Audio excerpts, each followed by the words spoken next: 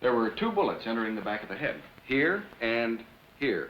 Looks like a .38 caliber. He'll get them for you after the autopsy. We won't need a report on the prints. I know this one. We'll do the autopsy in about half an hour when Dr. Margulies gets in. If you want to wait for the slugs, we can go get some coffee. I gotta get back downtown. This has been one of those cockamamie nights. Vehicular homicide on 6th Avenue. A couple of gunshot wounds on the west side. Some blonde strangled down in the village. And then this one, ambushed. Who is he? Him? Louis Arthur, small-time operator. He got out of Dannemora 6 months ago. Extortion. Looks like he tried to shake down the wrong pigeon, doesn't he? Yeah. We know which one. Floyd Harker. How do you know it was Harker? The way we know most things. Somebody told us. Are you going to be able to prove this one? This time we'll get Harker. On murder 1.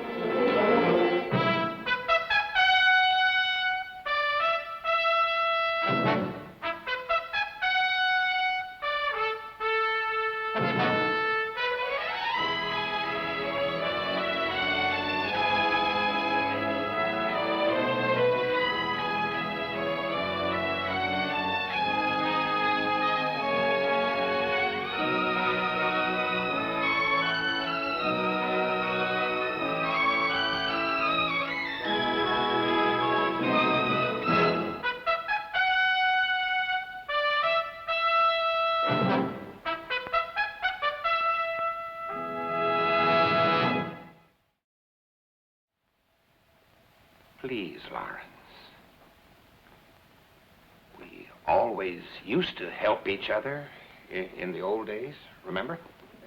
When I was a junior associate at Foreman and Colt, remember, you came to me right straight out of law school. Of course I remember. And you wrote me a note when it happened. Remember? You said, if there's anything I can do... Is there anything now? Lawrence, I've got a client. Oh, I know. I know I can't really represent anyone anymore. I've been disbarred, but that's why I want you to help me. I've got to have this one.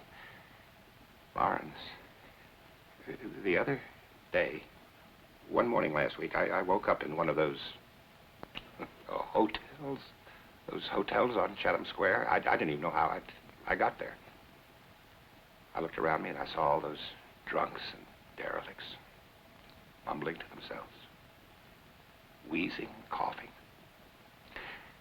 And Lawrence, I got sick. I went into the sink and I looked into the mirror. And you know, I looked just like them.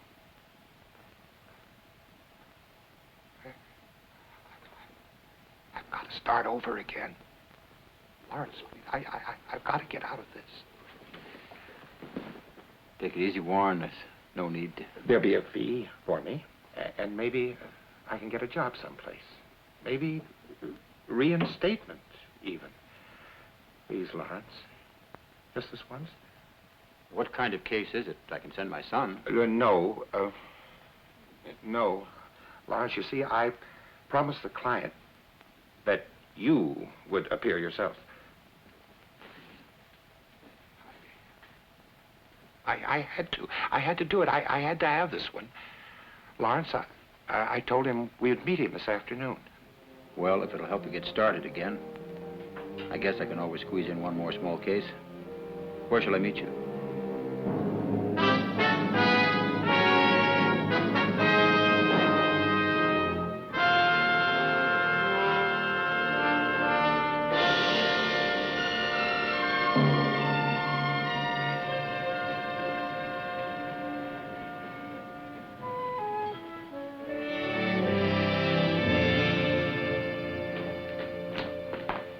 Like that? That cost $3,000. You'll have to excuse all these pictures around. They send them to me on approval. How do you like this one? It's interesting. Mm-hmm. That's a Van Hooving. You give it a year, it'll be worth about $10,000. I've got another one of his right over at the bar. Bought it for $150. What do you think that's worth already? $2,200. Warren, you'd better introduce us. My name is Lawrence Preston. Well, yes, I know. I'm Floyd Harker. Mr. Harker, Warren, you might have told me your client was a man of such prominence. Please, Lawrence, I just didn't want anything to go wrong. Mr. Harker, I'm afraid there's been a misunderstanding. Sperling, I thought Mr. Preston wanted to... Yes, yes. Lawrence, please, I told you how much this means to me. You might have told me who your client was. All right, Mr. Preston, who am I? Well, every time I read a crime commission report, your name is up near the top. Let's say I've heard of you before. Well, I've heard of you. That's why I wanted to see you. I'm afraid I've got to go, Mr. Harker. Lawrence, please. All I promised was that you'd come here and listen to him. That's all. Now, there's nothing wrong in hearing what he has to say. Lawrence, this doesn't mean anything to you. But if I lose this, I haven't got anywhere else to go. That's all I want, Mr. Preston. Just want you to listen to me, that's all. All right. I'll give you a few minutes.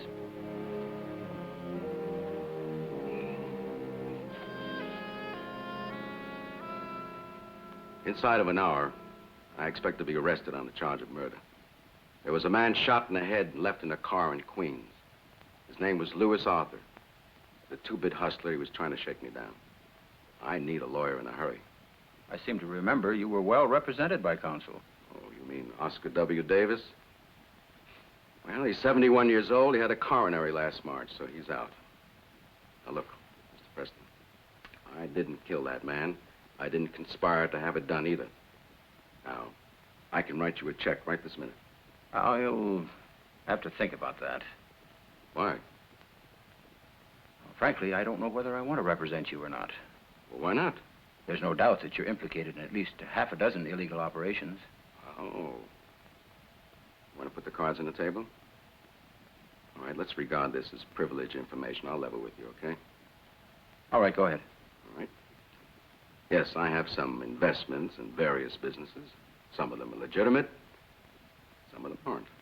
I have a bookie operation. I've got a piece of a numbers bank. I've got some money in dummy corporations out of Las Vegas, and there's an export company that ships liquor into the States without paying the duty or the federal tax. Now, look, I'm not asking you to cover up for me. I'm not looking for tax loopholes, and I don't want you to pay off any politicians. I want you to defend me on a charge of murder. Take all this business about innocence until proven guilty. You know what I mean. What's the other one? Equality before the law. Now, you know what I'm talking about. Yes, I know what you mean. All right, now, who do I get to defend me? Somebody I can buy? Somebody who'll defend, let's say, Hitler if the price is right. Where do I get a respectable lawyer? I got 3 strikes against me when I walk into a courtroom. The jury looks at me and says, there's Harker the racketeer. Look at the lawyer he's got. No decent lawyer would touch him. Guilty. Now, you call that a fair trial? You call that equality before the law? You wrote an article, do you remember, Lawrence? In the Law Review, The Ethics of Defense. You condemned the respectables in the Bar Association for refusing to defend unpopular clients.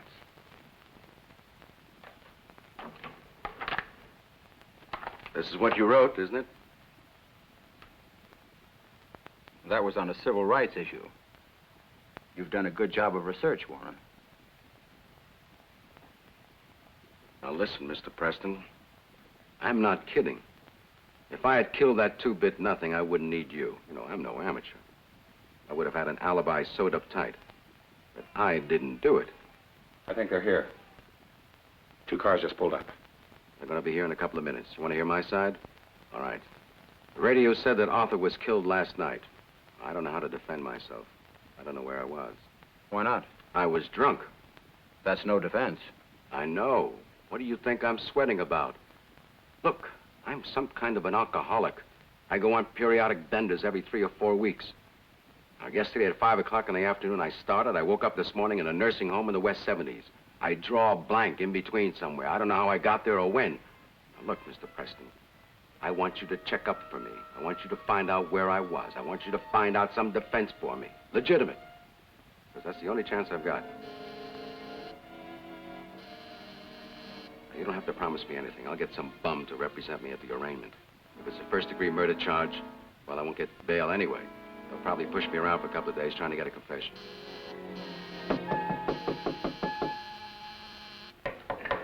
break down the door or something. What do you say? I'm not committing myself yet. Okay, that's the best I can do.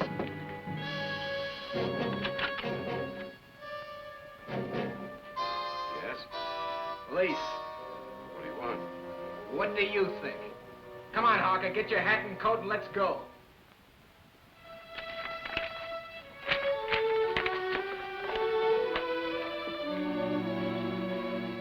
Dad, what'd you tell him? I gave him a very courageous answer. I told him I wouldn't commit myself yet. How much did he offer? We didn't discuss money. I assume it's no object with him. It's a very good article. I was very forthright and ethical. Dad, what are you going to do? I don't know.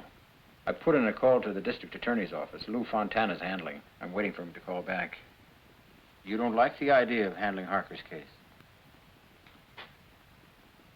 Dad, it's not that I'm some stuffed shirt corporation lawyer, but there's no civil rights issue here. This is just a plain gang killing.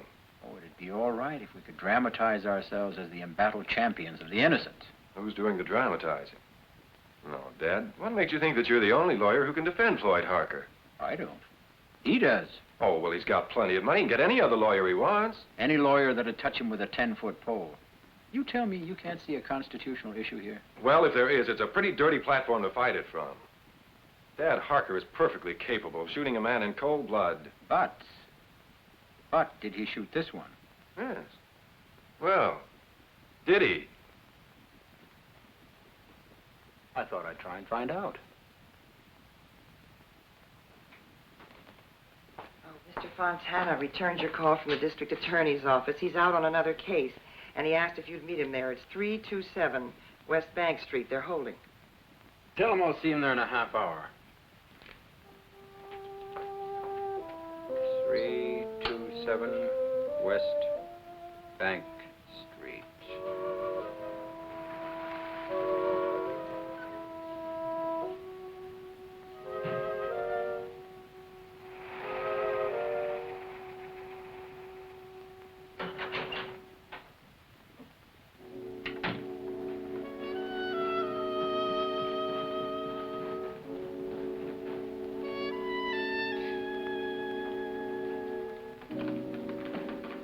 Get the janitor up, Tim. My name is Preston. Mr. Fontana asked me to meet him here. Okay. Mr. Fontana, someone in the hall for you. Make sure we get a copy of the signed statement. Check out all the other apartments. See if you can find anybody that heard a man's voice in here last night. An argument. Hello, Lawrence. Find somebody who saw him come in and out. You look like they've got you pretty busy, Lou. Oh, man keeps a girl in an apartment. Nobody knows what he looks like. What's become of that old American custom of sticking your nose in your neighbor's business? This is a mess, this one. Woman killed, manual strangulation. So, which boyfriend was it? You know. I wanted to talk to you about the Floyd Harker case, Lou. You're not representing him, are you? I haven't committed myself. I wouldn't if I were you. Why not? Well, take a tip from a friend, Lawrence. We've been trying to find something on Harker for a long time. Mr. Fontana?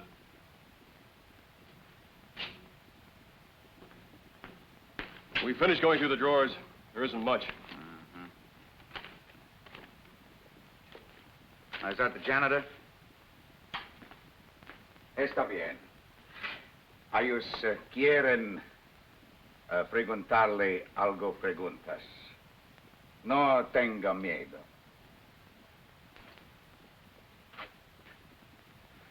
Oh, where was I? Why I shouldn't represent Floyd Harker. Oh, I'll tell you, Lawrence. I figure, from my point of view, there are two kinds of murders. First, the ordinary, common crime of passion, petty greed, emotional instability. Like this thing. Somebody's paying the rent for a girl, she's fooling around with other men, she gets strangled. Pitiful, useless kind of business. All you gotta do is find out who was here at 2 in the morning and got into a fight with her. When you find him, you can feel sorry for him, too. But then there's the other kind of killer. Cold-blooded professional who makes a living out of violence and cruelty. Crime for profit. You know, you can almost get a pleasure out of breaking a case like that, pinning it where it belongs. And you think it belongs on Harker? Well, I've got everything but an eyewitness. But you're a responsible lawyer. Why not put in your time for somebody who deserves you? Nobody's going to get Harker out of this. There seems to be a lot of opinion to the effect that no one should try. Lawrence, I'm talking to you as a friend. That's where we make the mistake, Lou. You're not a friend. You're the enemy. Oh, now, come on. Yes, you are. You're the state, and the state is always the enemy. I read that in an article somewhere. Look, I'm not talking theory. You can't buck a fistful of aces. I've got the winning hand. Well, then maybe I should see that you're called, just to keep the game honest. You wouldn't want to win on a bluff. I'll expect to see Harker arraigned within the statutory 24 hours. Oh, wait a minute. You're talking as if you... I thought you hadn't committed yourself. I just did.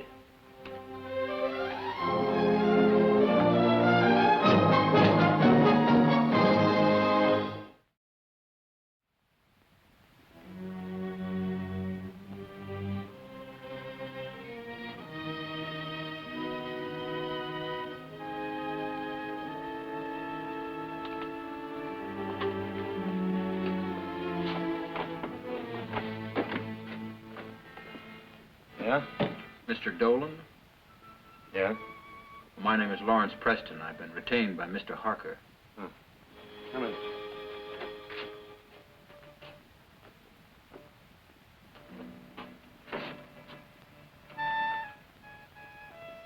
You're his lawyer, huh? Yes, I understand Mr. Harker spent most of last night here. He was here. Come in. All right, that's enough.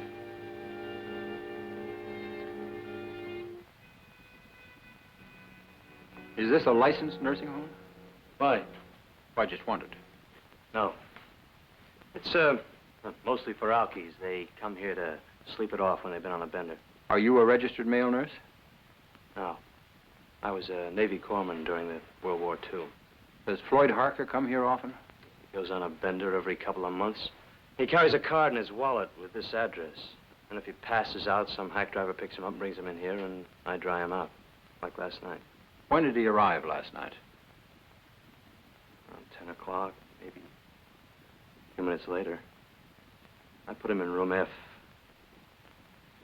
Was he drunk? Stoned. He fights like a tiger when he gets that way. He give me this. The hacky had to help me wrestle him upstairs, then he went out cold. And he remained here? Look, I've got the key to the front door right on my belt. The doors upstairs all got a bolt on them, on the outside. Did anybody see Harker here? Yeah, the hack driver brought him in. Nobody else? Look, mister, they want privacy. I may not be a registered nurse, but I know how to take care of this kind. You'd be surprised at the class of people we get here. Big businessmen. Lawyers, too. They want privacy. One thing I know how to deliver. Dolan. I think I can make it home now. Oh, you sign up?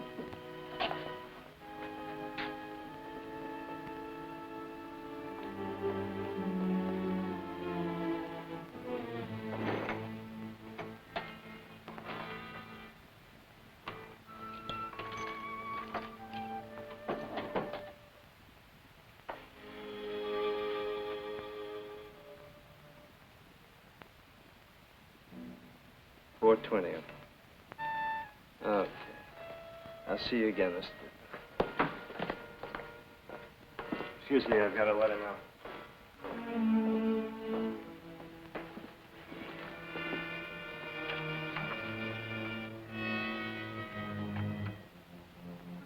Here it is. Floyd Harker in 10:08 p.m., out 9:40 a.m. That covers the time of the killing. You know, Dolan's not exactly going to resemble Florence Nightingale on the witness stand. Not exactly. I'd like to get something to back him up. What about the cab that brought Harker here? I'll give you that job, Ken. Get Williamson's agency to cover all the cab companies. What are you going to do, Dan? Well, if Harker didn't kill that man out in Queens, somebody else did. I'd like to get a vague idea who it could be.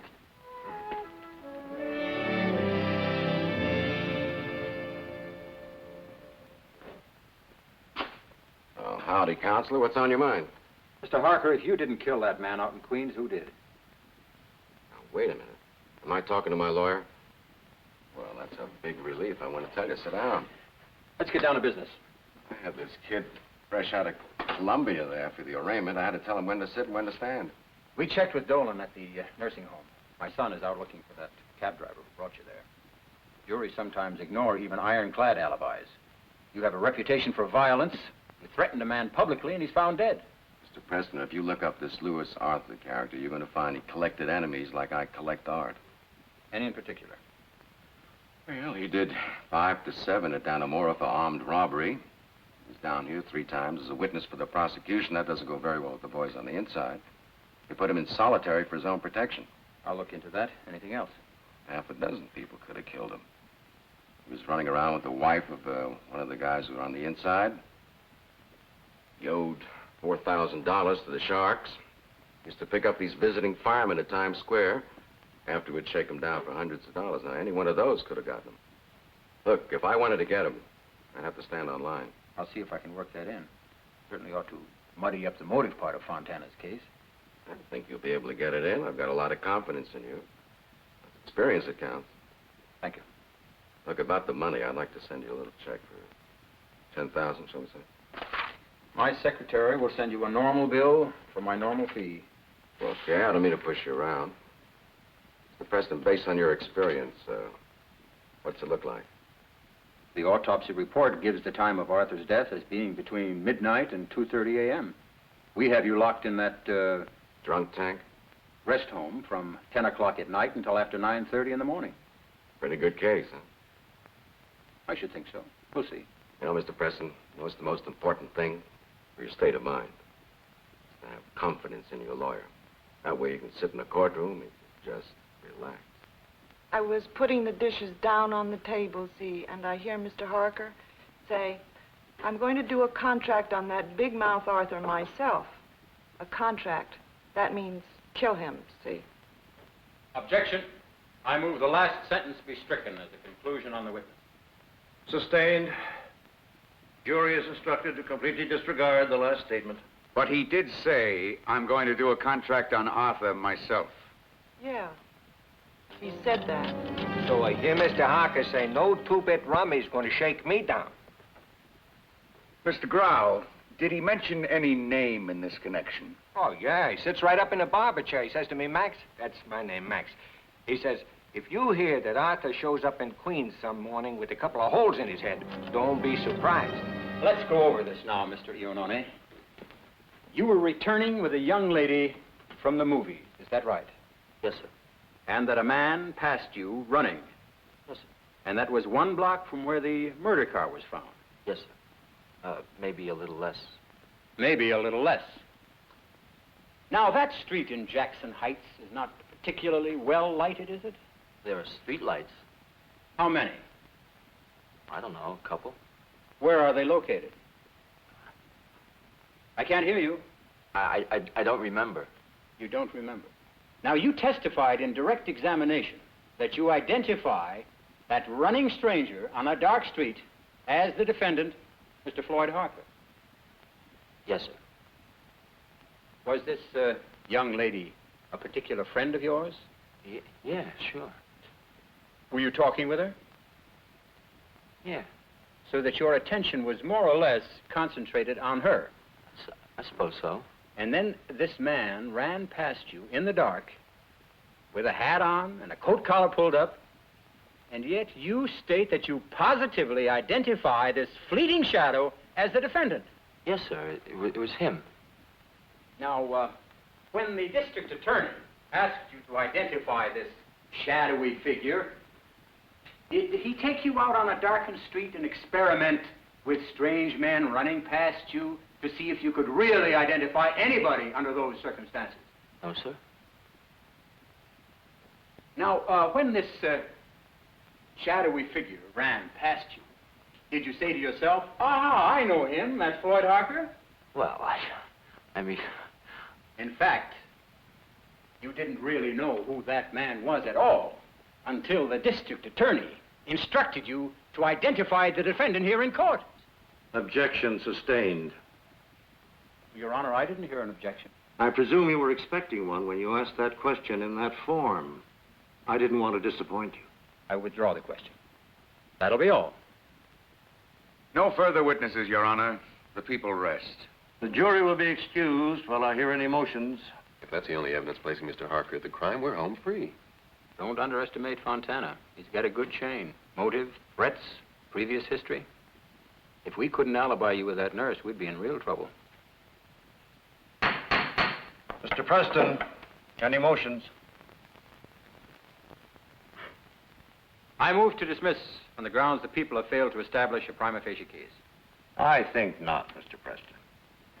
Motion denied. Call your first witness.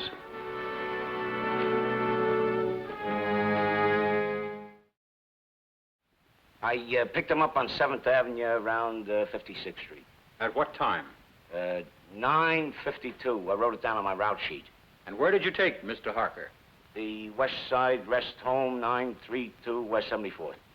Did you have an opportunity to take a good look at him? Sure. I helped carry him upstairs and dump him on the bed. I checked Mr. Harker in at 10:08 p.m. And you locked him in his room? He wasn't going anywhere. He was out cold. And you knew it was Mr. Harker. You had more than a passing glance at him in the dark. I undressed him. Took out his false teeth. Everything. And he stayed under your supervision all night? When did he leave the rest home? 9:40 in the morning. Signed himself out. So that during the hours between midnight and 2:30 a.m., established by the people as the time the murder of Louis Arthur was committed in Jackson Heights, Queens, Floyd Harker was locked in a room on West 74th Street in Manhattan in an alcoholic coma? Yes, sir, he was. Your witness, Mr. Fontana. So, Mr. Dolan, actually, your nursing home has 3 times been raided by the police on suspicion of narcotic violation. Objection, Your Honor. I fail to see what this has to do with this witness's testimony. There was no mention of narcotics until Mr. Fontana attempted to slip it in sideways. Your Honor, I'm trying to prove that the witness for the defense is an associate of known criminals. Who do you expect to find running a home for periodic drunks? Supreme Court Justice Felix Frankfurter? Gentlemen. Mr. Fontana, you can ask questions directed at credibility within reason. Witness will not answer question in this form. Objection sustained. Now, Mr. Dolan, you claim that your qualifications are based on your experience in the Navy Hospital Corps. Is it true that your discharge from the United States Navy was marked without honor?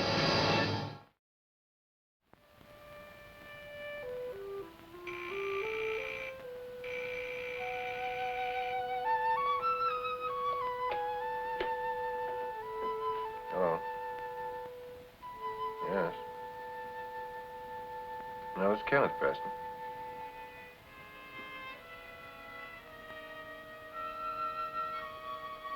Yes, that's our law firm.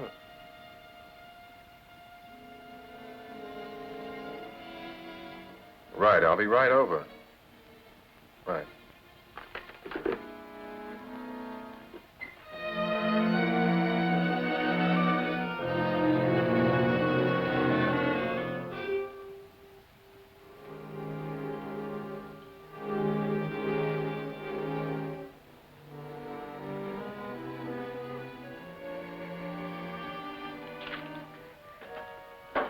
You know who he is, Mr. Preston? His name is Sperling. Warren Sperling. Where does he live? I couldn't tell you. Probably a hotel. Mm-hmm. Look, Doc, I'll be across the street in that diner. You call me as soon as he can make a statement. What kind of statement? Who are you?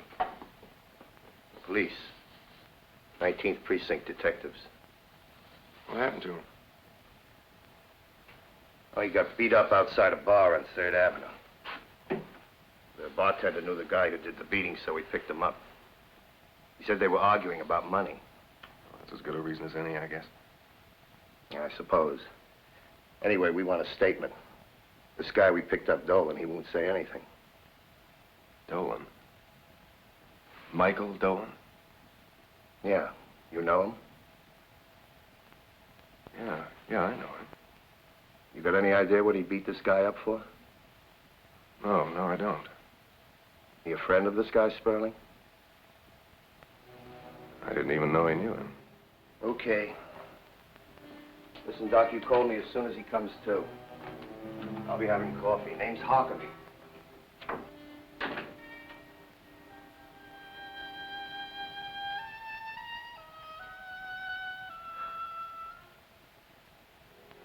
Sperling.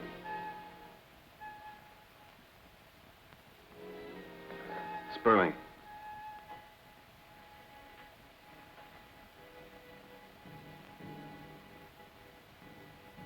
Sperling.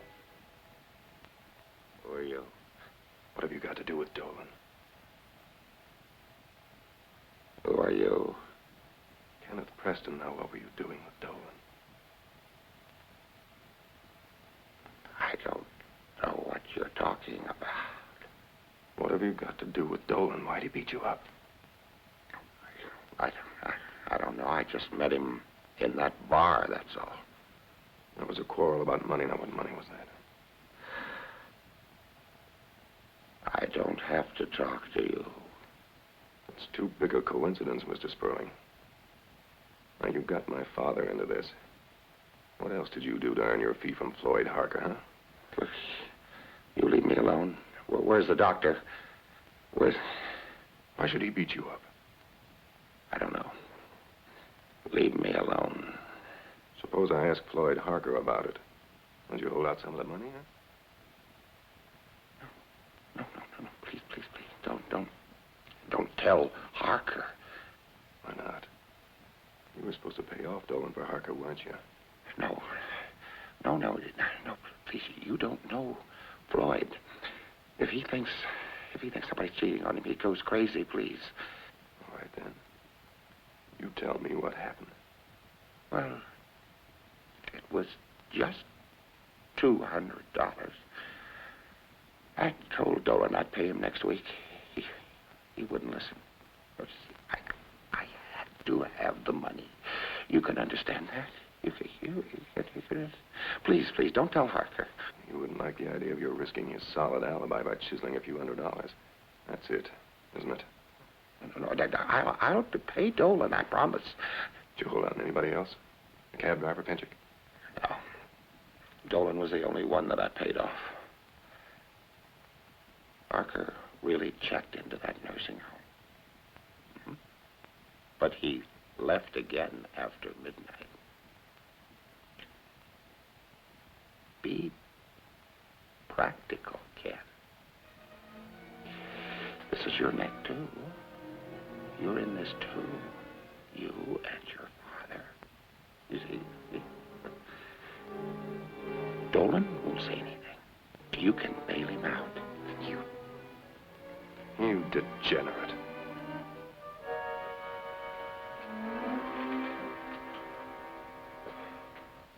You pay a witness to perjure himself, and you try and drag my father down with you. Sperling, I'm just sorry Dolan didn't finish what he started.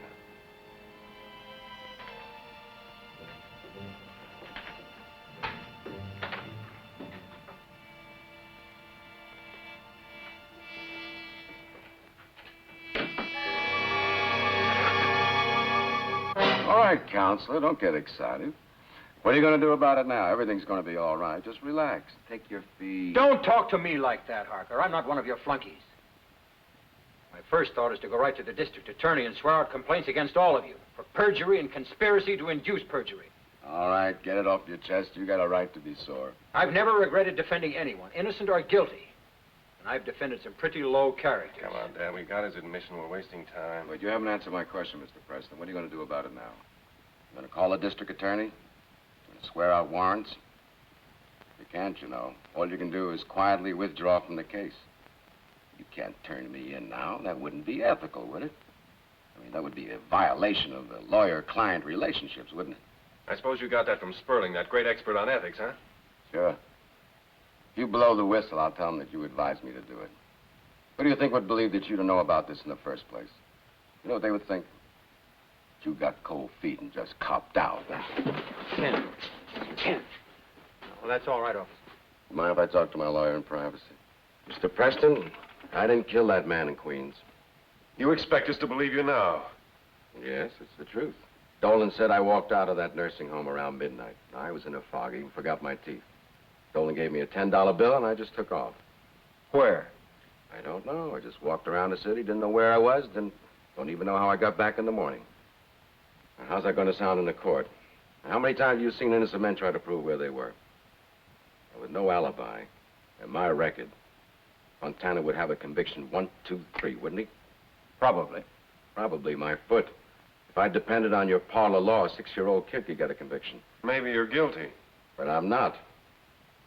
Supposing I am telling the truth, how would you defend me? I've got to withdraw from the case. There's no choice. Well, now, that's the easy way, isn't it? Just washing your hands of it. You go into court, tell a nice, clean, ethical lie, get the judge to let you off. No, Dolan's testimony still stands. I'll get my acquittal. Not if I can help it. I'll go to the district attorney if nobody else will. Helen, Counselor. You can't. Why not? We accepted his defense. I won't act against his interest. There's some difference of opinion among lawyers on this, but I've always been clear on this interpretation. You lied to us, Dad. We agreed to defend. We can withdraw from the case without saying anything. That's all. Well, it looks like that's all for tonight. See you in court in the morning.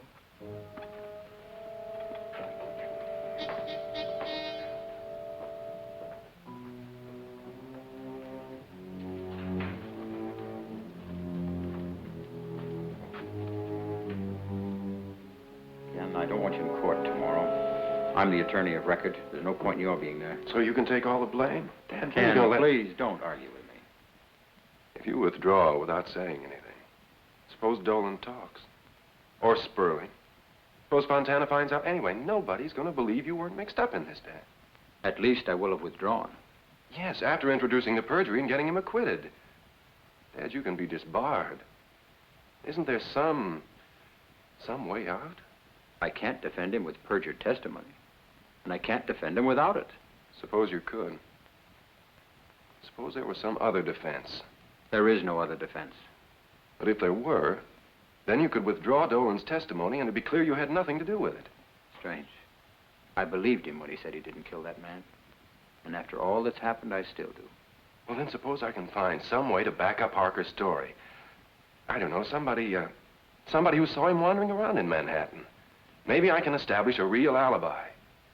Before 10 o'clock tomorrow morning? Dad, it's worth a try, isn't it?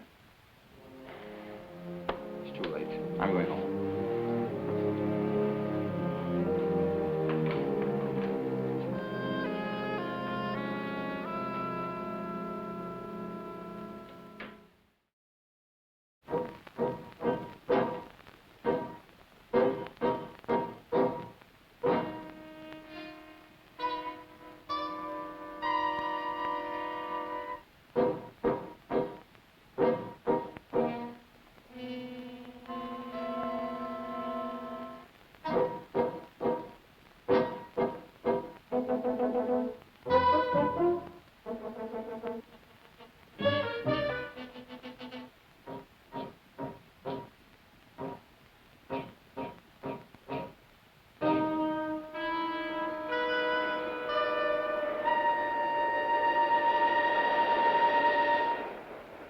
You remember seeing this man about 3 weeks ago, out this time of night? He would have had a $10 bill. No. No, I remembered somebody trying to change a 10 this time of night. He didn't come down here.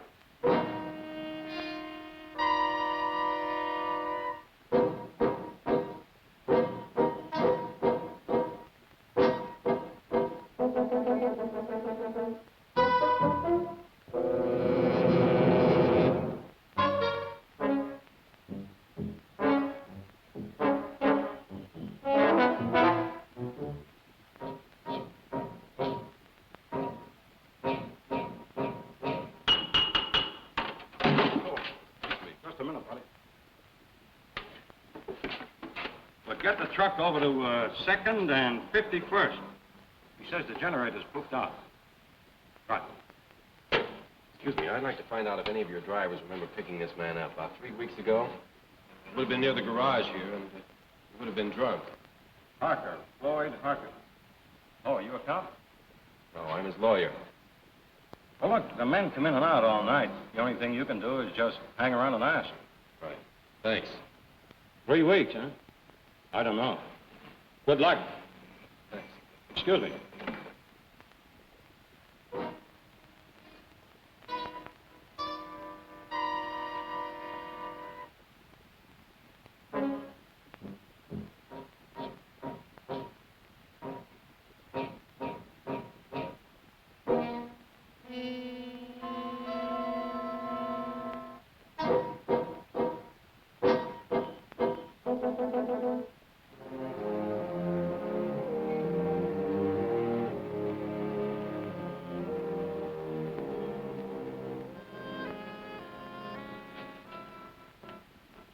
Hey. Hey. Come here.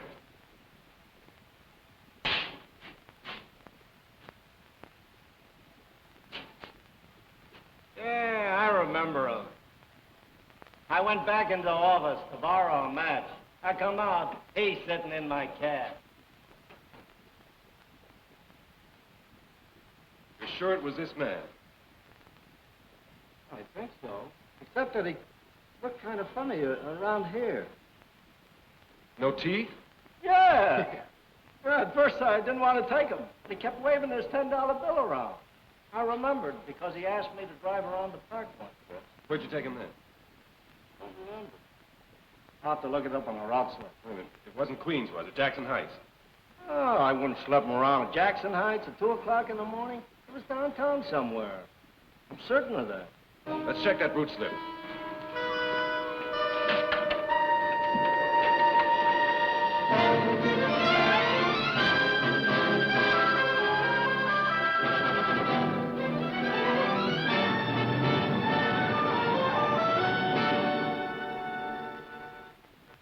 Be seated.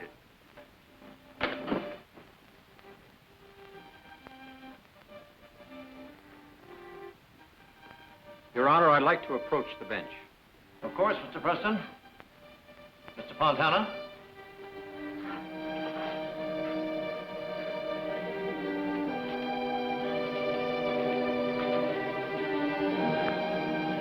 Mr. Preston. I beg your pardon, Your Honor. I got a witness. I told you not to come to court. Damn, I've got the witness. I've got an alibi. Harker couldn't have been in Queens. Sure. Mr. Preston, you leave me in suspense. Are you or are you not approaching the bench? Your Honor, my associate has found a new witness. If you have a new witness, you may call them. You have not arrested it yet. I'll ask for it. I've got it all prepared, Dad. Let me take it. All right. Your Honor, this is testimony which my associate is familiar with. To save the court's time, I'd like to let him develop it. Very well. Any objections, Mr. Fontana? None, Your Honor. Very well, then. Proceed. Call Anthony Checo.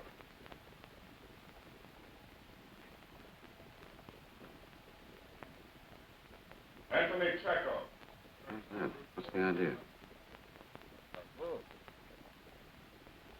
Now, Mr. Checo, you're employed as a driver by the Red Dog Taxi Cab Company, is that right? Yeah. Yes, sir. Now, on the night of the 4th of May, rather the morning of the 5th, did you pick up a passenger at approximately 1:15 a.m.? Yes, sir. Now, where was that? Outside the company garage. 968 West 74th Street. Now, how do you recall the time and place so accurately? Oh, I looked up on my route slipper that night. 1:15. Pick up one passenger. 968 West 74th Street. Now, Mr. Checo, is this passenger in the courtroom now? Okay. Will you point him out? Over there. The record will show the witness indicates the defendant. Your Honor, what's the meaning of this?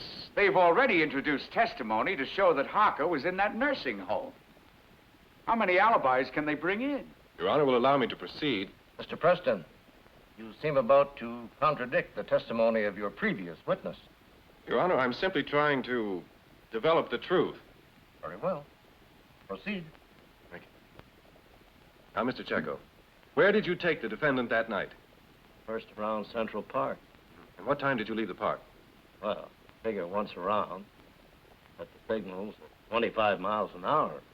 Gotta be 140, maybe later. Now, Mr. Checo, will you read the entry from your route slip as to the time you dropped the passenger?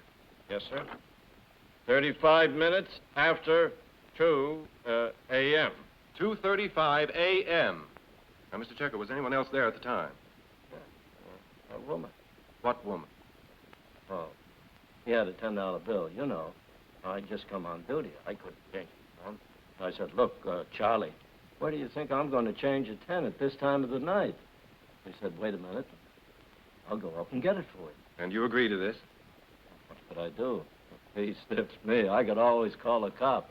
So he goes into the building, see? Maybe a few minutes later, this woman opens the second-story window and throws the money wrapped in a piece of newspaper. Now, Mr. Checo, at 2:35 a.m., 5 minutes after the time established by the prosecution as the outside limit of the murder in Queens, you dropped the defendant at an address. Huh? Was this address in Queens? No, sir. Where was it? Downtown, Greenwich Village. In Manhattan. Yes, sir. Now, Mr. Checo, referring to your route slip, will you give us the exact address? Yes, sir. 327 West Bank Street.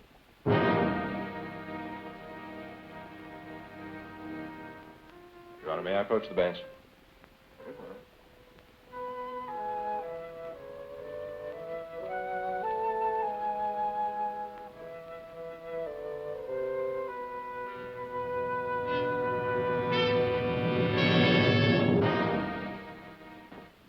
Your Honor, this evidence just came to my attention this morning. Now, it's clear that Harker couldn't have been anywhere near that murder in Queens. He was, in fact, visiting a woman on the second floor of a house at 327 West Bank Street. Now, if I can have an adjournment, I can find that woman and bring her into court. Your Honor, Mr. Preston isn't going to be able to locate that woman to bring her into court to testify. She's dead. She was strangled to death at about 10 minutes of 3 that morning.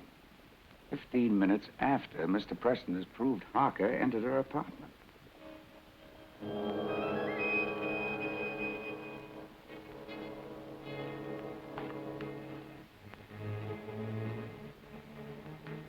The court stands adjourned until 10 o'clock tomorrow morning. The jury is cautioned not to discuss this case with any person. What is it? I don't understand. What happened? I proved his alibi. I'll kill you. I'll kill you. It's Harker. I'll kill him.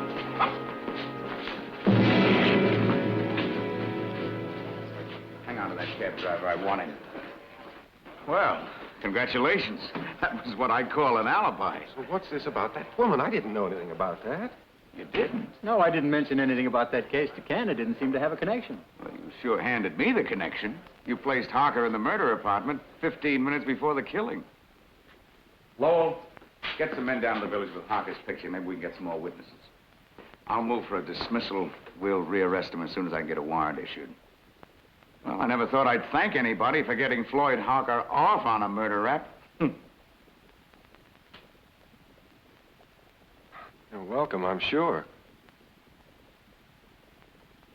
Boy, talk about standing there with egg on your face.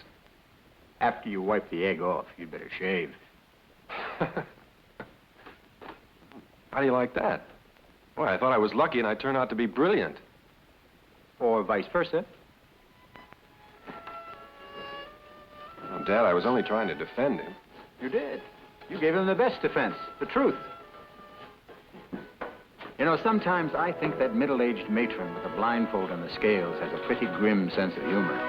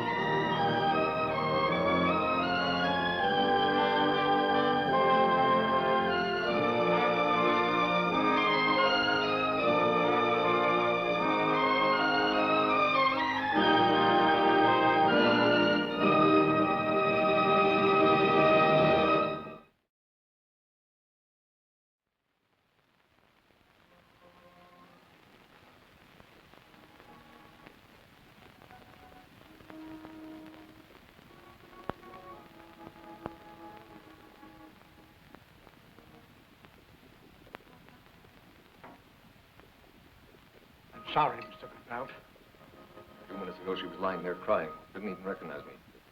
Last week, she was all right. He was not all right. You like a sedative? No. What happened? Why did she die? You tell me. That's hard to say. Most likely a coronary thrombosis. Her heart was fine. You told me that yourself, Dr. Graham. Mr. Van Rout, I realize you're upset, but try to understand. All I understand is what you told me yourself. You said my mother could live for years. I said with luck. There's no way of predicting these things. Your mother was a very old and very sick woman. She didn't react too well to the last 2 injections. What does that mean? Reporting it. I never did like the idea of using all those drugs on her. I think she was addicted to them. Maybe that's what killed her. Mr. Van Rout? No. Why did she die? Pardon me for being a bit callous, but you're grown up enough to know that these things happen. Do they? Or can they be made to happen, Dr. Graham? You listen to me, young man. That's the last remark of that kind I care to hear. Now, suppose you just wait outside. Let me see you spend a few minutes being sad instead of angry. What's wrong? Patient's dead, Miss Corey. I'm terribly sorry, Mr. Van Rout. Dr. Graham, I'm going to telephone the police. Well, why don't you go right ahead and do that? At times like this, it's good for the bereaved to keep busy. Come with me, Miss Corey.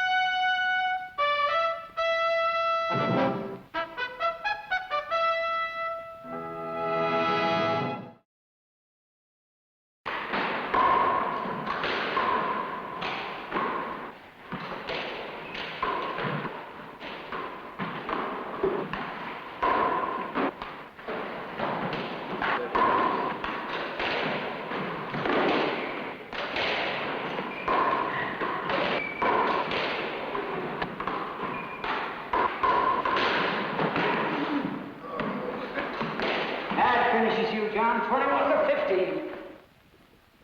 Aren't you even going to say nice try? It was a lousy try. So when did you even go last?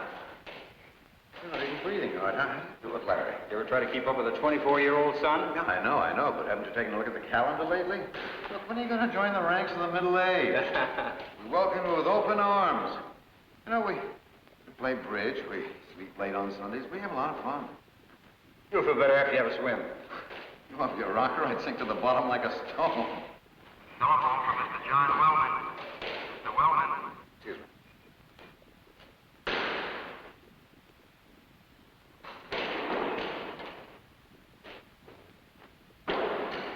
Hello, John Wellman here. I'll take that call now.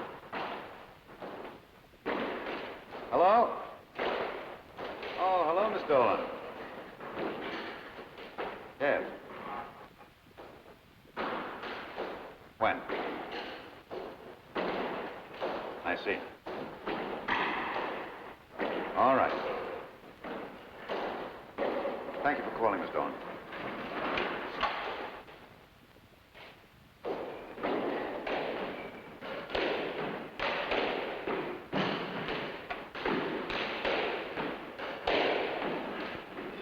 Oh, come on, cut it out. What, bad news? Yeah. Larry, you mind if I presume on an old friendship? Somebody I know has just been indicted by the grand jury and he needs an attorney. What's the charge? Murder. Well, suppose you give me some of the details. Well, you know, I've been Emily Van Rolf's attorney for years. Oh, yes, I heard about that. Coronary thrombosis, was it? Presumably. What do you mean? There's some doubt? A lot of doubt. At least in her son's mind. He's accused the family doctor of murdering his mother. What motive could he possibly have? Mrs. Van Roll drew up a will leaving $100,000 to Dr. Graham. Well, what about it, Larry? As a favor. Well, I'll talk to him anyway. Thanks, I appreciate it. How about that swim? You out of your mind?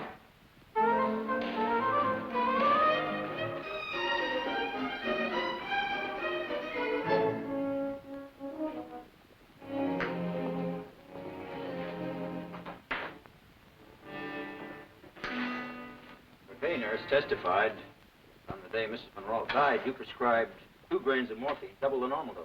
That's not true. I prescribed the regular dose, 1 grain. Do you have any proof of that? No, I haven't.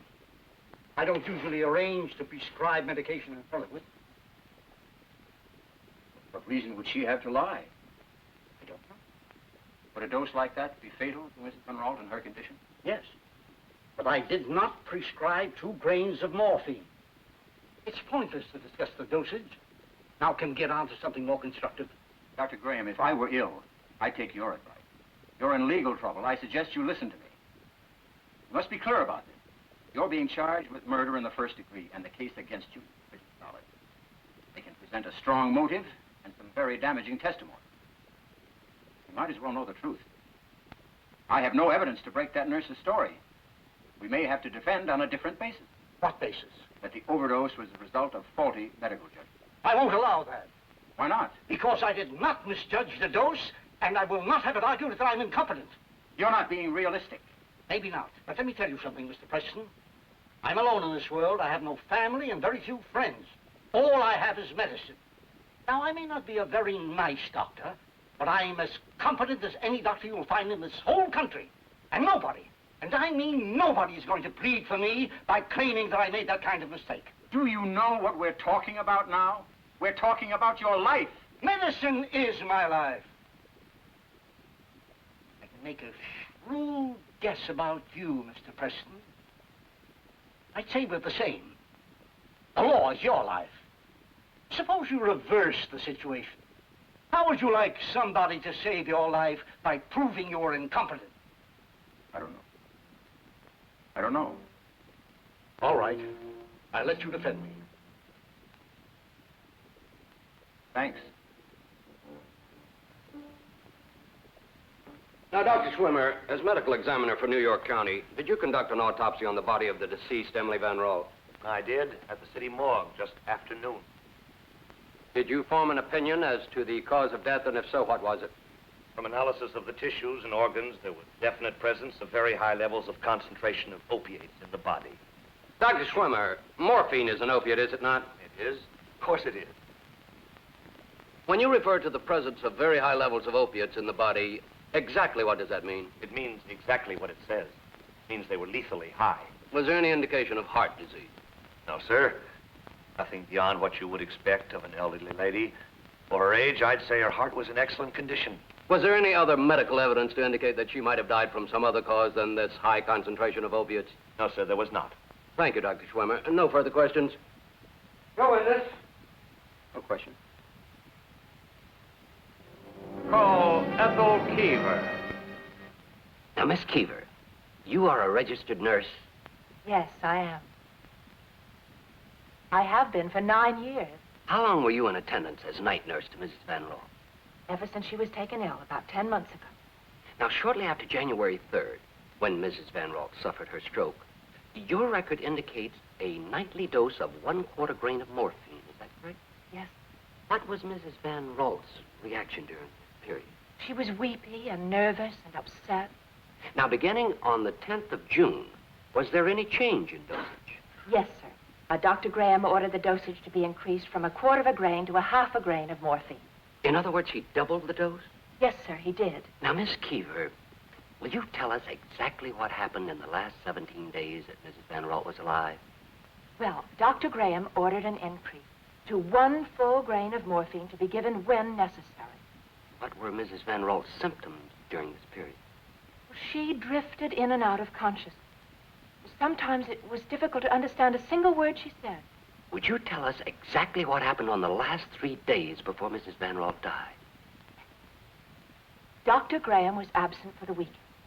So Friday night, that was the day before he left, He came and told us to cut her injections of morphine in half. During that time, she was very nervous and upset. She cried a lot. Did she get any morphine on doctor's orders during the day on Monday? No. And what did you observe on Monday?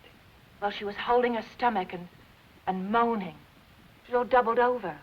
Are these the symptoms of a person suffering from a stroke? No. No, those are withdrawal symptoms from the denial of a narcotic. Now, Miss Keever, when did Dr. Graham return to visit Mrs. Van Roll? Monday evening. The day before she died? Yes, he came to call on her. He asked me to leave the room. What happened then? Well, I heard her shouting at Dr. Graham. I could hear her voice through the door. Now, would you tell us in words or substance exactly what was said? Yes? Yes, she shouted at him, "I'm going to cut you out of my will because you went away and left me to suffer so horribly." You heard that distinctly? Yes, I did. What happened then? Well, the next day, Miss Corey gave me the instructions left to her by Dr. Graham. Objection. This is hearsay. Is Miss Corey available to testify to this? She is, Your Honor. Well, I'll take it subject to connection. Proceed, Mr. Morgan. Now, Miss Keever, these instructions passed on to you by Miss Corey were for the evening injections? Yes, sir. What were the instructions passed on to you by Miss Corey? Well, it's all right there in the book. That she should have 2 grains of morphine once every 4 hours. 2 grains? Double the previous dose, is that correct? Yes, sir. Did you administer the first of these doses? Yes, I did. What happened after that? Well, a few minutes later, she died. And then Dr. Graham came in and pronounced her dead. Did he specify any cause? Yes, he said most likely it was a coronary thrombosis. Now, Miss Keever, as a trained nurse, do you know what morphine is used for? It's for the relief of pain. Well, are there any notes in your record as to any complaints on the part of Mrs. Van Roll relating to pain? Then is it correct to say that insofar as you could observe, Mrs. Van Roll suffered no intense pain? Yes, that's right. She was never in any serious pain. Thank you very much, Miss Keever. No further questions. Your witness? What is she trying to do to me? How dare you? How dare you say things like that about me? You ought to be whipped! Order! I apologize for my time.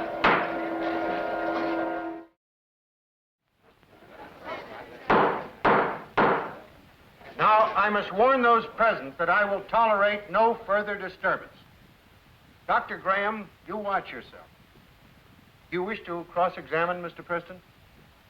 I do.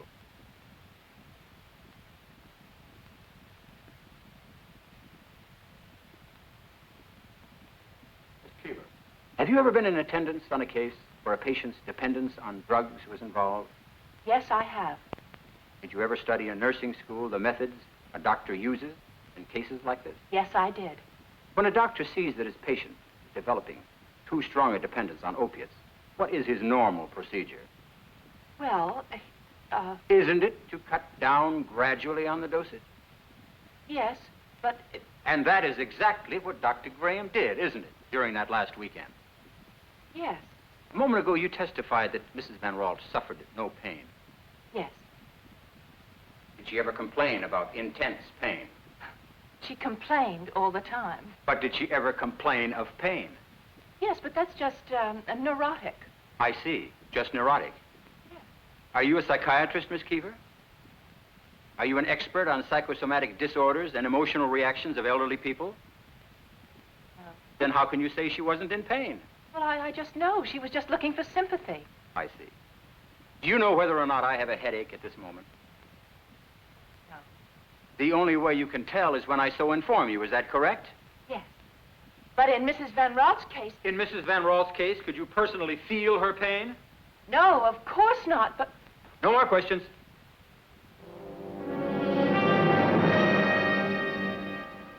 Dr. Peterson, you are chief of staff at the Borough Hospital, are you not? I am. Are you an expert in any particular field? Yes, sir. I am a specialist of geriatrics, the diseases of old age. Now, Dr. Peterson, have you attended many patients suffering from the same malady as Mrs. Van Ralt? I have. How long can life last after a stroke such as suffered by Mrs. Van Ralt? It varies, of course, but many patients are known to have lived for many years thereafter. Objection. The question here is whether or not Mrs. Van Walt was murdered and whether the defendant is guilty of the alleged murder. Her life expectancy is irrelevant. Objection sustained. Now, Dr. Peterson, what is the proper treatment for a patient who has suffered a stroke? Within a few days, once one has got the cooperation of the patient, I would prescribe massage, exercise, and so forth to stimulate the movement of the body. It would also be important to see that the patient is kept calm and gets plenty of sleep at night.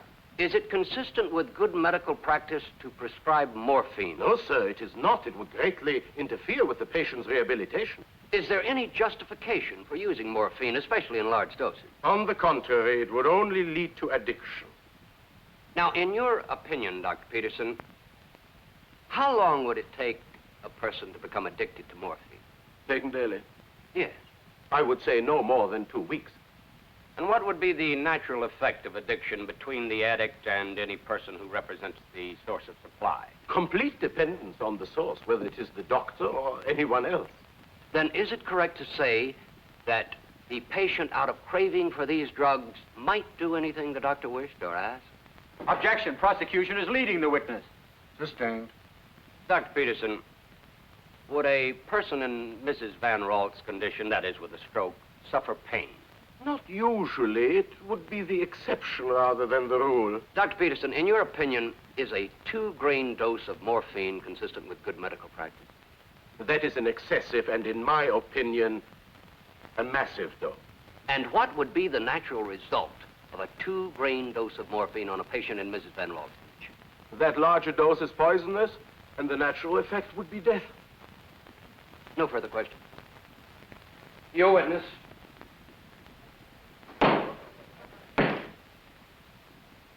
Dr. Peterson, are all causes of stroke the same?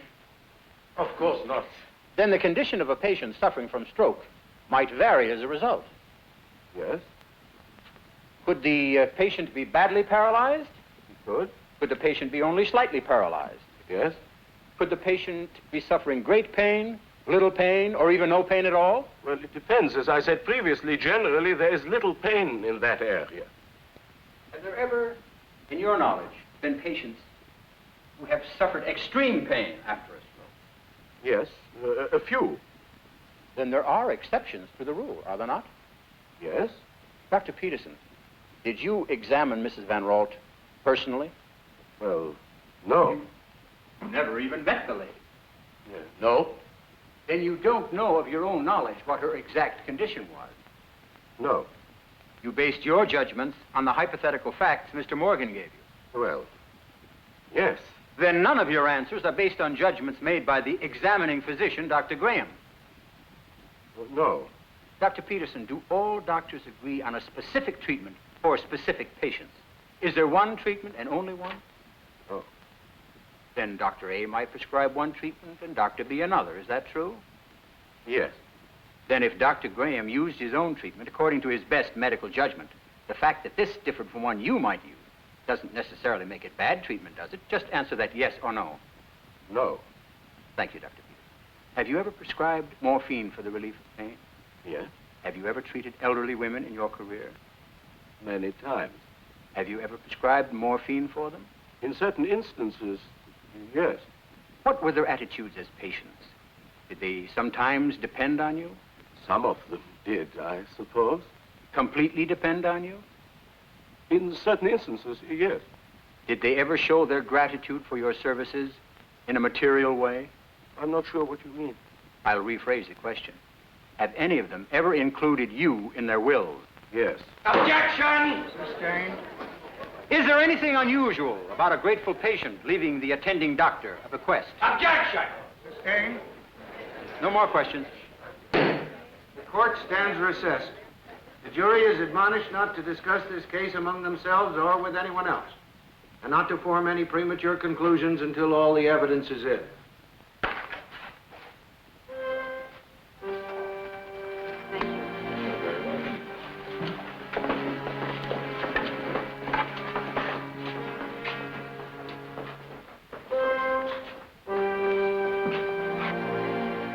That's a lovely color.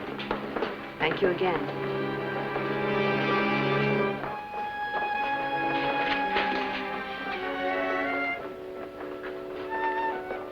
Hey, I brought a visitor.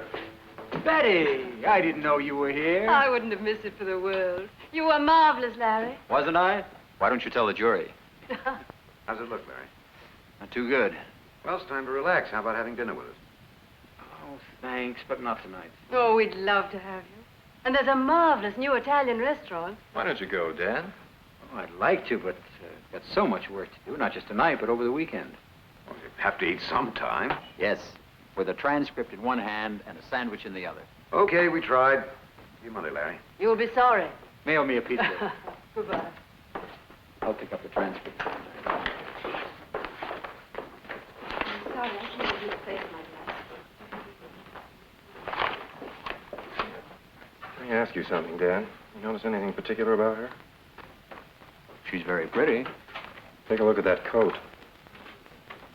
Every young girl should have one.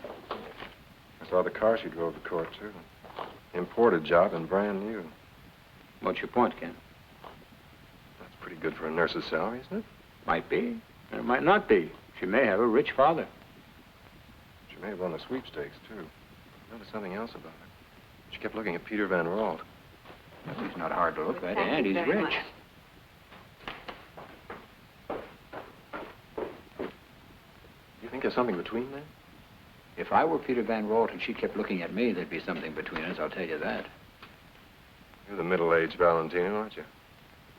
I'll see you later. Middle-aged? How would you like to be knocked on your adolescent hind end?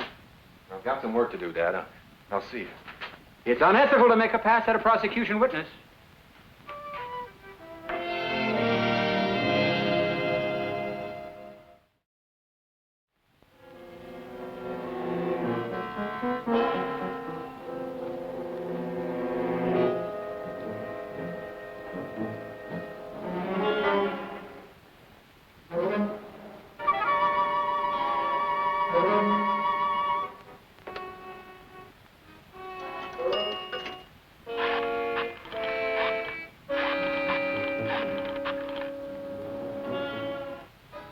Hello, Fred. Ken Preston. I've got a job for you. Listen, Fred, it's important. It's got to be done fast. Mr. Van Ralt, approximately 3 weeks before your mother died, did you have a conversation with your mother in the presence of Dr. Graham? I did. Was anyone else present? Miss Barbara Corey, the day nurse. Did Dr. Graham take part in this conversation? Oh, yes. We were all talking. And where did this conversation take place? In my mother's room. Please tell us in words or substance exactly what was said by each of you on that occasion. I suggested to my mother that she change her physician. I told her that she seemed to be going downhill under Dr. Graham's care and that I thought a change would be beneficial. And what was your mother's answer to that? She said that she wouldn't discharge Dr. Graham because she liked his treatment. But she also said that he had neglected her on occasion and that he had given the matter of changing her physician some thought. Really? Yes. Then what was said? Dr. Graham said that she could change physicians any time she wished. My mother began to cry. She told Dr. Graham that she absolutely couldn't get along without him, that she was completely dependent on him. I then told my mother that was exactly what I was protesting about. I had no confidence in him. I thought that he was holding her only through the drugs, and that I intended to continue my efforts to get rid of him. And that statement was made in Dr. Graham's presence? I've already said he was right there. Less than a week before the day of decease, were you present when your mother executed a will? I was. Who else was present at the time the will was signed? Mr. Wellman, 2 young lawyers from his office who signed the will as witnesses, and Dr. Graham and myself. Was anything said by your mother at that time about the contents of the will? Yes, my mother said to Dr. Graham, "Don't worry, doctor, I'm still leaving you $100,000. I'm just making those other changes I discussed with you." I offer this in evidence. No objection. Your Honor, this purports to be the last will and testament of Emily Van Ralt, executed on the 6th day before her death. Proceed. People's Exhibit number 3. I now read paragraph 16. I give and bequeath to my dear friend and physician, Dr. William Graham, the sum of $100,000. Now reading paragraph 22. It is my wish and my desire that notwithstanding the ownership of a burial plot next to my dear late husband, that as soon as possible after my demise, my remains be cremated with the simplest ceremony possible, Now, isn't it true that your mother's prior will, which was previously marked as People's Exhibit number 2 in evidence, is identical to her last will, People's Exhibit number 3, except for the cremation clause? I object to the question. The documents speak for themselves. Sustained. When did you next see Dr. Graham after your mother died? The next morning. And what took place? He told me that the will had a cremation clause and wanted me to sign in some official form. I was shocked. It seemed to me that he was in an awful hurry to get rid of my mother. I object. Sustained. Strike out the last sentences. The jury is instructed to disregard them. Mr. Van Rolt, confine yourself to facts. We're not interested in your reactions. What did the doctor say? He said that there was no point in waiting. He'd like to get these things over as soon as possible. No more questions. Your witness.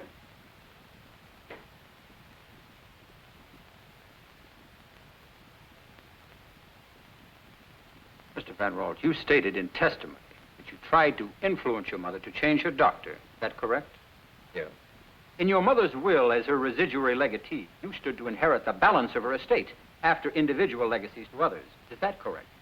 That's right. But Dr. Graham stood to inherit $100,000. Is that right? Yes. Now, as a matter of simple arithmetic, you can get rid of Dr. Graham. It will mean an extra $100,000 in your pocket. Is that correct, Mr. Van Rolt? No. That wasn't the idea at all. No more questions.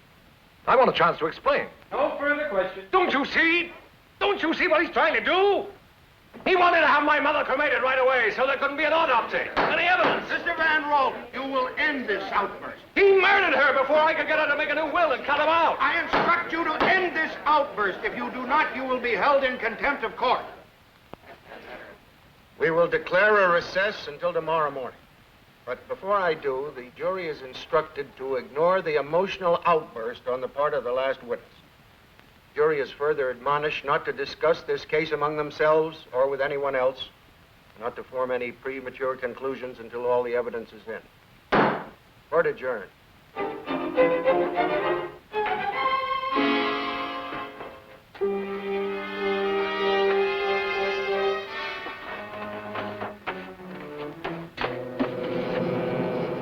Why did you? What? Present that cremation certificate so soon after Mrs. Van Rolt's death. I didn't see any use in delaying the formalities. What was the point? The point was that it made a damaging impression on the jury. At the time, it never occurred to me that that would be true. I know. I suppose I owe. I knew we were alike. I always figure there'll be an emergency. They let you keep that in here? They haven't said anything. I suppose I consider it a kind of good luck feat. I remember how proud I was the first time I used a stethoscope in medical. You can't imagine what it's like to listen to a heartbeat the first time. This is my room. Doctor. How did this happen? You still aren't sure I didn't kill Mrs. Venera, are you? I'm old enough not to be sure of anything. In 20 years from now, you won't even be sure of that. No, I didn't kill Mrs. Venera. Who did? I don't know. I hope to find out.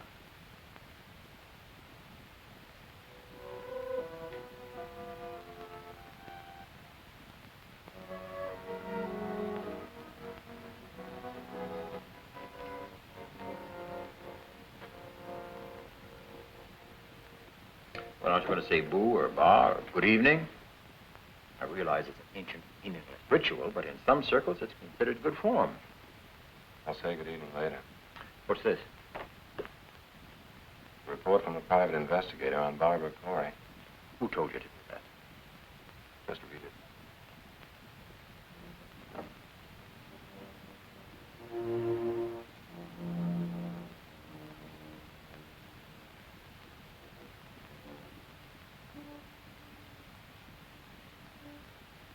John Wellman?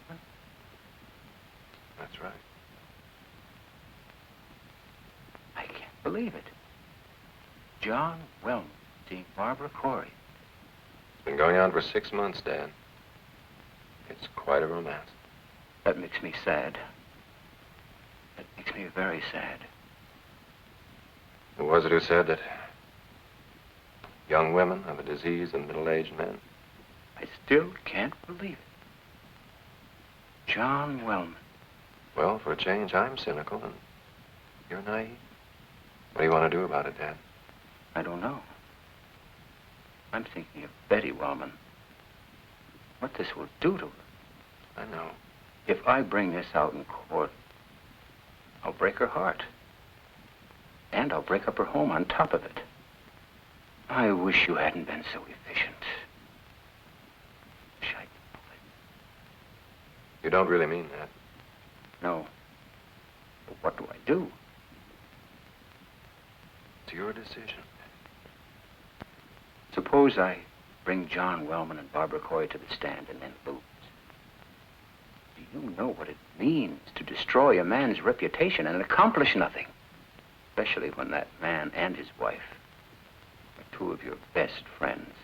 Dad, right after I got my law degree, you told me something that I never forgot.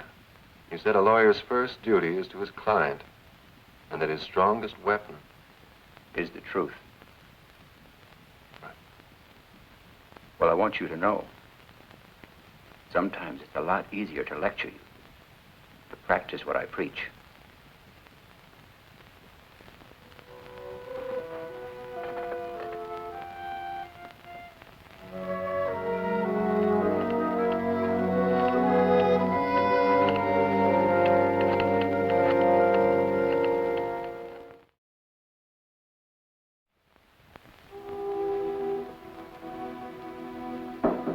Come in. Larry. John, how are you? A little curious. What's all this about? What's so urgent you couldn't discuss it over the phone? Sit down, John.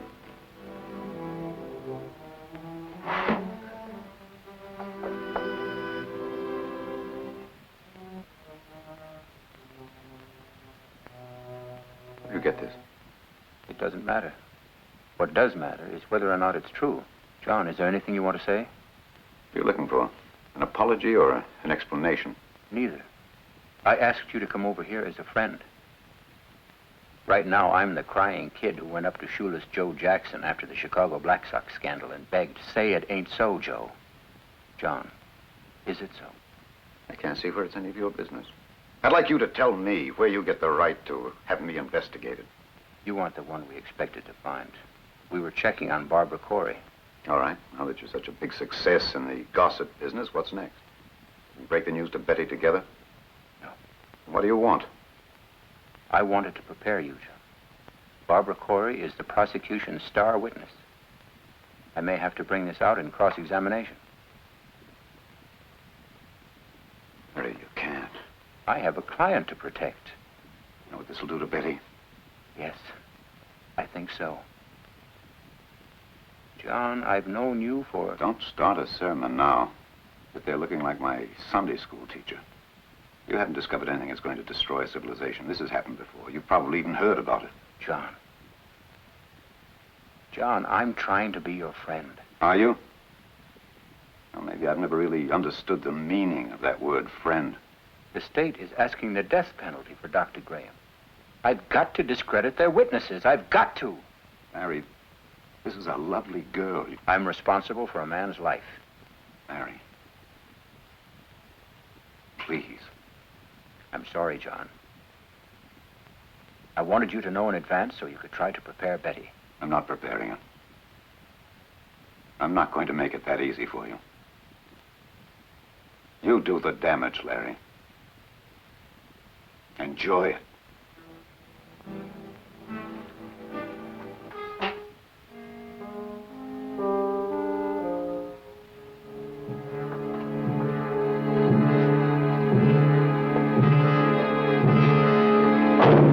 Mr. Wellman, you were Mrs. Van Ralt's lawyer for a number of years, is that correct? Yes. Did you make a last will and testament for Mrs. Van Ralt before she died? I did. In the will, exhibit number 3, she changed her desire to be buried beside her husband and insisted on being cremated instead, is that correct? That is correct. Did you talk to her about it in the presence of anyone else? Yes, sir, I did. In whose presence? In the presence of Miss Barbara Corey, her nurse. What exactly did you say to Mrs. Van Ralt? I told her that it didn't seem rational to me, and I wanted to know who had persuaded her to change her mind in this matter. And what was her answer? She told me to mind my own business, follow her orders, and throw up the cremation clause. And that was all? That was all. Thank you. No further questions. Your witness.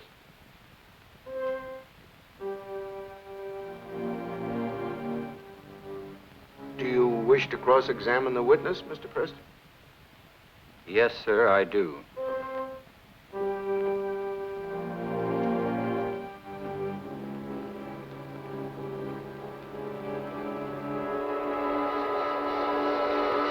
Mr. Wellman, who are the executors of Mrs. Van Ralph's estate?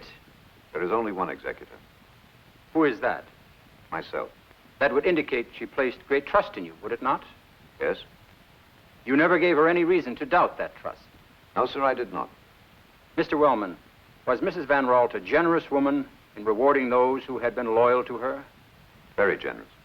Did she leave sums of money to her chauffeur, her maid, her cook, and others who had served her? Yes, she did. Did she leave a sum of money to you, Mr. Wellman, for long and faithful loyalty and service? Yes, she did. How much money? $100,000. The same amount she left Dr. Graham. Is that correct? Yes.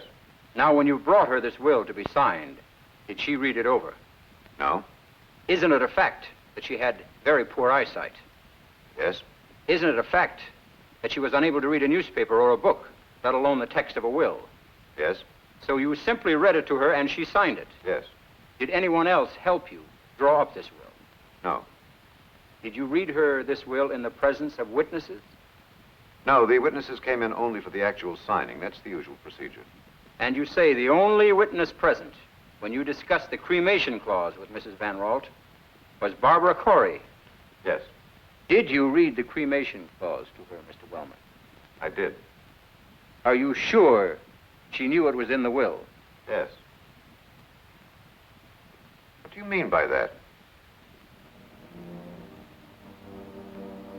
Are you finished, Mr. Preston? Mr. Preston. No further question.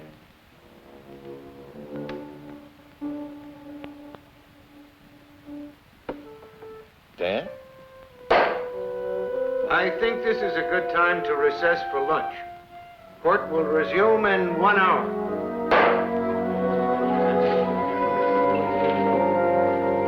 Dr. Graham, what can you tell me about John Wellman?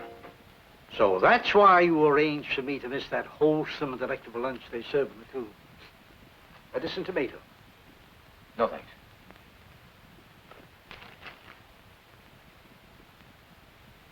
John Wellman.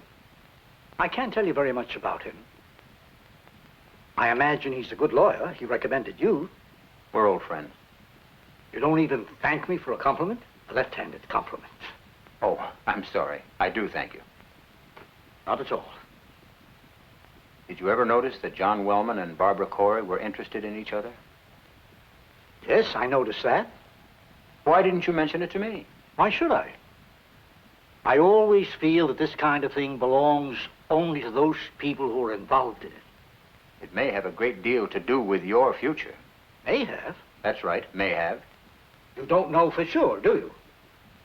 No, we don't. Don't you think that someday we'll have canned sandwiches? It can only be an improvement. Why are you asking me about these people? I thought you might be able to tell me something I don't know. You already know far more than I.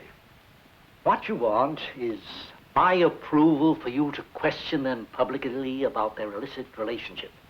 Isn't that right? Yes, that's right. Well, you haven't got it. Why haven't I? In my work, I take the responsibility of my decisions. I believe that in your work, you should do the same thing. Mr. Wellman is your friend, isn't he? Well, he's not my friend. I hardly know him. It would be too easy for me to say, go ahead and bring all that ugliness out in front of his wife. You know, looking at you right now, it's hard to believe you're on trial for your life. Looking at you, I'm instantly reminded of it. I appreciate your concern for my life. But I cannot give my approval to you to do something which will destroy somebody else and perhaps not help me. I'm too old for that kind of thing. I've given myself over fully to you as a good patient does to a good doctor. The decision belongs to you. Who knows? Perhaps someday you will have the luxury of doing the same thing to me. Just a minute. Either way, I'll accept your decision without question. I have confidence. People who aren't professionals never seem to realize how heavily those lives we hold in our hands weigh, do they? Come in.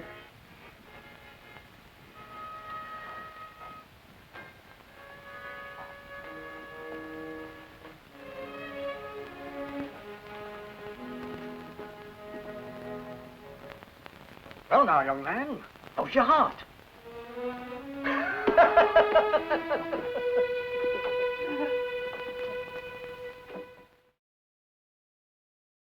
Now, Miss Corey, when you got your instructions from Dr. Graham over the telephone, you simply passed them on to Miss Keith. Is that right? Yes, sir. That was your duty, wasn't it? Yes.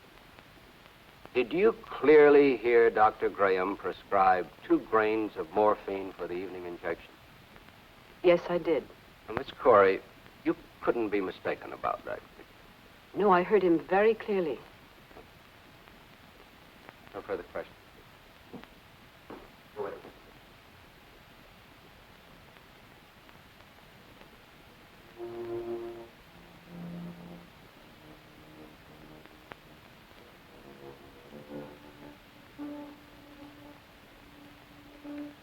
Corey, do you know a man named Albert Reed? Would you like the question repeated?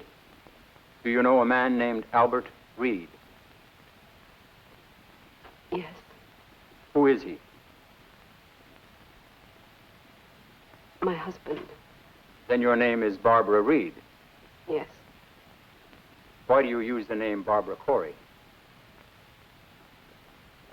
We've been separated. What does your husband do for a living? He's unemployed.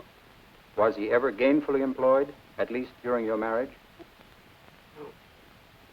How did you live? On what I made, my salary. What was the cause of your separation? I object. This entire line of questioning is irrelevant. I intend to connect it, Your Honor. Very well. I'll allow it. Why were you separated? I just couldn't get along with my husband anymore. Wasn't the reason another man? Your Honor, objection. What is he trying to do? It's overruled. Proceed, Mr. Preston. Wasn't there another man, Mrs. Reed? And didn't he visit you 2 or 3 nights a week at your apartment? Who is that man? What difference does it make? Who is that man, Miss? The witness is instructed to answer counsel's question. Well, Mrs. Reed, who is he? I won't tell you. I must warn you that I will cite you for contempt if you refuse to answer counsel's question. Isn't it true that that man is John Wellman? Is it John Wellman? Yes.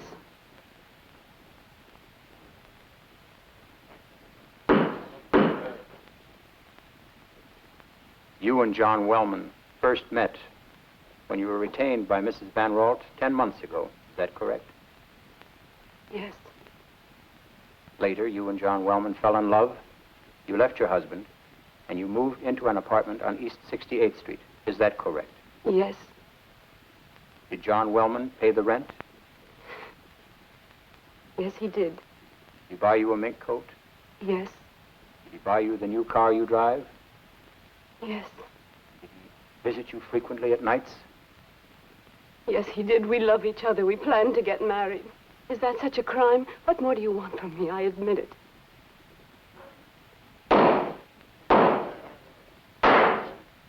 Any further demonstration of this kind, and I'll clear this courtroom.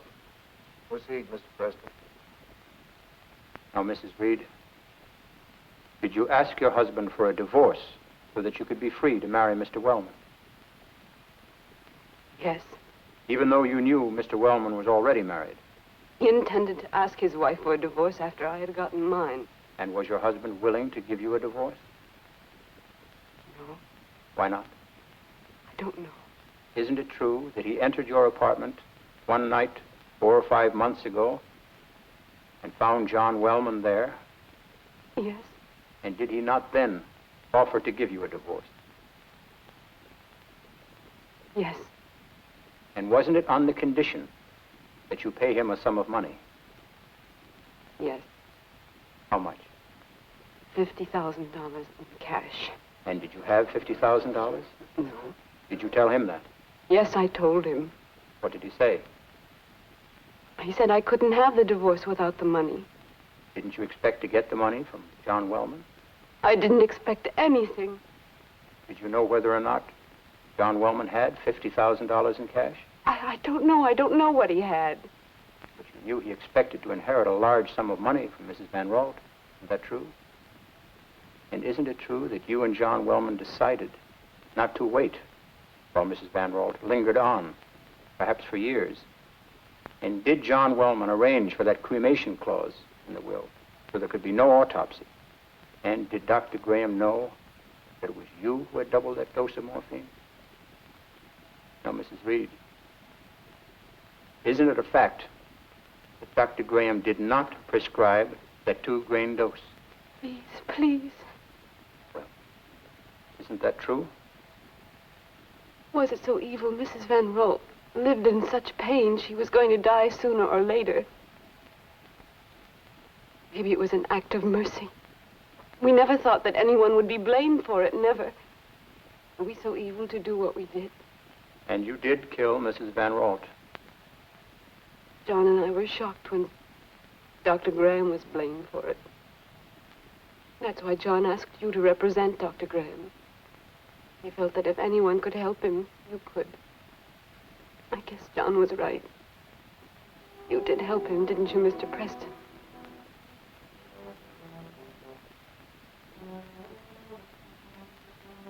Your Honor, I move to dismiss the indictment against Dr. Graham. Motion granted. The defendant is to be discharged from custody forthwith. Mr. Morgan, I assume the district attorney's office will take appropriate action in this case. You will, Your Honor. This court is adjourned.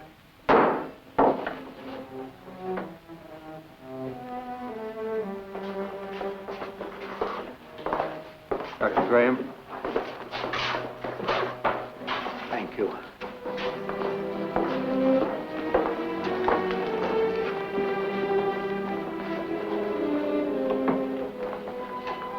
John?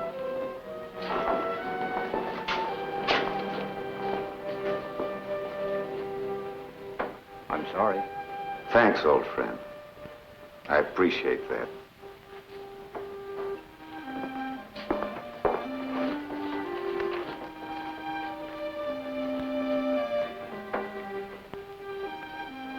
Betty.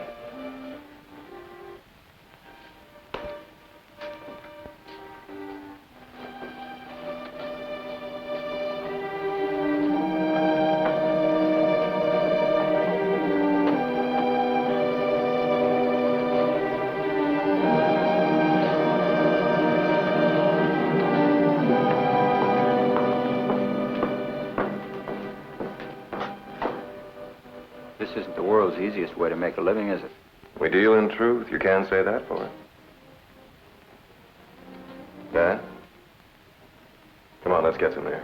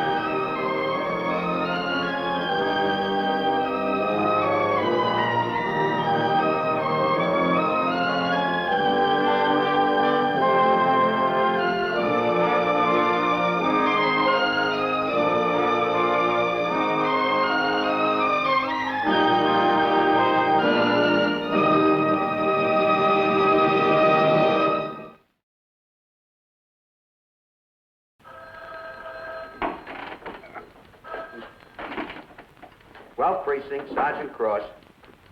That's already been reported, ma'am. That's right.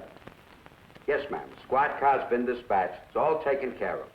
And for Bonnie and Laurie, I would lay me down and deep.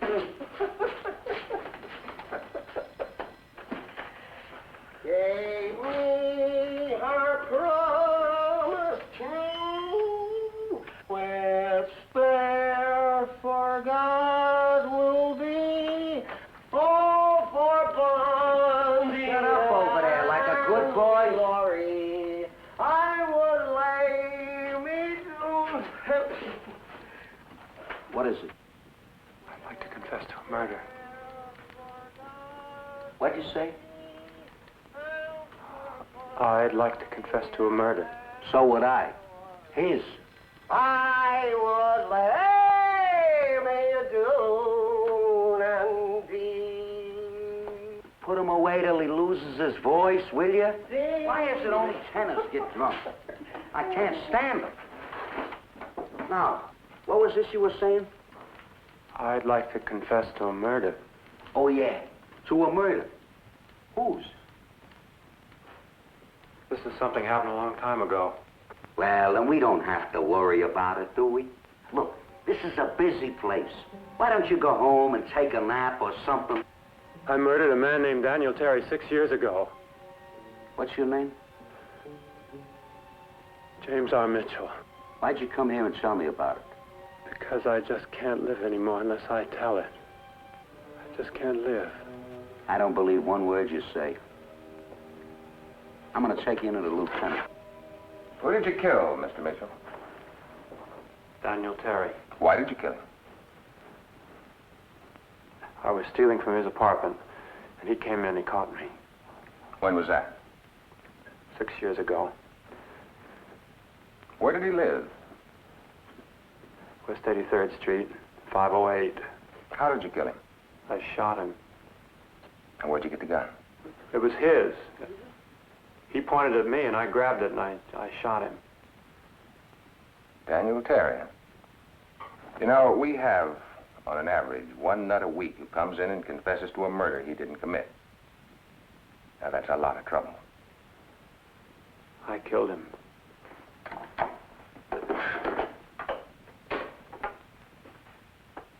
Oh, give me a homicide downtown.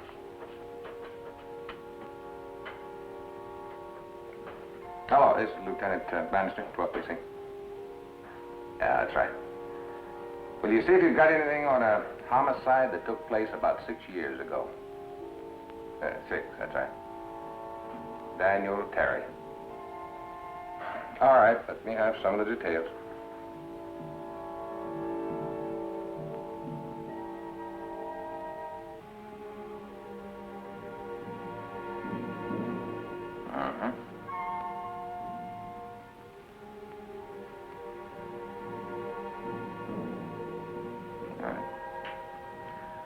Okay. Thanks very much.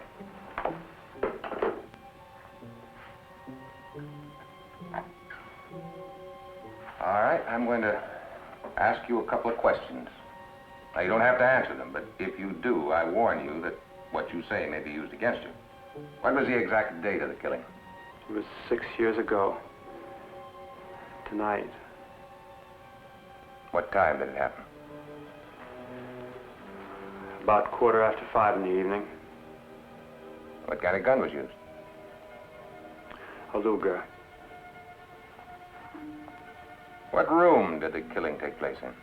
In the foyer. Between the front door and the living room. Where did the bullets hit? There was only one bullet. It hit him on the left side of the forehead. What'd you do with the gun? I wiped it off and I put it in his hand. And you did commit this murder? Yes, sir, I did. And did you know that a man named Ernest Pomeroy was tried and convicted for the murder of Daniel Terry and executed? Yes, sir. I did.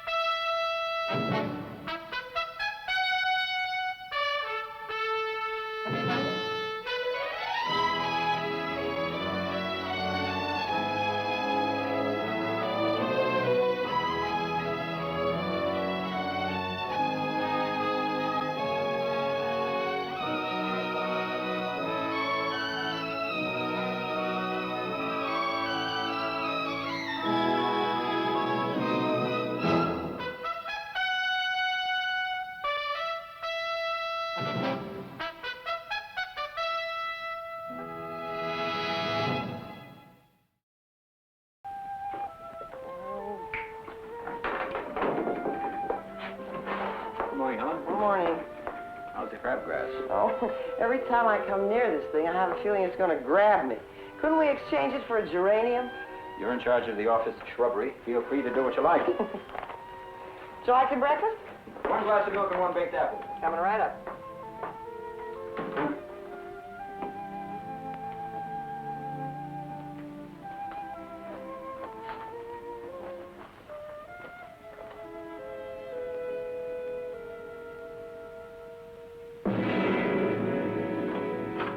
You want to hear something ridiculous? I just got a ticket. You know what for? Jaywalking.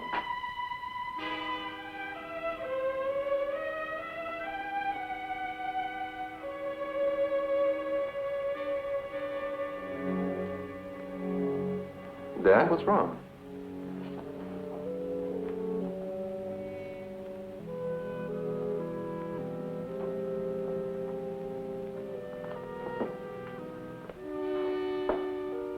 Oh, yeah, I read this. What about it? I defended the man who was executed. Ernest Pomeroy? Ernest Pomeroy. Now I find out he was innocent. What did I do wrong? Oh, now, Dad, this is just one of those freak things that happens.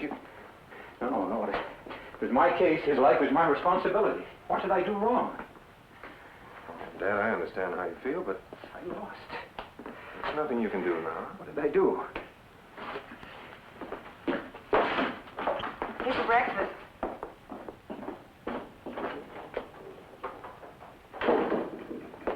What happened? You remember this?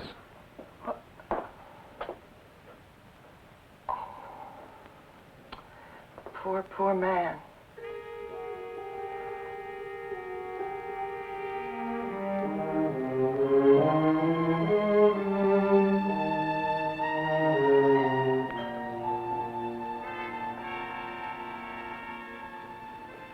Who is it? Mrs. Pomeroy.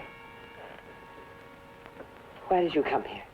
I just wanted to talk to you about your husband. No, I can't. Look, I read about that man. I don't know if it's true, but I don't want to know, Mr. Preston. Can't help anything. Can I come in for a few minutes?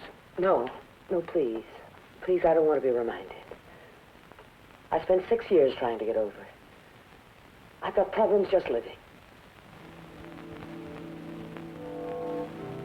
Look, I know you did the best you could. It just happened, that's all. Please let me forget it. Mrs. Pomeroy. Forgive me being rude.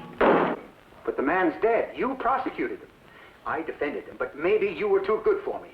Come on, Larry, you know better than that. I'm never too good for you. Now, it just happened. No. Somehow between us, we both killed him, didn't we, Charlie? An hour before he died, I remember every minute of that night. 1 hour before he died, I was in the governor's office. I practically broke in there, and I pleaded with him to save that man's life. I remember deciding I didn't have any time to be brilliant. I had to be passionate, and I was passionate. I begged, I implored, I pleaded. I used words like charity, humanity, and mercy, and he just sat there and looked at me and said he was sorry. And then he had me shown out of the office. 20 minutes later, they killed my man. I was in my automobile in the middle of Albany. I just pulled over to the side of some factory street in the dark. And I cried. Not because I thought he was innocent, but because he was dead. How do you think I feel, Larry? I don't know what to tell you. Suppose he was innocent. What do we do about it? Can you imagine what it must feel like to sit in that chair and watch them attach electrodes to your body and know you haven't committed any crime? You know how many times I've thought about that? You know how many times I've sat in that chair. Larry, I'd plow a furrow in that core whenever I work. I don't have to tell you that. I go. Brother, I really go.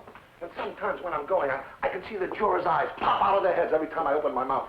But sometimes, I sit back while the other side has its chance. And I sit there and I wonder, hey, suppose I'm wrong. Suppose I'm wrong. Suppose I convict somebody because I'm talented instead of right. You think that's an easy thing to live with? Larry, let me tell you something. Whenever there's a life at stake, I thank God I'm lucky enough to be facing somebody like you. Somebody I know is smart enough to have a chance to beat me. Because if they put me up against a bum and I ruin them, I may be committing murder. That's right, Larry. A murder. Me.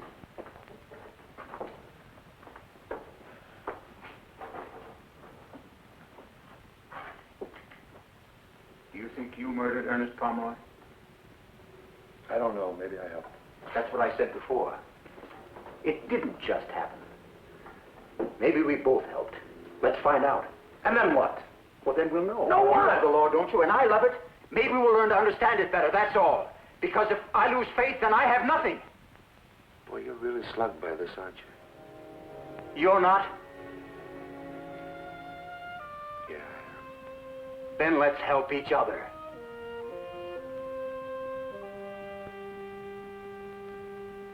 Mr. Mitchell, did you kill Daniel Terry? Yes, I did. Why? No reason. I was just in there. No reason. Were the newspaper accounts of your confession accurate? I didn't see any newspapers. They said you were stealing and Daniel Terry surprised you. That's right. Where were you when Ernest Pomeroy was being tried for that murder? In New York. Living as you usually did? Yes. Why didn't you come forward when he was being tried? Because I thought he'd be found not guilty. I hoped. Why didn't you come forward when he was convicted, when he was sentenced to death? Would you? Why are you confessing now? Because I couldn't do anything anymore. I felt dead. You know what I mean? I felt dead. And I thought, well, I might as well be dead. Did you know Ernest Pomeroy? No. Do you know the last thing he said before he died? He said, I can't figure out one good reason why I lived. That was 2 days before they electrocuted him. He never said another word. He's 37 years old. You killed 2 men, Mr. Mitchell. And you never did anything about it until life got to be too much for you. They were dead, but you couldn't stand your suffering. So now you turn yourself in and ask the state to put you out of your misery. Well, if it were up to me, I'd turn you loose. And I'd let you die all by yourself in your own time and in your own way. Larry.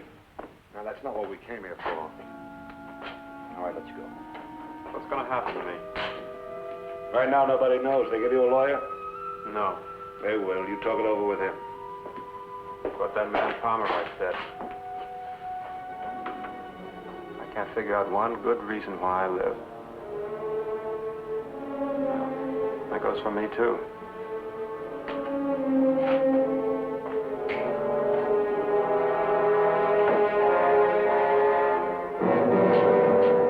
I wonder what they'll get for him. You can't resist being interested in technicalities, can you, lad? You know, if he's handled properly, he won't be executed. His confession, the amount of time gone by, the state's embarrassment at the whole thing, a good lawyer would be able to plead him guilty to second degree. That's really something, isn't it? The innocent man dies, and the guilty one lives. Would you rather he died? No. Would you? Well, I don't have to think about that. The law under which he'd be prosecuted is perfectly clear. Well, now forget the law. Would you? I don't know.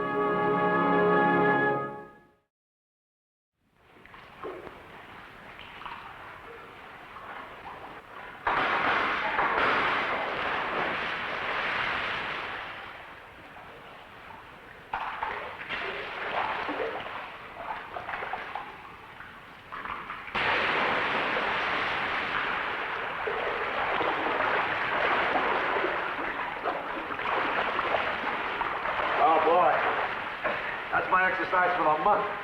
Something about swimming that relaxes me. Me too. I forget all my troubles. No courtroom, no trials, no 7 days a week. I think of only one thing: drowning. Oh, here comes His Honor.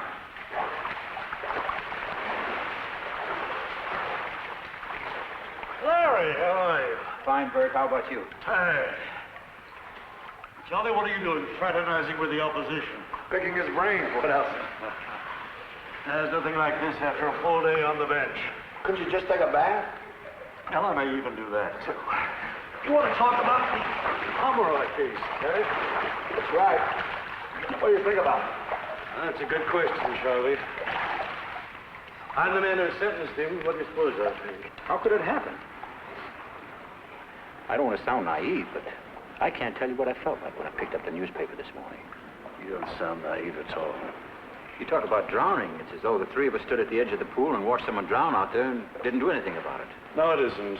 We did our best. If I weren't convinced of that, Larry, I'd have to give up being a judge.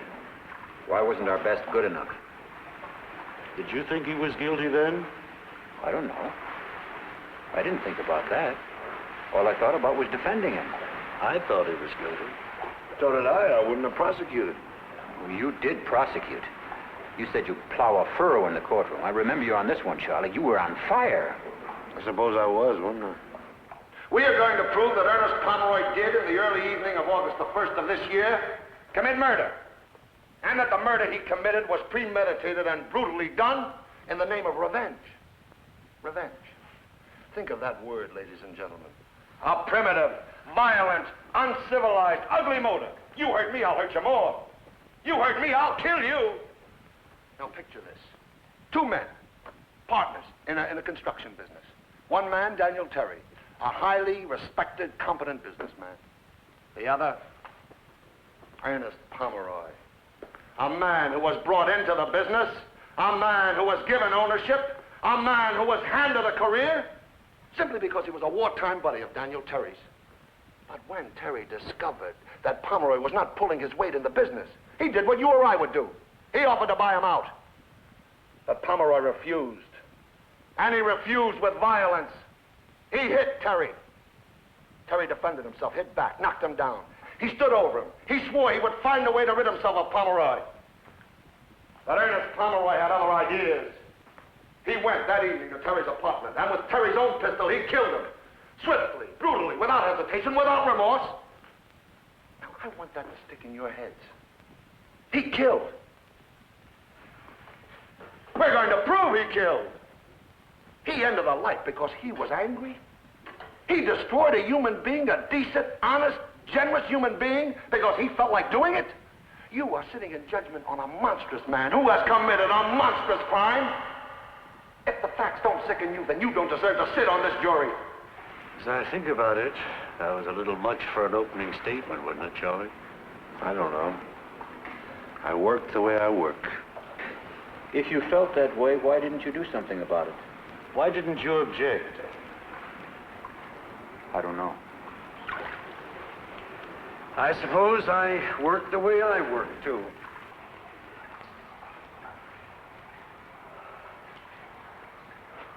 It's easy to have hindsight.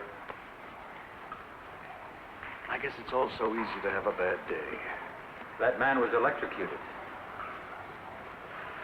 I'm the one who has to look into his face and tell him where and when and how he's going to die.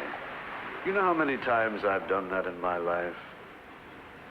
And within the week appointed, the warden shall do execution upon you in the mode and manner described by law. May God have mercy on your soul. I sit there like a civilized human being, and I feel like a barbarian. But I do what the law commands me to do. I can't change it, Larry. I do it the best way I know how. I'm not perfect. None of us is.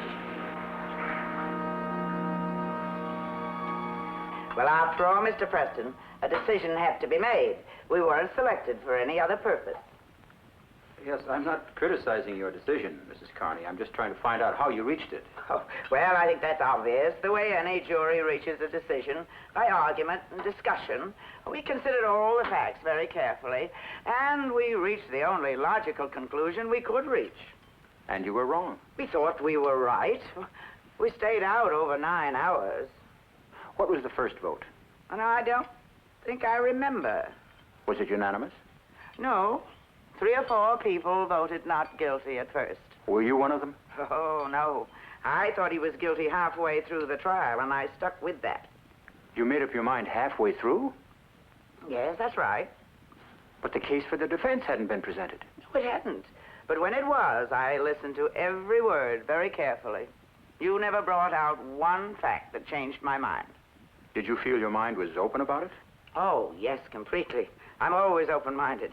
But once I reach a decision about anything, nothing can change it. Absolutely nothing. And you reached your decision before you heard all the facts? Certainly. Most of us did. We'll recess until tomorrow morning. I caution the jurors not to talk about this case, nor to form any conclusions till all the testimony has been heard.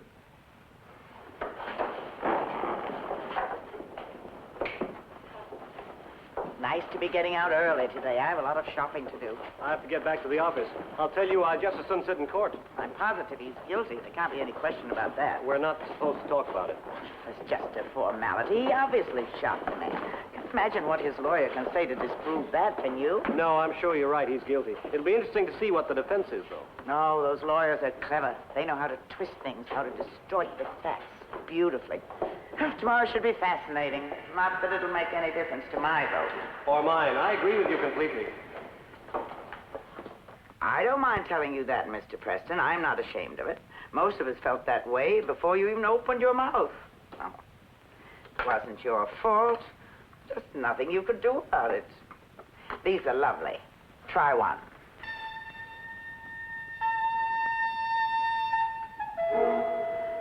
Thank you, Mrs. Carney. Is that a fact? I haven't seen a newspaper for 3 days. Well, that's a shame. Boy. You want some coffee? No, thanks. How did you feel about it? Well, what do you mean, how did I vote? You know the answer to that. Guilty like everyone else. No, I mean at first. Oh. Well, first I voted not guilty. Me and two others, an old man and a woman. Did you feel he was innocent during the trial? I didn't make up my mind. I don't know what I felt. Listen, did you ever sit on a jury? No. Well, let me tell you something. It's no snap. You know, you're dealing with some guy's life. Well, maybe you never saw him before, but still, it's his life. Now, that makes you think. Now I find we had it wrong. I did my best, that's all I can say. Why don't you sit down? There was some woman on that jury. Wow, was she something? She swung the whole thing. She had her mind all made up before the trial was over. I caution the jurors not to talk about this case, nor to form any conclusions till all the evidence has been heard.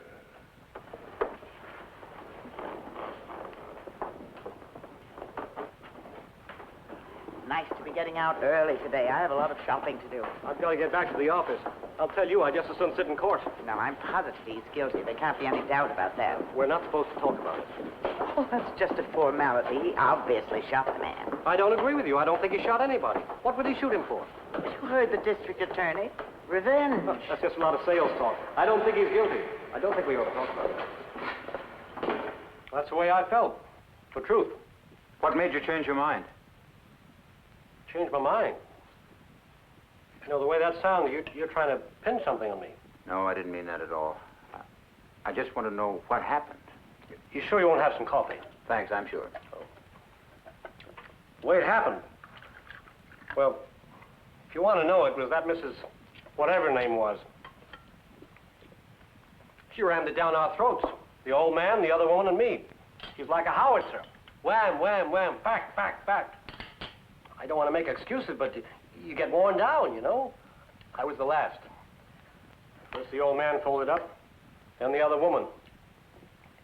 And she makes a typical woman excuse. I don't agree with you, but I'd be the last one to hold everyone else up. I'll go with the majority. So she leaves me, alone. Well, do you know what you feel like? Alone? No, what? You feel like a little stubborn kid. Stupid? Okay, it's stupid. But I know what it's like, and you don't. But it was a man's life you were dealing with. Well, so were they. 11 of them, 1 of me. So I say they're right, and I'm wrong. And I switch. Now let me hear your criticism of that. There's no point to that now. Listen, what do you think I did? Deliberately killed some guy because I hadn't got the guts to stand off a crowd? Because I didn't have any courage? I didn't say that, you did. Listen, why don't you get out of here? Just get out of here!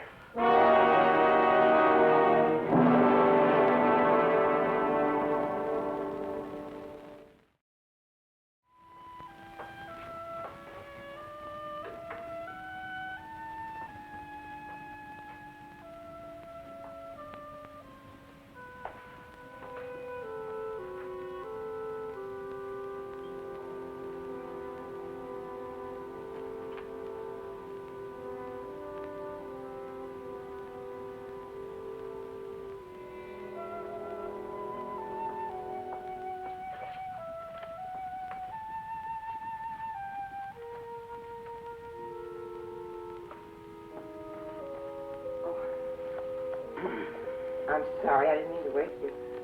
Oh, what time is it? It's 5 to 9. Oh. If I'd slept at home, I've had to get up at 7:30. This is real luxury. Is that why you slept here? No, I fell asleep. I was reading the transcript. Oh? And then you answered reason with violence. You struck Daniel Terry in the face, didn't you? Yes, sir. What time did you get to sleep? I don't know, about 3:30. What's it like out? It's nice.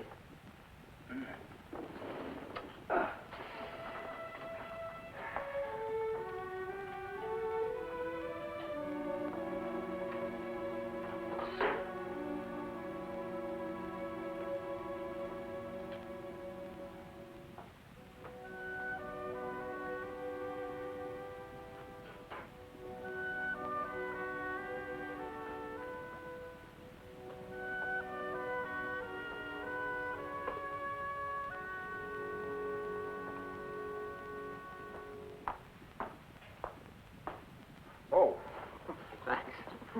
I guess I ought to maintain a little decorum around here. Why are you torturing yourself about this? I'm not. Oh, yes, you are. And it's wrong. You did everything you possibly could to save that man.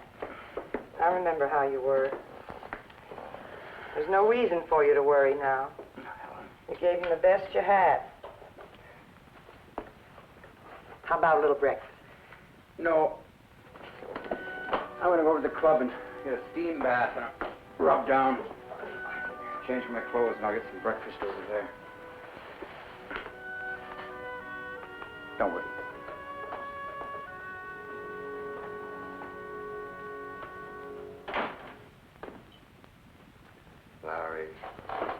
Larry, you could see all 12 jurors if they're still alive. How's that going to help? You know how juries operate. No, I don't.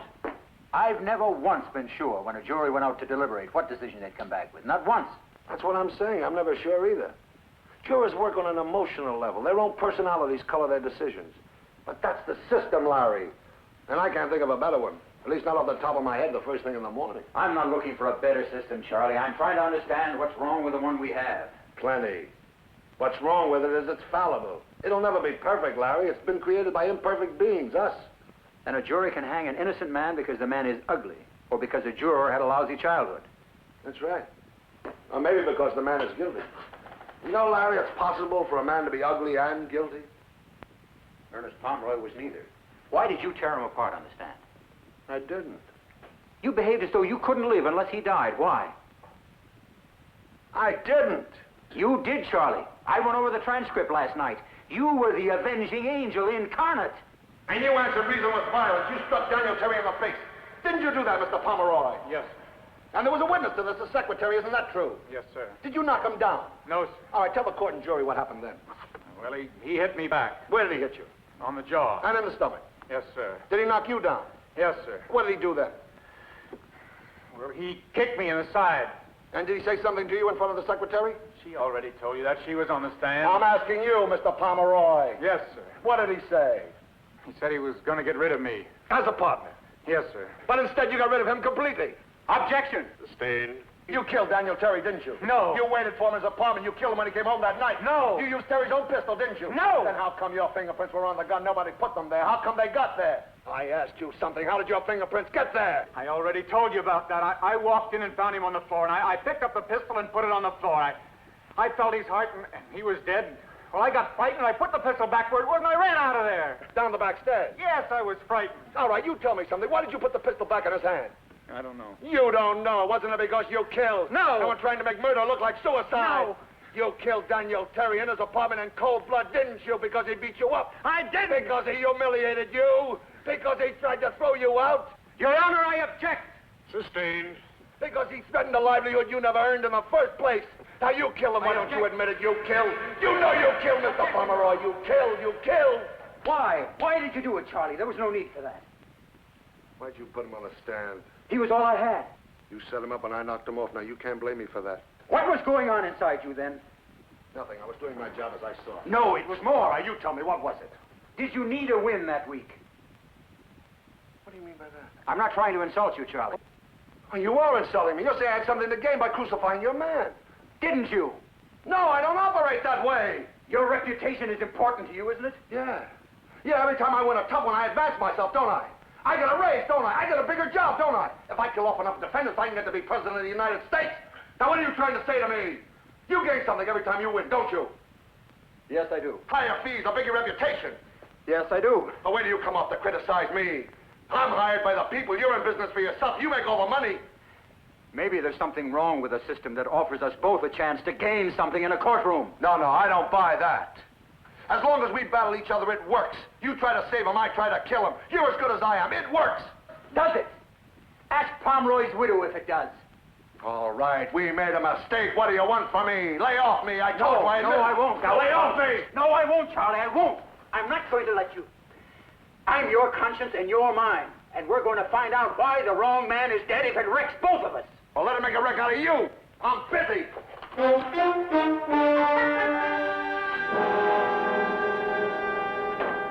Tell it to me again. I've already told you. I want to hear it again. And what's it gonna help? Just tell me. We'll discuss it afterwards.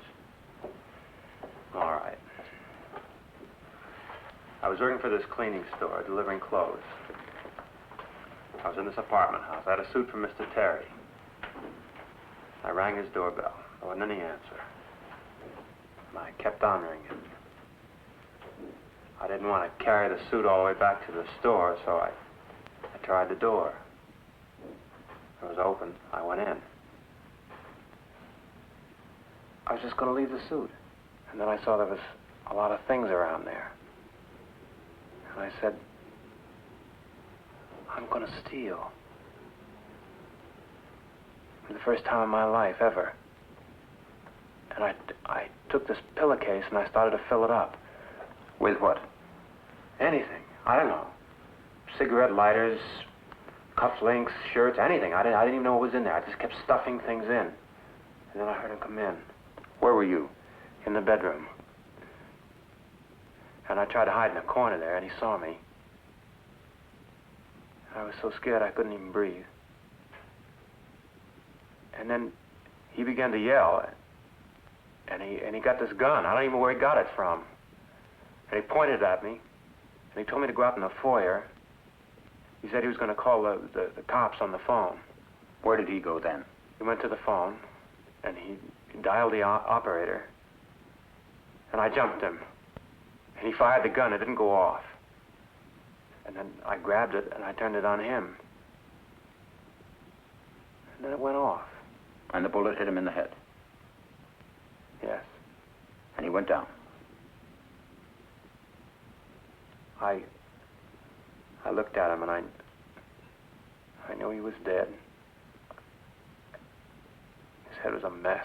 I started to get sick. How did he fall? On his face. Why do you have to know all this? What did you do then? I wiped off the gun and I put it in his hand. And then I grabbed the clothes I was delivering and I ran out down the service stairs. You took the pillowcase with you too, didn't you? No, I didn't. Where did you leave it? I don't know, in there somewhere, I don't know. Well, didn't it occur to you that your fingerprints were on all that stuff you'd stolen? When I thought about it later, I almost went out of my mind. But I couldn't go back there. I just waited to be arrested, and they never did. I had a couple of minutes free. What's new, Larry? Nothing much. I'm finished here. Would you like to go for a walk? I'm your man. Thanks very much.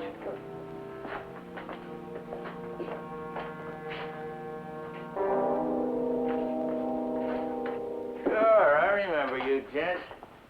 How are you? We're fine. We'd like to talk to you. By all means, come into my office. This is my time to collect garbage. You gents mind taking a ride? No, go ahead.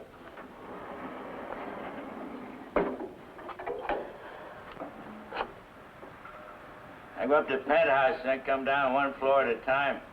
It's a system I worked out over the years. We'd like to ask you some questions about your testimony at the Pomeroy trial. By all means.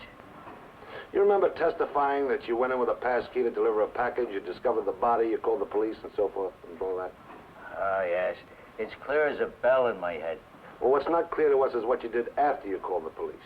Why do you want to know that? Oh, wait a minute. Penthouse. Yeah, I usually hit that perfect.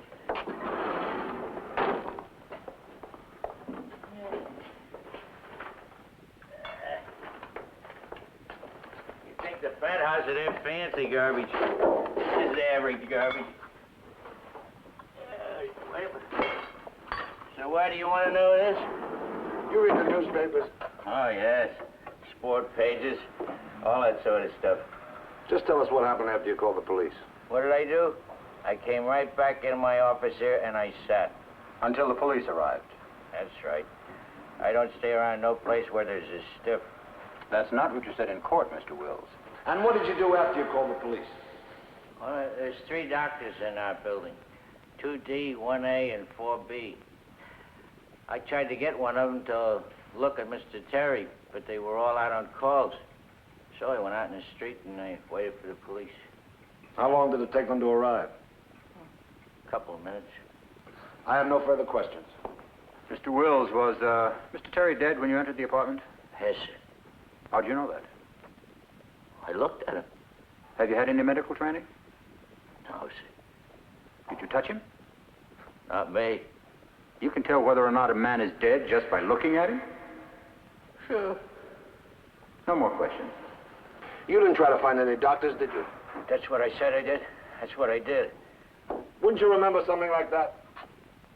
Listen, I gotta collect this here garbage. Mr. Wells, what did you do with the pillowcase full of stolen things you found in Mr. Terry's apartment?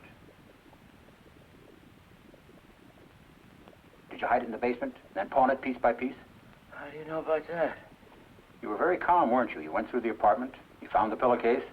You know about the pillowcase? And then you went through Mr. Terry's pockets.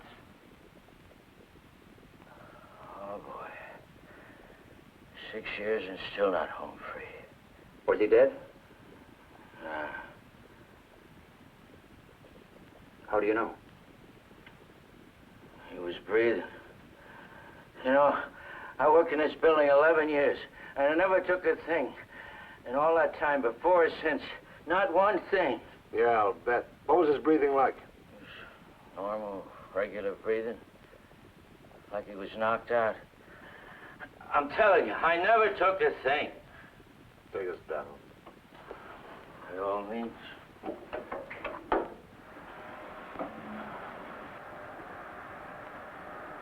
What are you gonna do? We'll let you know.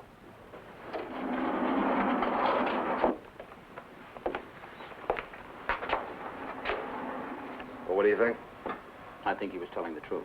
So do I. What does it mean? Well, at least we know that Terry wasn't dead when Mitchell ran out of there, or even when the elevator man left. We didn't know that before. Yeah, but he was dying. 10 minutes later, the police found him dead.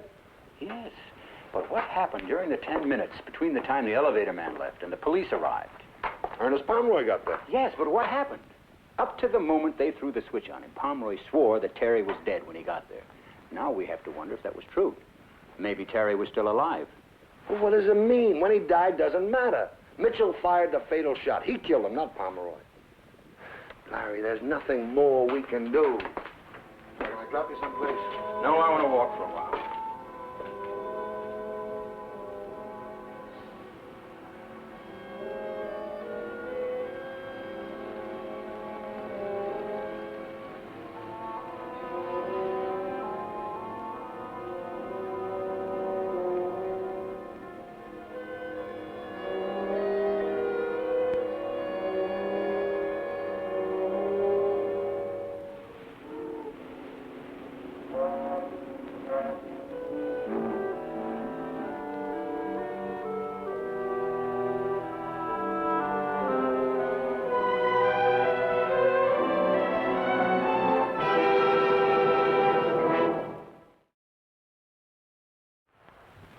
If I draw on this a little too hard, poof, I'm a vampire. Don't worry about that, Dave. I always wear a clove of garlic around my neck. Fine. Let me just stain these and I'll be right with you. What'd you say his name was? Daniel Terry. Right. There you are, my dears. It's a a sad thing, I suppose. I can understand how you feel, Larry. Tandy, Tate, Teller. Wow, that Teller case was a beauty. Real old-fashioned trunk murder. They don't hardly come like that anymore. Temple. Oh, here it is. Terry. Daniel Terry, white, male, age 39, weight 157, so on, so on. That's the one, isn't it? Yes. 7.65 millimeter bullet penetrated the left frontal area of the skull, 1 1/4 inches above the eye, lodging in the anterior area of the frontal lobe, so on. I remember this one now. Fellow whose partner shot him, wasn't it? That's right. And now you say it wasn't the partner. Well, it's not the first man that was wrongly executed. Guess can't be avoided once in a while. What is it you wanted to know, Larry? What was the cause of death? Death was caused by the aforementioned bullet. What was the time of death? Approximately 5:15 p.m. on the day in question. What do you mean by approximately, Dr. Short? Give or take, 5 minutes. So death occurred between 5:10 and 5:20? Yes, sir. It did. Thank you. Your witness. Mr. Preston? I have no questions. That's right, between 5:10 and 5:20. No, I didn't want to know the time of death. I wanted to know what the cause of death was, Dick. Well, it was the bullet wound. What else? Did you perform a complete autopsy? No, just a partial one. Just the head? That's right, it was obvious. Nothing is obvious. What do you mean by that? Did the bullet kill him instantly? That's hard to say. Probably. How long could he live with a wound like that? I don't know. Different people react differently. Could he have lived for 10 minutes? Yes. Could he have lived for an hour? Yes, but he didn't. Is it possible to recover from a wound like that? Is it possible? No, not completely. There would be a partial paralysis and probably even... But it is possible to live. Yes, it's possible. Why didn't you say that in court? You didn't ask me, Larry. Larry, I don't know what this is going to do for us. I don't either, Charlie, but I can't help it. Just stay with me.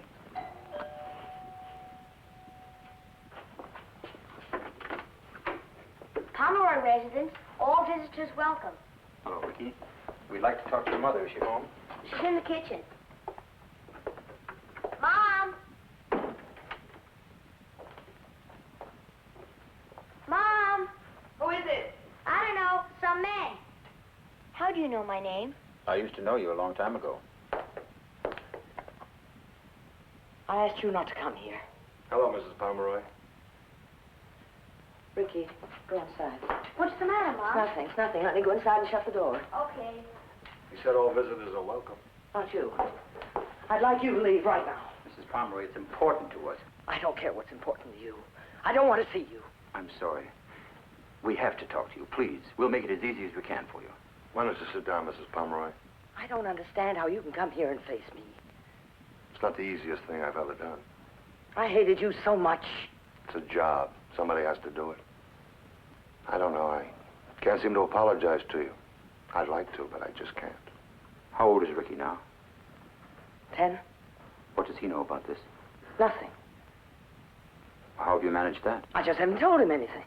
Well, sooner or later... He's not old enough yet. Well, what will you tell him? I don't know. This man, James Mitchell, the man who confessed he killed Mr. Terry, he's opened up all kinds of things. They don't concern me now. Well, we think they might. For instance, we learned that Daniel Terry was alive when your husband found him. Now, he never told us that. He swore that Terry was dead when he got there. Now, did he ever tell you anything about that? No. Well, he was in prison for almost a year before they electrocuted him. You went to see him twice a week. You mean to say he never discussed it with you at all?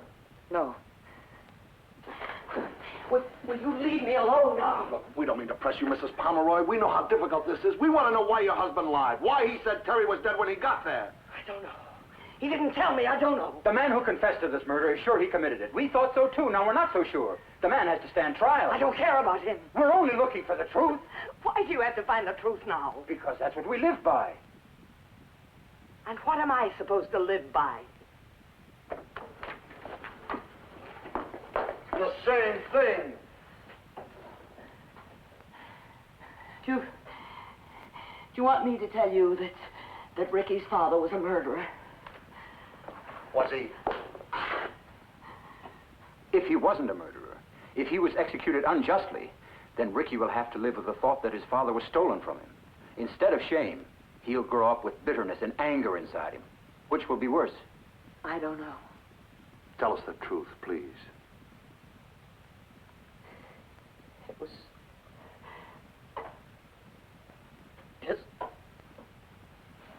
just before he died. I saw him. It was the last time. He just sat there, waiting to die. It was just a couple more days, and he knew it. He didn't even kiss me. Because he said if he'd kiss me, he'd break down. And then he told me that it was all right because he had killed Aunt Terry. He found him lying on the floor, and he choked him. He just went out of his head for a minute, he told me. That man was lying there, and his head was bleeding, and he was asking for help. And Ernie just choked him until he was dead. He told me that. I loved him.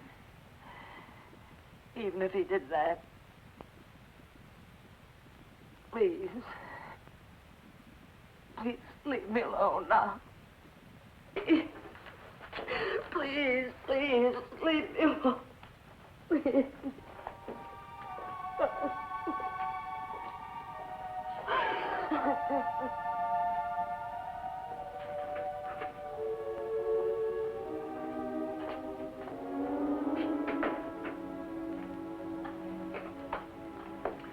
Well, let's see what we can do for Mitchell. You know, Larry, every once in a while I learn something about this business that makes me feel I know what it's all about. When it happens, it hits me like thunder and lightning. Unfortunately, I can count these moments on my fingers, but you've given me half of them. The law has holes you can barrel a truck through, but in this time and in this place, it's not so bad, huh? No, it isn't. How do you feel? How do you think I feel? It's always great to fight City Hall and win. I'm not City Hall. I'm a lawyer, not a social worker. I leave that to you. You get your nose out of law before you want to take a look around and see how it's going on.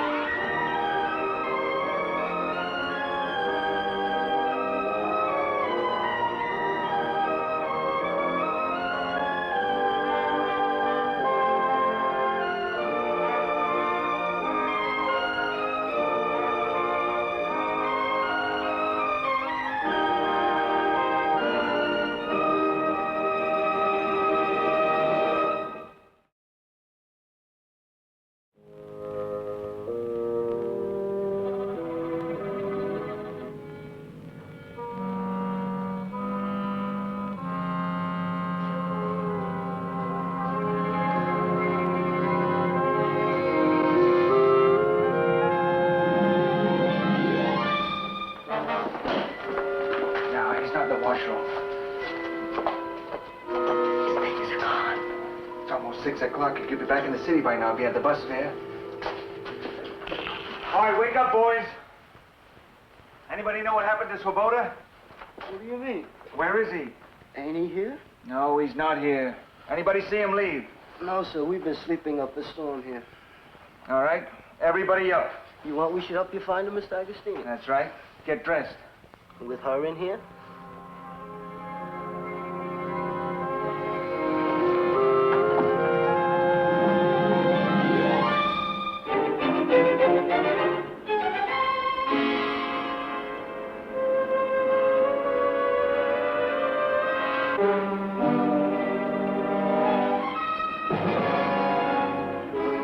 You didn't get very far, did you? Man, look at you. Who done it? Help me. Get up, Dip. Who done it? I feel sick.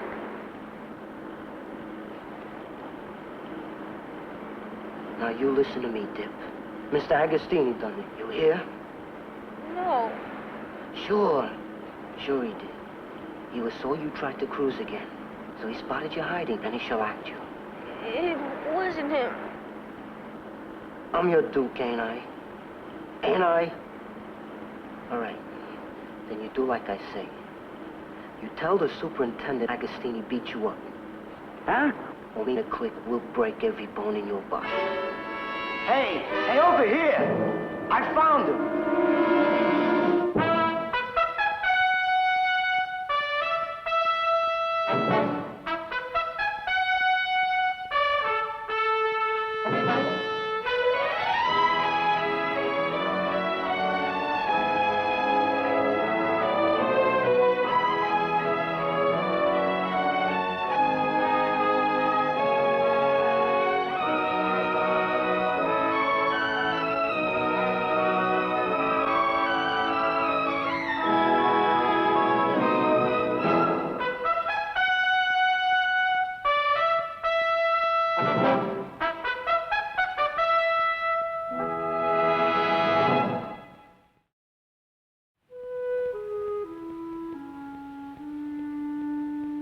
And then state troopers came to Birch Glen.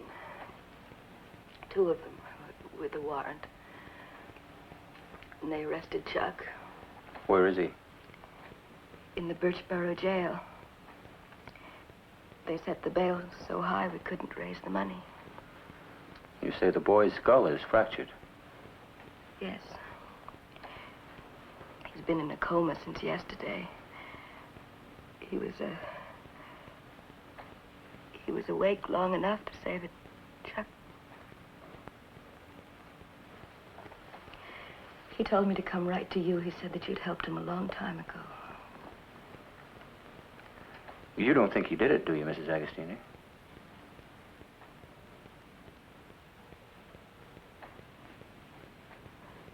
No. You don't seem sure about that. I am sure.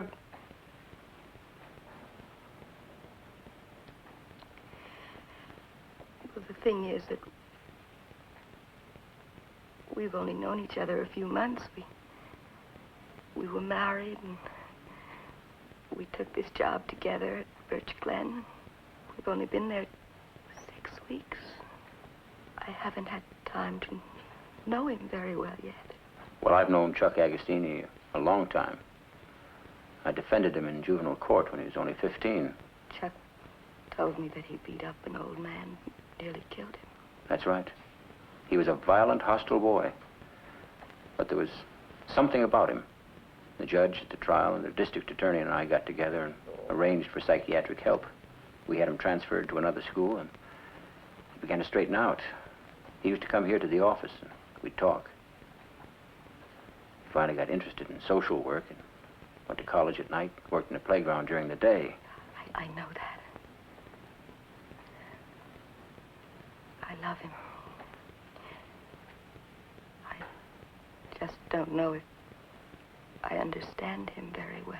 It's not the easiest way to begin a marriage, is it? Let's go and talk to him.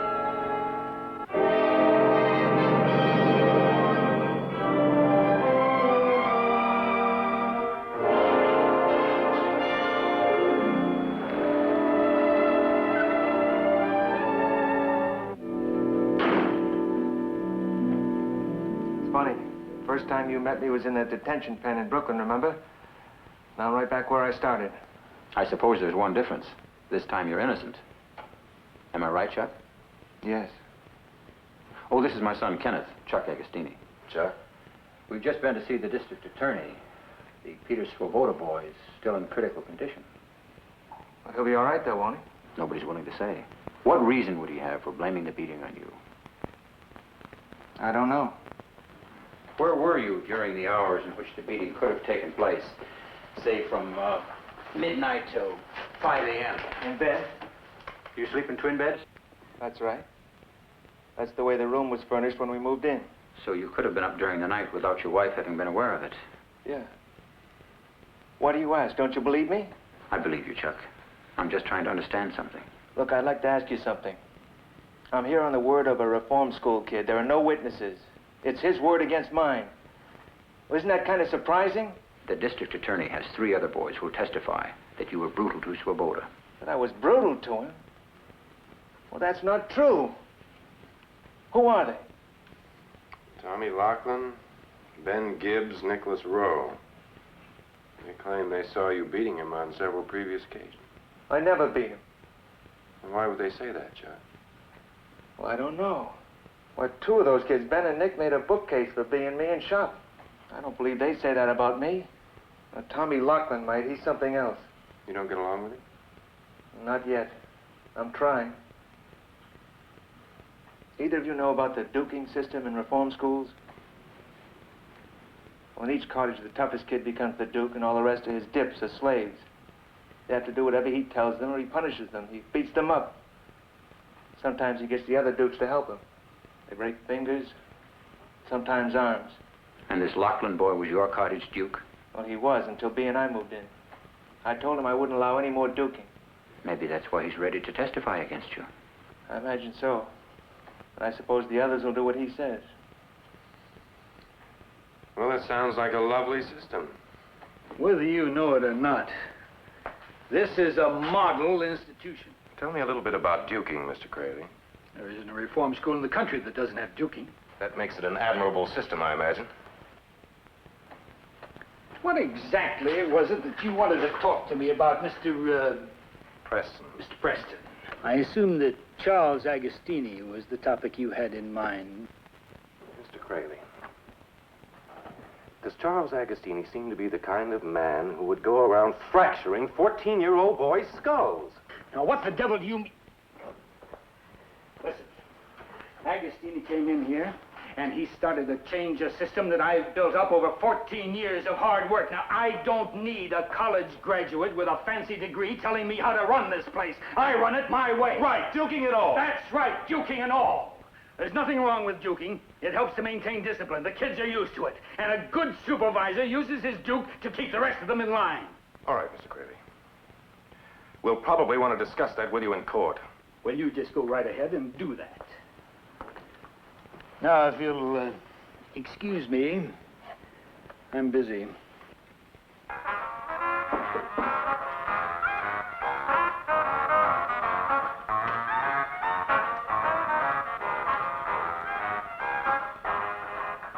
You mind if I come in? I'm one of Chuck Agostini's lawyers.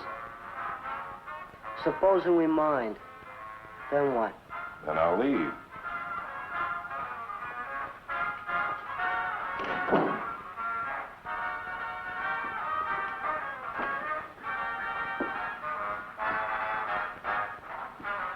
You're Tommy Lachlan, huh?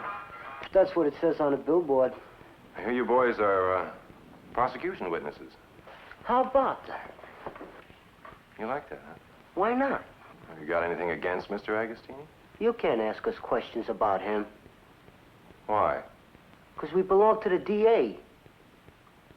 That's the greatest, ain't it? Yeah. Yeah, it couldn't be cooler. Tommy, tell me something. Why would Peter Swoboda have wanted to run away? Wouldn't you? What's your name? Oh, Gibbs, huh? Ben Gibbs? If that's what it says. You know, I heard an interesting thing. I heard you and Nick built a bookcase for Mr. Agostini in the shop. Is that right? Yeah, we built it. Well, how come? I mean, why didn't you build it for yourselves? We don't read books. We're stupid. Hey, Nicky, when you grow up, I'm gonna put you on the stage. Hey, he's a ball, man. You ought to hear him sing. Hey, Nicky, do the man on a flying trapeze. Oh, he flies through the air with the greatest of ease. Yeah, the daring young man. Tommy, the district attorney says that you're ready to swear that you saw Mr. Agostini take Swoboda into the shower room and hang him up by his hands till he fainted. That's right, I saw that. You saw that? Anybody here saw the same thing? I did. So did I. All three of us saw it. Man, what can I tell you? All right, boys. Thanks. Beautiful. You cats were beautiful. Hey, Tom, you know, they got something called perjury if you lie in court. They can send you up for that. What do you care, Dick? You're up already.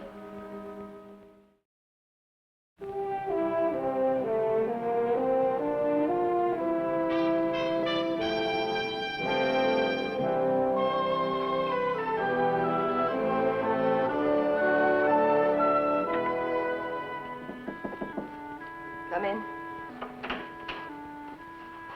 Oh. I was just packing. I've taken a furnished room in Birchboro. Can I help you with anything? No, thank you. There isn't very much to move. Mrs. Agostini, I talked to some of the boys. I'm sure Chuck didn't do it. Thank you. I think he's going to need you very badly now. Well, I'm trying. I'm going to do the best I can. It's just going to take a little time. The boy is dead. No. No. He never regained consciousness.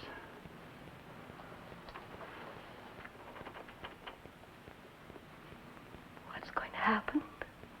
The indictment's been changed. It's second-degree murder now. What's going to happen if they find him guilty? Let's worry about that when we come to it, Mrs. Agostini. The point is, he needs all the help you can give him. Who's going to help me? Who's going to help me? Mrs. Agostini, please. Please, leave me alone. Just leave me alone.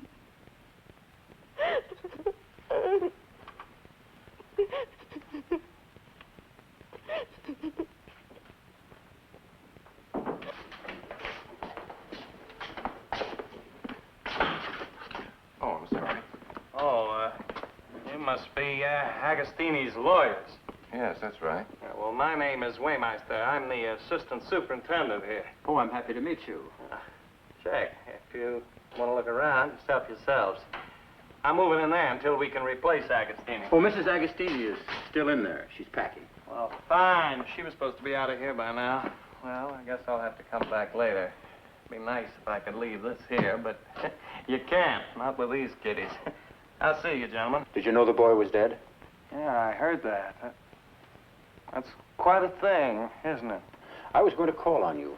You were on guard duty that night, weren't you? Check. Only we call it watch duty. Sounds better to the kids. Your job was to patrol the area around the cottages, wasn't it? Yeah, check, but we can't be everywhere. We got 20 cottages to cover. Did you see anyone running? If I had, he wouldn't have gotten away. I can guarantee you that.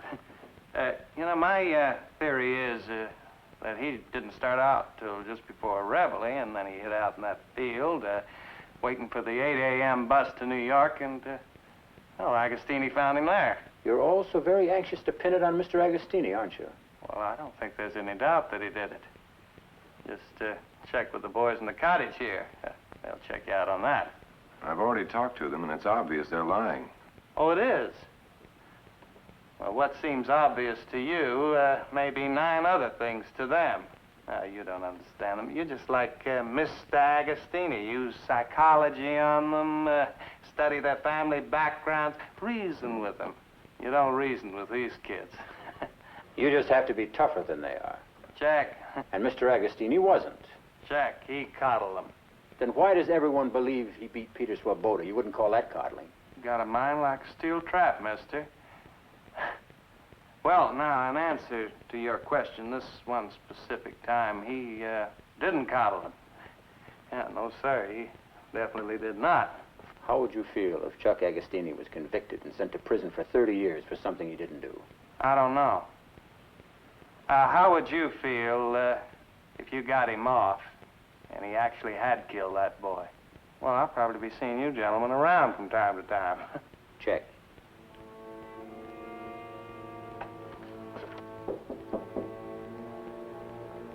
Come in.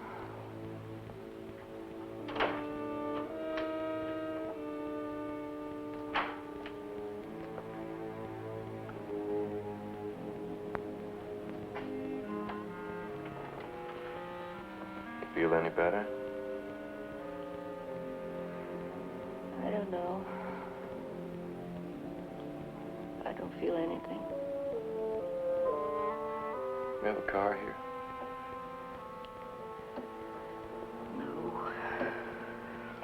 I have to go into town. I'm gonna call a cab. I'll drop you if you like. I'm going to see Chuck. You want to come with me?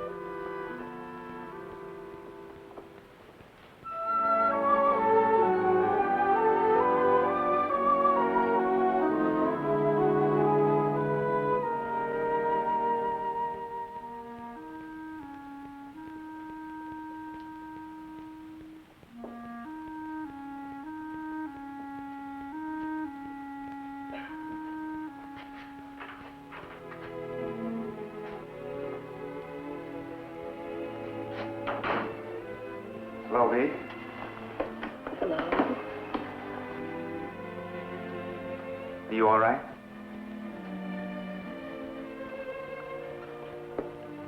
Are you? I'm moving into town. I'll be able to see you every day. Oh, that'll be fine. Chuck.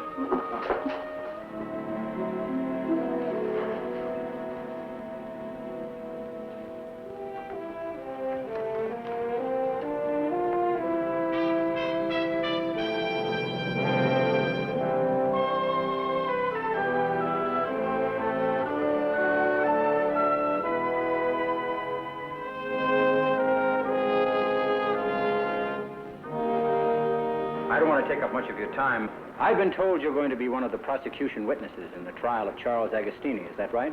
Yes. I'd like to ask you a few questions, if I may. All right, go ahead.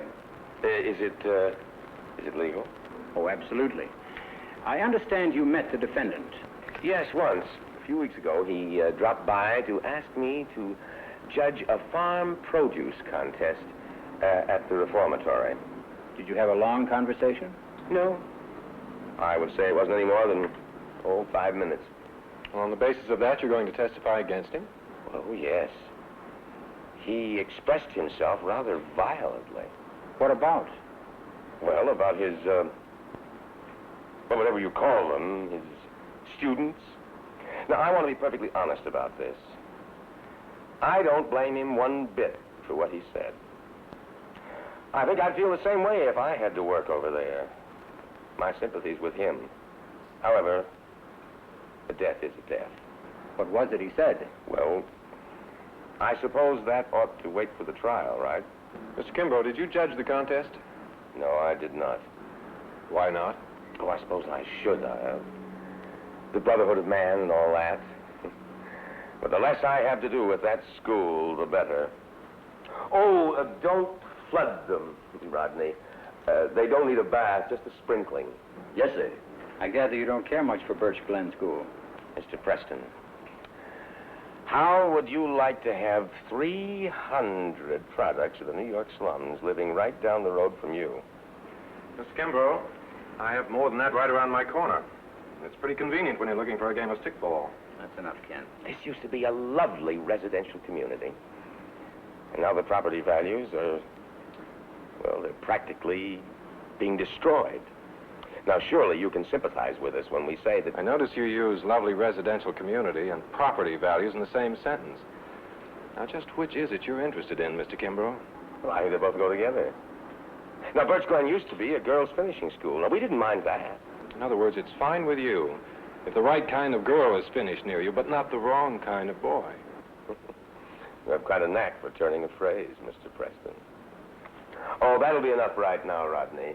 Well, the Diefenbachia could stand a little pruning, but be sure to be careful with it. Yes, sir.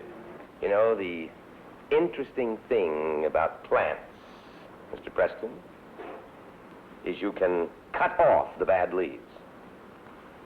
You only pamper the good ones. This here comic's all about a guy that goes to the chair. And they shave his head and tape wires to his legs. Wham! The electric hits him and his eyes stick out. Cool it, Nicky. Mr. Agostini was a nice guy. He was nice to us. Ben? He was nice to us, wasn't he? Hey, Tommy, where'd you get that? Who's your duke, huh? You are, Tommy. Yeah, who's the slave? Me, I'm a slave. Don't cut him. He didn't mean nothing. Shut up! It's gonna be a big courtroom. Nicky Rowe, they're gonna say, take the stand. What did you tell him? Mr. Agostini beat Petey up in the shower room that time. I swear. You don't have to worry. Tommy, please. Your turn. I'll say it, Tommy. Agostini, he brought so Birch to the shower room. He made him hang by his hands till he fainted. Then he punched him. I seen it. That's how it happened, Dips. Remember it. What are you stuffing your brains out with this garbage for, huh? Here, why don't you read the Bible? Now, Dr. Connors, can you describe the extent of the boy's injuries? Yes, sir. There were numerous cuts and bruises, a fractured nose, and several of the upper right molars were knocked out. There was also a severe depressed fracture of the frontal and parietal regions of the skull. I see. Was the boy conscious when you arrived in the ambulance? Yes, sir, but he was barely conscious. Was he able to talk? Well, I don't know whether he was able to talk or not, but he didn't say anything. I see. Did he lose consciousness? He did. Tell me, when was that? Shortly after we put him in the ambulance. When did he regain consciousness? He didn't. Did he regain consciousness at any time before his death? No, sir. Dr. Connors, do you have an opinion as to the cause of his death? Yes. Death was caused by brain hemorrhaging induced by the fractured skull. No further questions. Now, Mr. Crayley, will you please tell the jury, when you reached the place where Peter Swoboda was found by Thomas Laughlin, what did you see? I found Peter Swoboda lying on the ground. His eyes were closed. His face was bloody and swollen. There was a large, deep gash in his head. What did you do? I tried to bring him to. When he opened his eyes... Mr. Crayley, did he say anything? Yes. Did anyone speak before he said anything? No. And how long were his eyes open before he did say something? Just a few seconds. And Mr. Crayley, what did he say? He said very clearly that Mr. Agostini had beaten him and left him lying there in the field. I have no further questions. You know the defendant, Mr. Kimbrough? I do. How did you meet him? He came to my house about a week or so before the boy's death to ask me to judge a farm produce contest at the reformatory. Did you converse further with the defendant at that time? Only very briefly. I told him I wasn't interested in judging any contest, and I thought it was a poor idea to invite the people of Birchboro to the reformatory. What was his reply? He wanted to know why. I said if anybody showed up, it would be a miracle. He said he would take a chance. And then I informed him that I would do my best to convince the respectable people of the town not to expose themselves to the foul language and disgraceful behavior of the inmates of Birch Glen. Did he reply to that? He did. He said if any of the boys at Birch Glen misbehaved, he'd break their heads. He used those words? Yes, break their heads. Thank you, Mr. Kimbrough. And then Mr. Agostini made Swoboda hang by his hands till he fainted. Did he do anything else? He punched him. And you saw this with your own eyes, Ben? Yes, sir, I seen it. And I was standing there right behind Ben. Mr. Agostini didn't know we was watching, and Peter Swoboda, he passed out on the shower room floor. And Mr. Agostini leaned over and started to smack him. Did you take part in the search for Peter Swoboda? Yes, sir. I'm the one who found him. I called the others. Mm-hmm. Between the time you found him and the time the others came there, did he say anything? No. He was on cold. Now, after he regained consciousness, did he say anything to the others in front of you? Yeah, just like Mr. Crayley said. He said Mr. Agostini beat him up. Mm-hmm. Now, previous witnesses have testified that Mr. Agostini displayed brutality toward Peter Swoboda. Did you see any of that? Sure, the shower room thing. Yes, anything else? Yeah.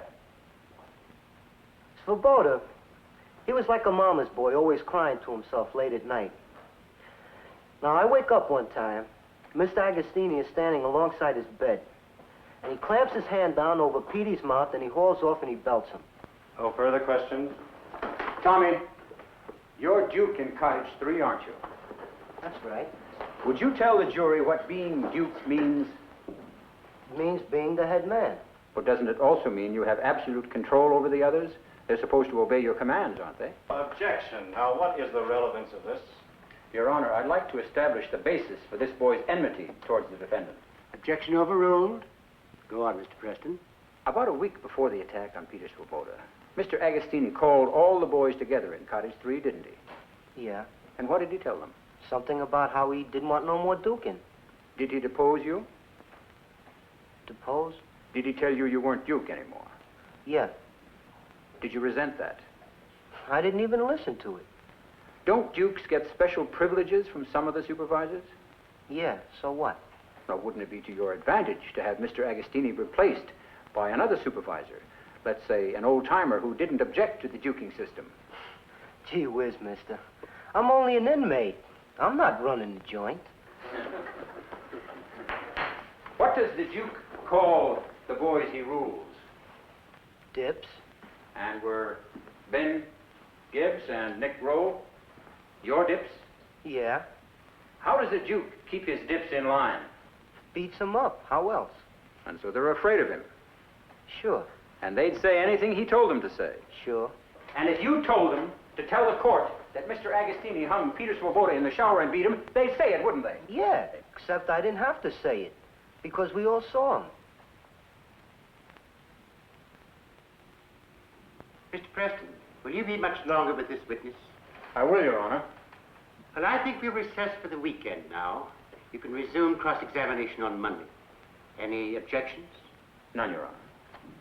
I caution the jurors not to discuss this case with anyone or to form any conclusions until all the testimony has been heard.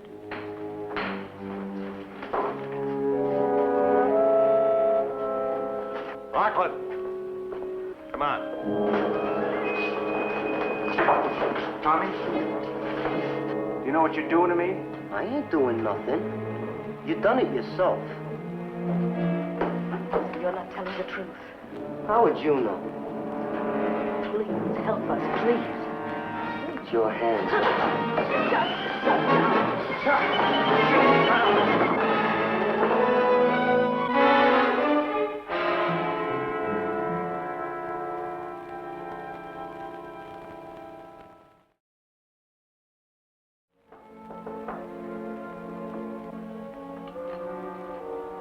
Who is it? It's Lachlan, Mr. Waymeister.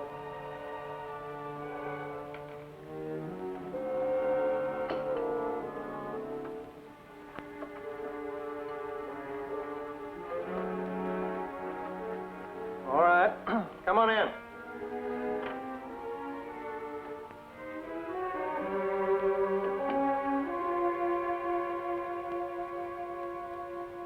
Could I get home privileges for this weekend, Mr. Waymeister?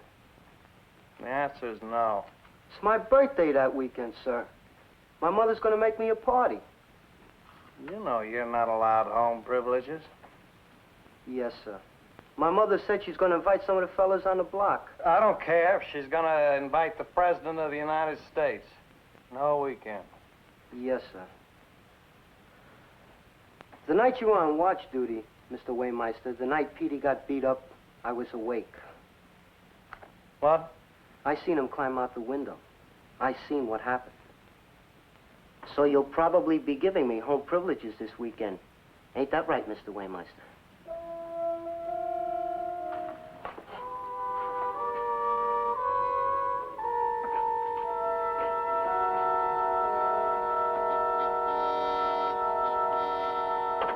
That's this weekend, sir.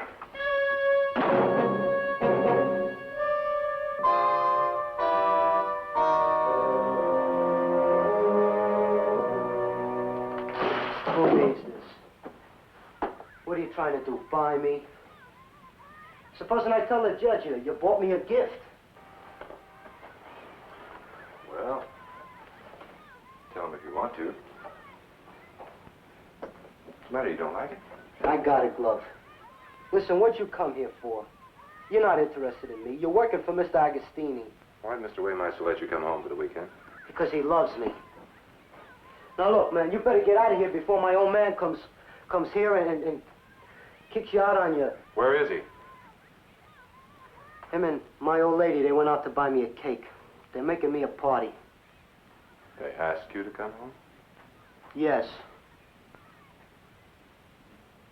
You had to sit out on the sidewalk for 3 hours last night. And this morning they went off and left you. Isn't that right? Who said? A janitor. I met him on the stoop.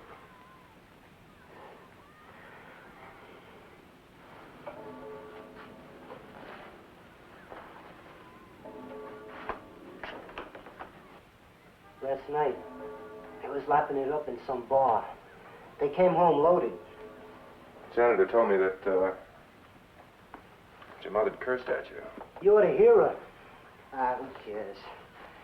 I'm taking the next bus back anyway. Well, you still have tomorrow. Nah, I gotta get back.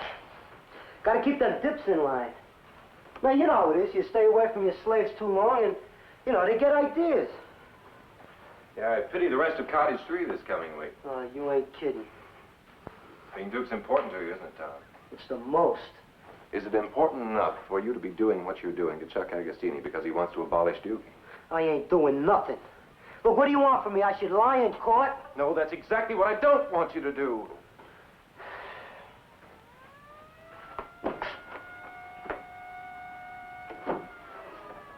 Hey, is that your card on there?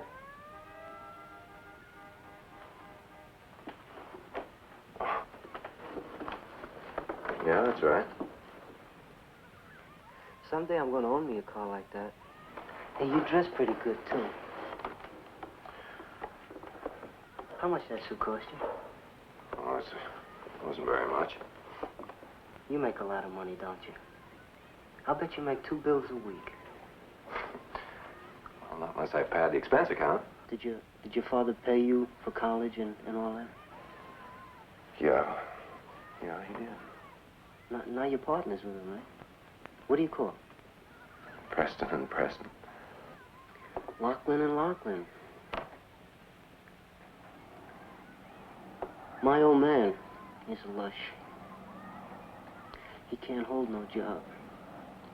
Twice he's been in Bellevue for observation. Once he had the DTs. Him and her. Him and her. You want to hear about the scar on my face? I tell the dips it was from a rumble, but it ain't so. One time, I was 5 years old.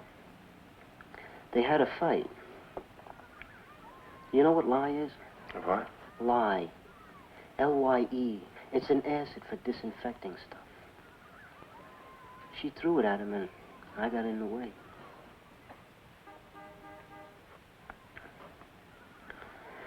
Being partners with your old man is a good deal. Tommy, listen to me. Let me alone. Listen to me. Some people get the breaks. Some don't. It's just a matter of luck. The only thing is, if you start out by being unlucky, you've got to work extra hard to make something decent for yourself. You can't do it by fighting the whole world. You just can't. Get out of here. Look, what do you want to be? Nothing. Get out of here. You You know that Chuck Agostini started out just like you? How?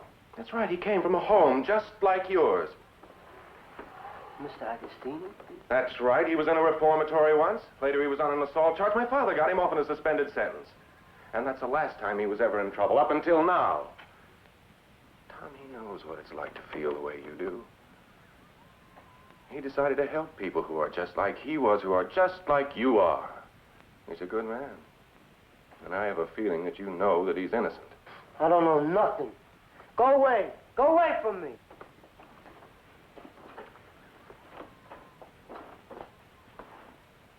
Look, I don't want to preach to you, Tommy. You're too smart for that. There's one thing I do want to say. You're a leader. There's only a few special people that have that kind of quality, and it's tough. It's tough because you have to learn how to use it. If you use it badly, then you'll only end up hurting yourself. But if you can learn to use it well, then you can have anything you want in this world. It's up to you. Now, you can be a bum, or you can be a hero. You think about that.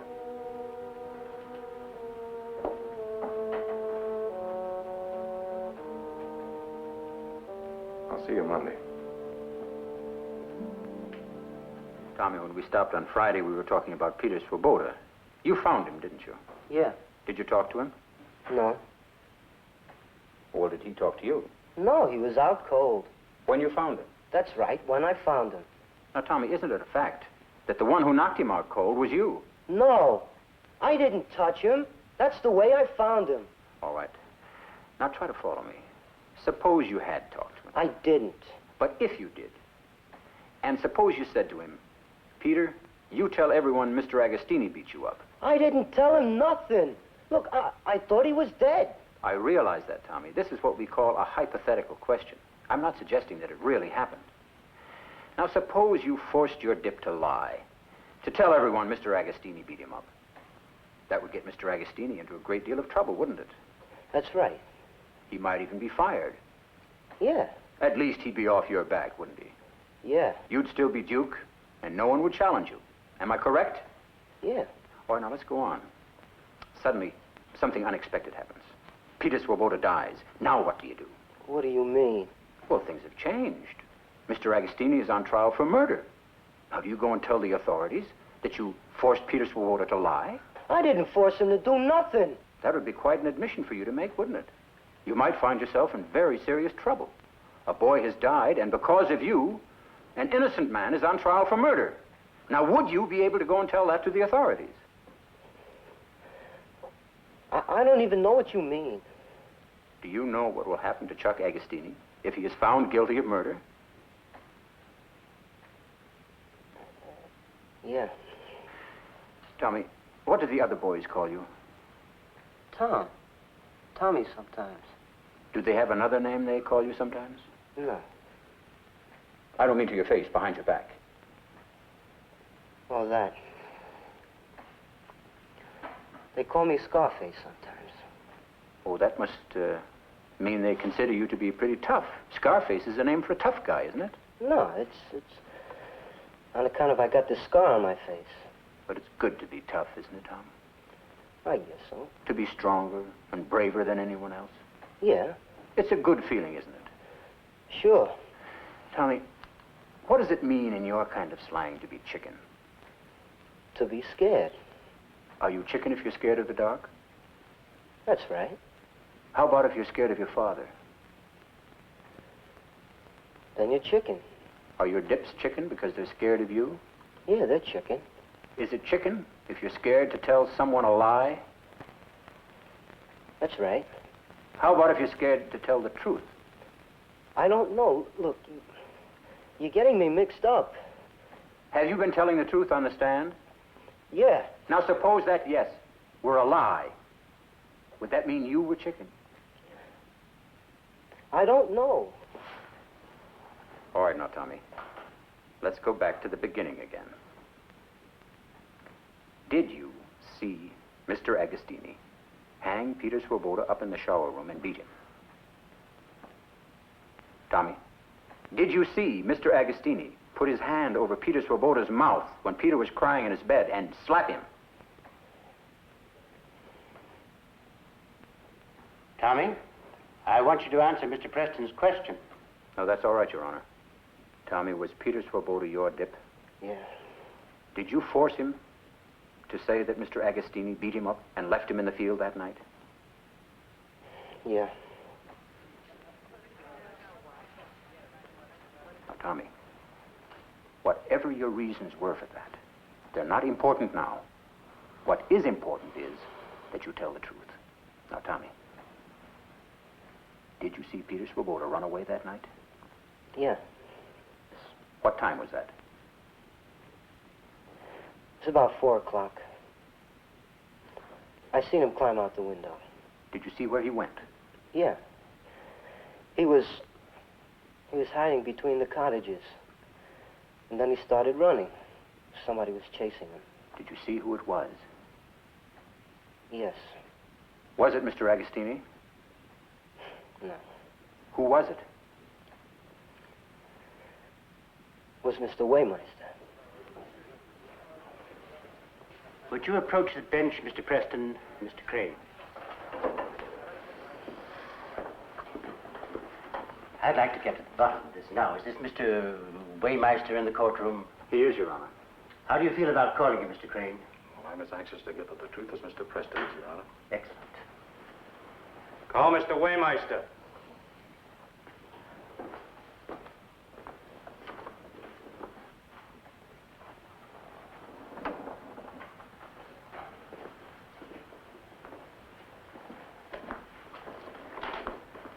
Do you swear to tell the truth, the whole truth, and nothing but the truth, so help you God?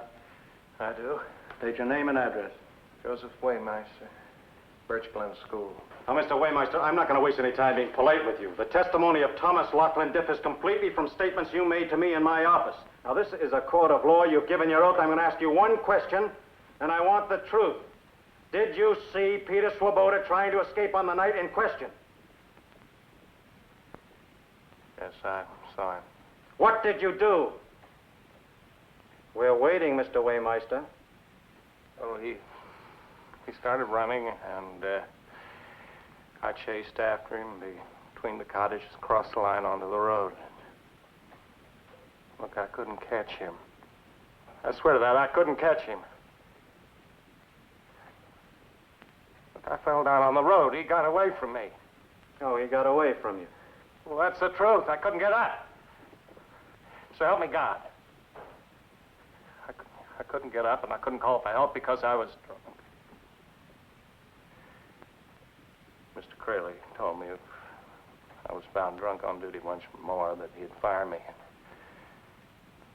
So I lay on the road there and let him get away from me, hoping nobody would see me. Look, I never once touched him. I never touched him. I swear that.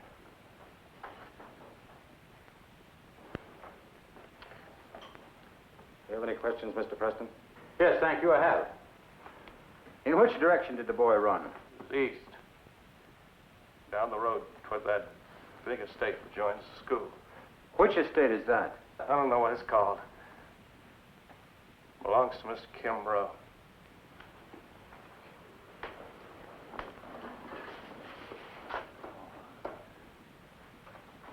You can leave the stand, Mr. Waymeister. Recall Harvey Kimbrough to the stand, please. Harvey Kimbrough, still under oath.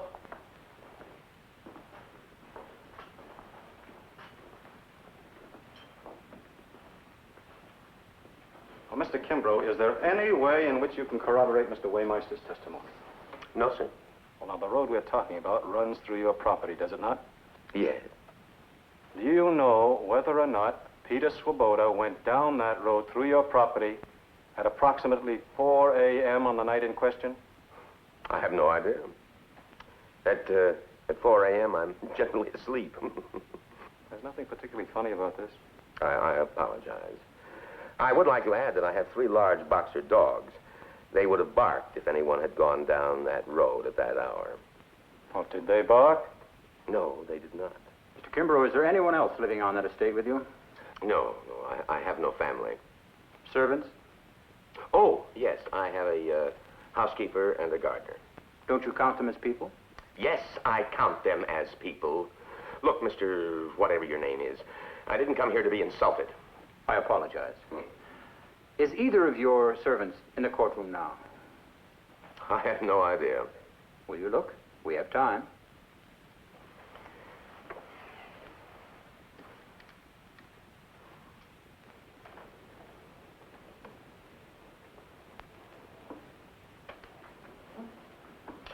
Yes. My gardener is here. What is your gardener's name? Rodney Davis. Perhaps Mr. Davis heard the dogs barking at that hour.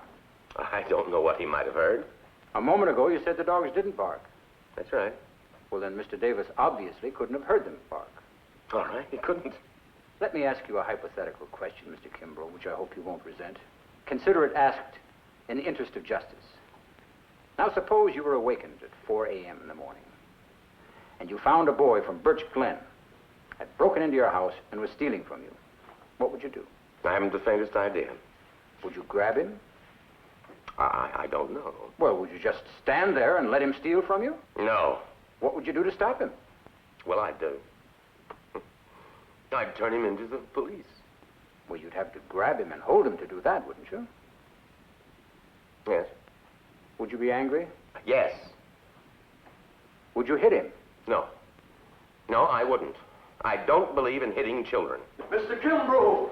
You did hit him, Mr. Kimbrough! Bailiff, see that man is quiet. I'm sorry, sir. I couldn't keep this inside me any longer. I'm sorry. Would you like to tell us what happened, Mr. Kimbrough?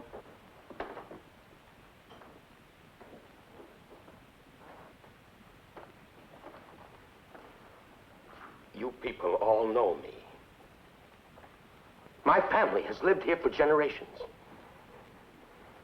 I pride myself in being a good citizen. You all know that. I give to charity, to the library, to the hospital, the art gallery.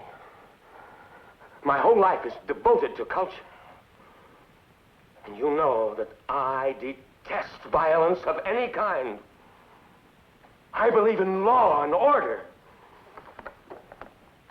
He was stealing from me. Did you beat him up and drive him back to the school and leave him in that field? Yes, sir, I did.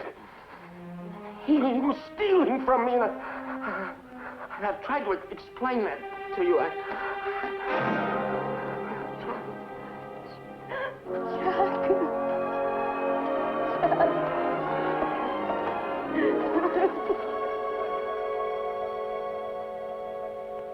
No further questions.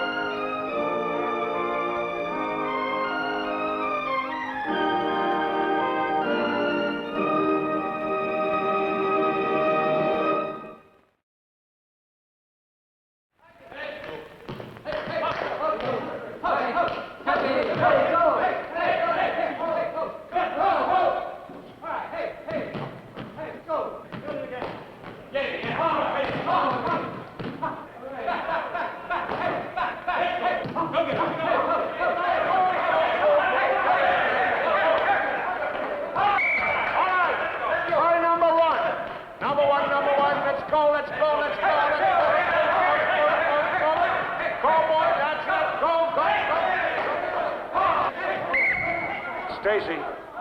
Stretch, go on in. All right, come on, move. Let's go. How's your knee? It's fine. You sure? Yes, sir. How do you feel about Middlebury? We'll take him. You know, Stacy, one of the wonderful things about you is your confidence. First time I saw you play, I guess you were about 15. I said, how's it gonna go, sport? And you said, we'll take him, and you did. Just like that. All right, come on, get it out of your hands. Move it before it bites you. Move. So I'm not worried about Middlebury. But just for fun this afternoon, we're going to try and work out a new post offense with you and Lou alternating. Well, what's the matter? Nothing. Stacy, I know you pretty well. There is something wrong. What is it? No, honest, I tell you, there's nothing wrong. Do you mind alternating with Lou? How are you, Al? Oh, hello, Harry. How are you? This is Mr. Garvin, Al Wilkinson. How do you do? Nice to meet you. This is Stacy Phillips. How do you do? Hey, come on, boys. There's a man in that bucket. Now feed him. What's going on? What can I do for you, Harry? Well, it's Mr. Garvin here, Al. He wants to talk to you. Happy to talk to him. I'm an attorney, Mr. Wilkinson. I'm conducting the investigations for the State Senate Rackets Committee. Yesterday, Senator Dobbs, who is the chairman of our committee, received an anonymous telephone call. Stacy, excuse me. Stacy, those guys are asleep on their feet out there. Go on and get out there. I'm afraid we're going to have to borrow Stacy for a couple of hours. Borrow him for what? That telephone call had to do with bribery. Somebody on your team has been shaving points, Mr. Williamson. Put your clothes on, and you better bring your books, too. Shaving points on my team. Now, you get out of here. Now, he only wants to question him, Al. All right, about what? Stacy doesn't even know what point shaving means. I know this boy. The person that made that telephone call named Stacy, and a local gambler named Vince Fargo. That's not true. It's okay, I'll go with them. They made a mistake, that's all. Let me just go and settle it. We haven't got very much time. Would you mind getting dressed?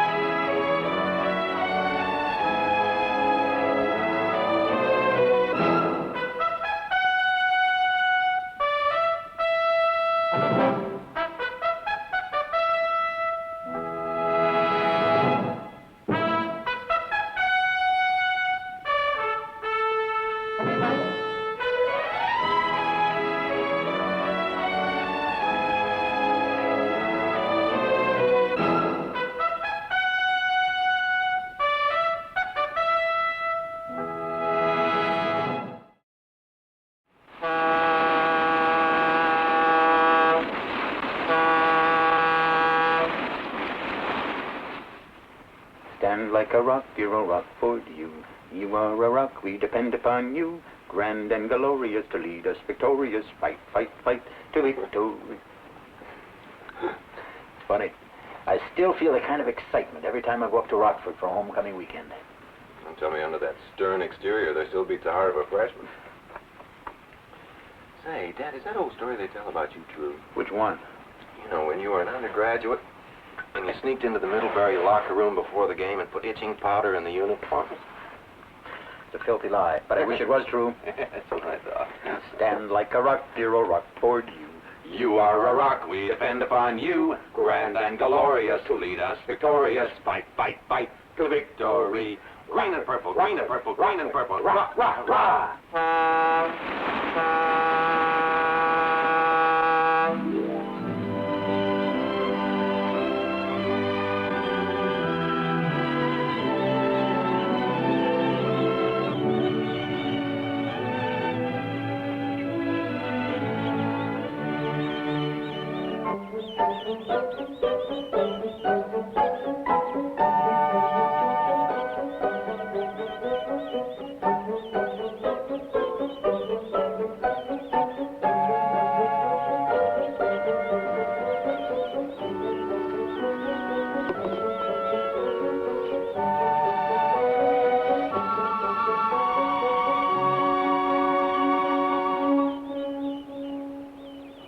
pretty sloppy one this year. Yeah, hand craftsmanship's a thing of the past. You know, I'm not sure I ever understood the significance of this. You're not supposed to understand it. It's just tradition. Why do you have to understand it? Because I paid $1.50 for the handkerchief, that's why.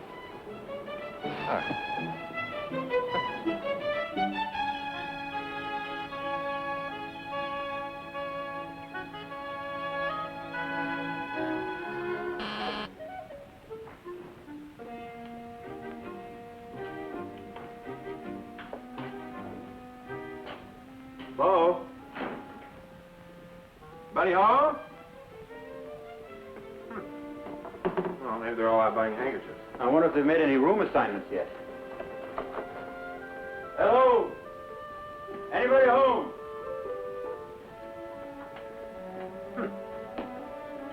Ah.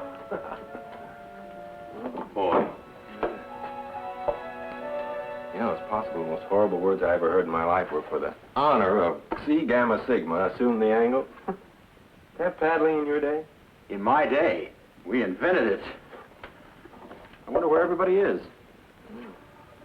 Oh, you wanted to go over and see Dean Belmore, didn't you? Why don't we leave our bags here and go on over? How long would you leave? He wouldn't talk. He wouldn't say anything. He wouldn't say it. No. And what did you do then? Well, my name's Ken Preston. Oh, pardon me. We have a little problem here. We'll take care of you in a few minutes. Well, what is it? Here they come. Excuse me.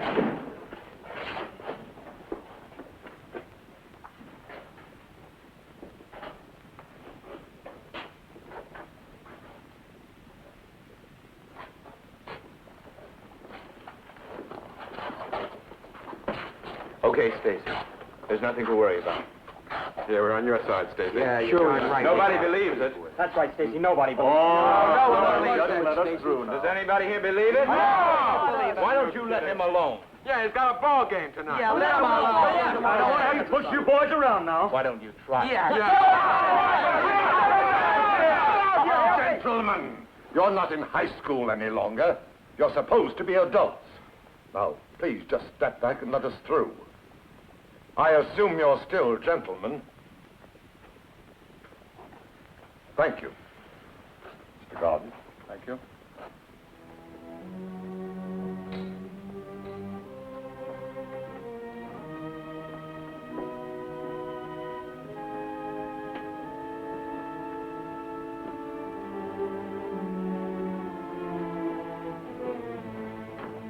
Daisy? We're with you, buddy. Do you have any idea what's going on here?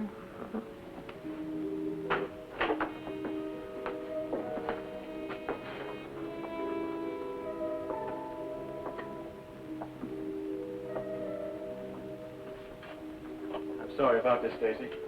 Now, do you want to tell me where it is, or do I have to look for it? There's nothing to look for, I told you. I'm sorry.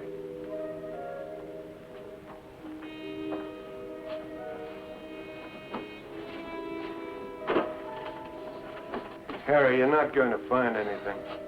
Harry, this boy has to play a game tonight. I'll be done in a minute.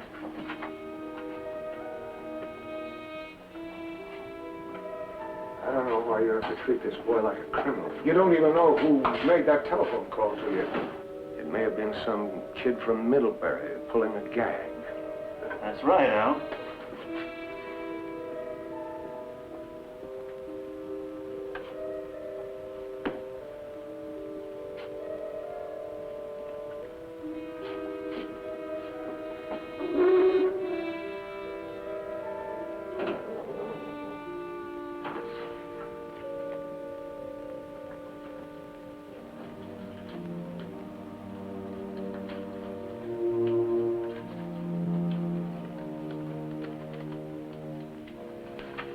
About $500.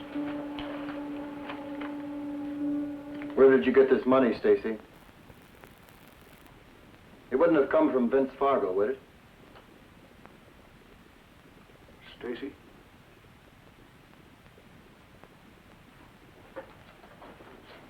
Stacy. Tell me what you did. Leave me alone now. be in touch with you.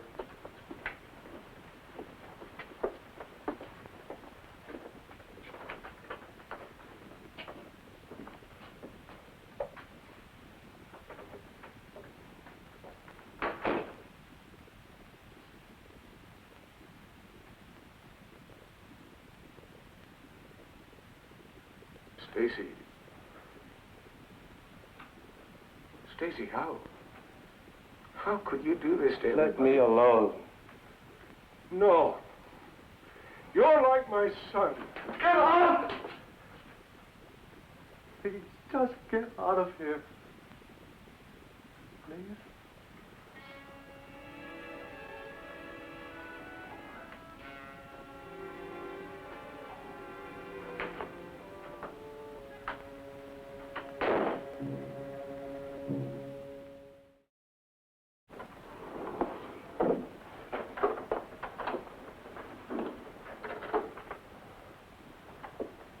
I guess I'm naive, but I've never had anything like this happen in all the years I've worked with kids. It's not your fault, Al. It's a disease of the times. Lawrence, how will the State Senate Committee handle this, do you think? Oh, I imagine they'll subpoena Stacy and try to get him to name names. If he does, they'll turn everything over to the district attorney, who will ask for indictments. I see. Lawrence, I'd like to ask you a favor. You want me to appear at the hearings? I'd be very grateful if you would. I would want you to disassociate Rockford as much as possible from scandal. This could become an ugly thing. I'm not quite sure how to go about defending a university at a hearing. Well, I don't think that would be too difficult. I think what my father means is that maybe the university is just as responsible for the scandal as Stacy Phillips is. I'm sorry, I didn't mean to interrupt. No, go ahead. I don't mean to be disrespectful, Dean, but it does seem that when a university makes as much money as Rockford does off amateur athletics, then something's wrong. I don't want to get involved in a philosophical discussion of the financial problems of higher education, Ken. That money pays for things this college can't do without. Like a brand new stadium? Dean, the locker rooms in that place are nicer than the homes of a quarter of the people in this country. It also paid for a new library. It pays for scholarships. And it pays the salaries of some of our professors. Yes, Dean, but you get it at the expense of the athletes who earn it. Your basketball court is full of teenage kids who don't even have the right to be lousy. If they have 2 losing seasons in a row, their coach is fired. I'm not pleased with the idea of being supported by athletes, but it happens to be one of the hard facts of life in a small college. Don't you think the college has a responsibility to Stacy? Lawrence. Well, don't you? Maybe. But it has more responsibility to the 2,000 other students who haven't taken bribes. Dean, they're not under the same pressures that a boy like Stacy Phillips faces. First of all, he probably came here to play basketball, not to educate himself. Well, that's very possible. But if it's true, it's one thing I would not be proud of. Then why can't it be stopped? Well, Dean, it's the colleges who are at fault. No, you're making a marketplace out of every high school gym in the country. You compete with other colleges for high school stars like they were prizes in a raffle. No, you convince them that your campus is pretty, that your courses are easy. You offer them deals to come here. You're making good jump shots more valuable than good marks. Now, what do you expect these kids to think? You're giving them an education in exchange for the use of their bodies because you make money out of them. Well, I grant you that all these things are true. But this boy committed an immoral and criminal act. Now, do you want me to condone that? No. He's just trying to show you why it happens once in a while. Money has become more important than honor. And the colleges and universities have to face their responsibilities along with all the rest of us. I'm glad you included yourself, Lawrence. You come here for homecoming week every year, and you yell your head off at the basketball game. If we didn't have a fine team, you might not even come. Isn't that true? Yes, I guess you might be right. Multiply you by thousands of alumni. In order to provide the best educational facilities I know how, I have to keep them happy. If I succeed, they may leave Rockford some of their money. And do you know what makes the majority of them happy? Great course in humanities, No, sir. A winning basketball team. The alumni are helping to perpetuate the very evil they're going to scream bloody murder about when these hearings start. Now, will you help me, Lawrence? Well, I think it's a good thing we got that off our collective chest. Yes, we'll see what we can do to help you. And Stacy. Thank you.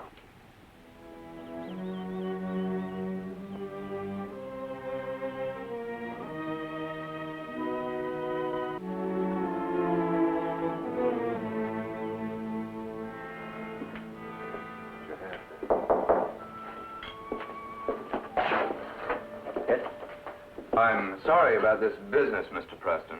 It's a heck of a way for you to start homecoming week. I can think of better. I hope you'll be comfortable. You're Al Wilkinson's son, aren't you? Yes, sir. He's very upset by all this. Yes, he is. My father takes his basketball very seriously. His team's as important to him as his family, I guess. And Stacy was very special. How do you feel about it? I don't know yet.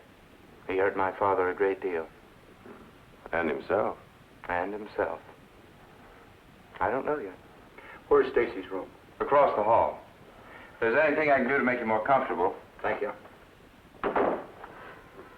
Let's go talk to Stacy now.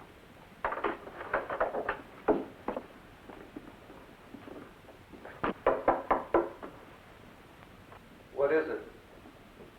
We'd like to talk to you, Stacy. Who are you? My name is Ken Preston. Look, I don't want to see anybody right now. I'm sorry.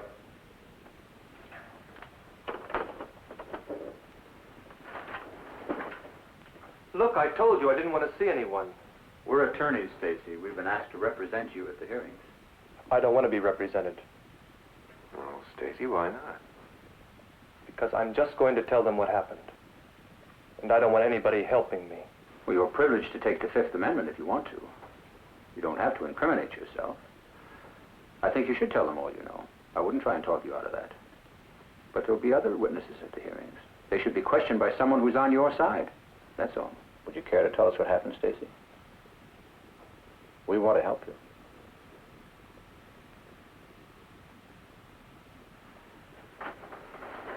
Who did you do business with? A man named Vince Fargo. Is he local? That's right. Did he approach you? Yes. Why did you agree to shave points? I needed the money. Why? I just needed it. Was it a girl?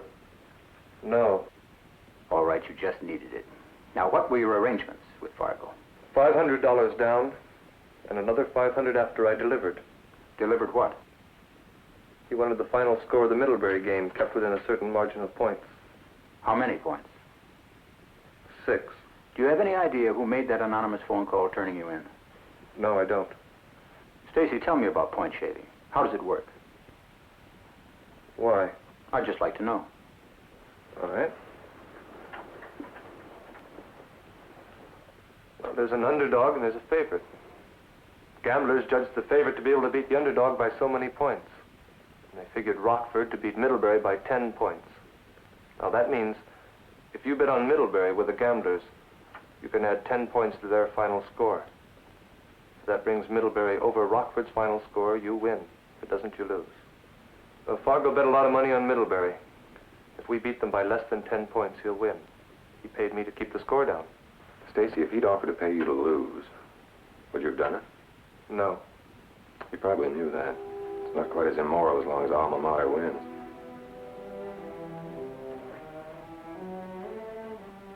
All right, Stacy, we'll be seeing you. Mr. Preston, what you must think of me. I don't think anything one way or the other. My job is to help you, that's all. I gave up being judge and jury a long time ago.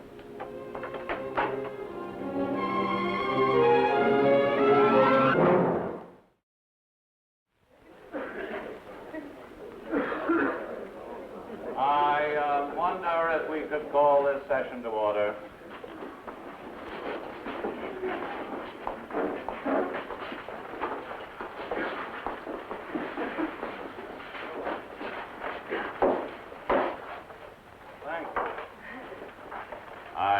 resume now. We have a lot of work to do.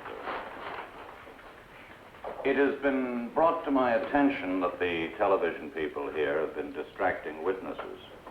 I understand your eagerness, gentlemen, to provide the most competent coverage possible, but you'll have to concede that from time to time it may be necessary to photograph the backs of heads. The American public, I assume, does understand that witnesses do have backs to their heads, and they'll probably bear with you. Thank you, gentlemen. Now, let's continue. Mr. Garvin, you haven't finished with the previous witness, have you? No, sir. Mr. James Wilkinson, will you resume your seat at the witness table, please?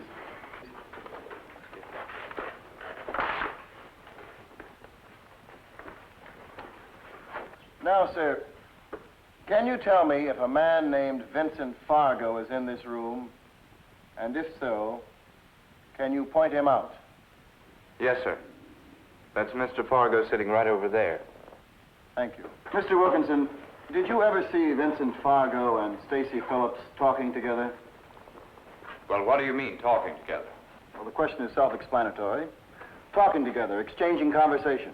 Yes? How many times? I don't know. Well, you think about it. We'll be in session for the next 8 weeks. 2 or 3 times, I guess. Do you remember where you saw them talking together? At basketball games? I have no further questions. Senator Dobbs, with the committee's permission, I would like to question the witness in behalf of Mr. Fargo. The chair recognizes Mr. Graham. Sir, when you observed Mr. Fargo and Stacy Phillips talking together, were there always other people around? Yes. What were they doing? Congratulating Stacy, usually. In other words, when you saw Vincent Fargo speak to Stacy, it was always in a group of well-wishers offering congratulations on the game he played. Yes. I have no further questions. Mr. Preston, do you wish to examine the witness? Yes, thank you, Senator. Jim, how long have you known Stacy Phillips? About 3 years. Would you say that you're good friends? Yes, sir. Could you tell us whether or not he is well fixed financially? No, sir. Or would you say that he's poor? He's always broke, if that's what you mean. Would you say that might make him good prey for a clever gambler interested in shaving points? I object, Mr. Chairman. Why would you want to do that, Mr. Graham? This is not a trial. I don't like the inference that Mr. Preston is making. He hasn't mentioned any names. I guarantee you he's about to. Proceed, Mr. Preston. Do you know Vincent Fargo You see, personally? I told you he'd link Mr. Fargo's name to gambling and point shaving. I defy anyone to prove that he's ever done any of it. Mr. Graham. Look, he knows perfectly well that the witness has never met Mr. Fargo. It's just a way of bringing in the name. Mr. Graham, I'd appreciate it if you'd sit down. Now, let's see if what you say is true. Mr. Wilkinson, have you ever met Vincent Fargo? Yes, sir. When and where did you meet? About a month ago at my home. It was the night of my sister's wedding. What was he doing at your home? He had a wedding gift for my sister. He said he'd drop by to give it to her. Had he been invited to the wedding? No, we didn't even know him. What happened then? Well, actually, it was an embarrassing scene. The party was on the lawn, and I walked into the house for a minute. My father and Mr. Fargo were in the living room alone. And as I walked in, I heard my father ordering Mr. Fargo and his present out of the house. Ordering him out? I'm being polite. My father was throwing him out. I refuse to answer on the grounds that it might tend to incriminate me. Mr. Fargo, are you connected with a large gambling syndicate? I refuse to answer on the grounds that it might tend to incriminate me. Sir, have you ever been arrested? I refuse to answer on the grounds that it might tend to incriminate me. Well, I have your records here. Do you want me to read it? My client has been arrested twice previously. For bookmaking, is that correct, Mr. Fargo? The last time was over 5 years ago. For bookmaking, yes or no? Yes. Mr. Fargo, do you know Stacy Phillips? I've watched him play. I've congratulated him, slapped him on the back, that's all. Did you at any time approach him and make a contact to offer him $500? I did not. You did not pick up Mr. Phillips in your car on Monday night, March 4th, and hand him an envelope containing $500? I did not. May I remind you, Mr. Fargo, that you are under oath? You don't have to remind me about that. I didn't take the Fifth Amendment on this question, did I? I didn't meet with Stacy Phillips that night or any other night. I didn't pay him any money for any reason. I don't operate that way, period. I have no further questions. Mr. Chairman, before we proceed any further, I'd like to clear up an essential point. All right, go ahead. Mr. Fargo, where were you on the night of Monday, March 4th, between the hours of 7 and midnight? I was home. My wife and I played cards and watched television. Was there anyone else home? Yes, sir. The maid. And you didn't leave the house at any time, is that correct? Yes, sir. For the record, Mrs. Marion Fargo and the maid, Miss Dorothy Rubicek, are both prepared to corroborate Mr. Fargo's testimony on this point under oath. Mr. Preston, you may proceed. Thank you, Mr. Chairman. How do you do, Mr. Fargo? Hello. Do you bet on basketball games? Sure. Why not? How much? $5. $10 once in a while. Whom do you bet with? Friends. Did you bet on the Rockford-Middlebury game? I don't remember that. I might have. I can't remember little details like that. Something in the neighborhood of $20,000? I don't remember. Well, that might be considered one of the most monumental lapses of memory of all times, Mr. Fargo. Mr. Chairman, may I say on behalf of Mr. Fargo that this is one of the most outrageous... Just one moment, Mr. Graham. All Mr. Fargo has to do is to answer the question yes or no. Nothing very difficult about that, is there? If he did not bet thousands of dollars on that game, let him say so. Mr. Fargo?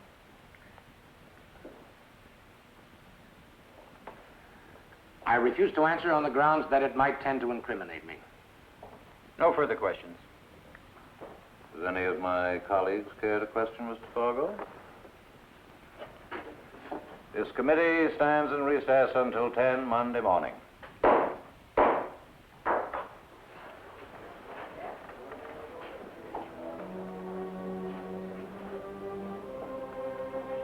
Will you make a statement to the press, Mr. Fargo? Have you anything further to say, Mr. Fargo?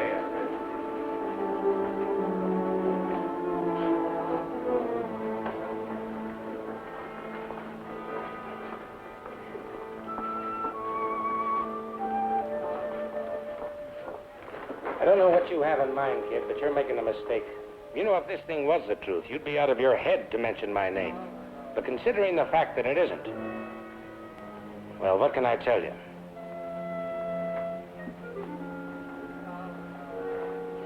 Is it the truth, Stacy? Yes. Why do you have to ask me that now? I always keep asking. These things have a habit of changing as they go along. Mr. Fargo is in an understandable sweat, you know. He can do 1 to 10 years for offering a bribe, whereas you can only do 1 to 5 for taking it. I'm sure his sense of fair play is injured by that. Stacy, is there anything you haven't told us? No. I have to go now. Okay. We'll see you in the morning. Stacy. Stacy, don't try and push past. I have to catch a bus. All right. I just want to talk to you for a second. Please. Stacy, we've been close for a long time. You know, sometimes you don't realize how much a man like that feels for the boys he works with. I suppose it's almost like a father having 12 new sons every year. Dad, you know there's something strange about this whole thing. I believe Fargo. So did I.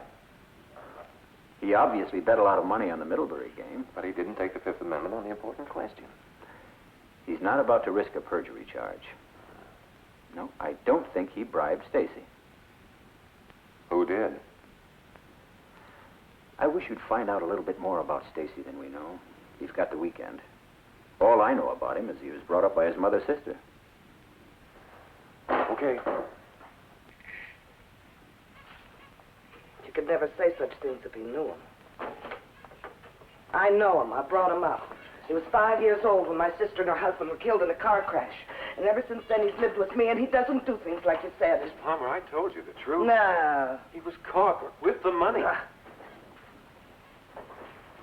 Miss Palmer, I'm sorry, but I have to find You know, I some never reason. had much luck. Jobs, men, always fell on my face. But I was lucky with Stacy. I did a job on him, I'm telling you that. Broke my back to make him decent. And he is decent, I don't care what you say. Miss Palmer, I know He that. was a lovely boy. He's going to be a wonderful man.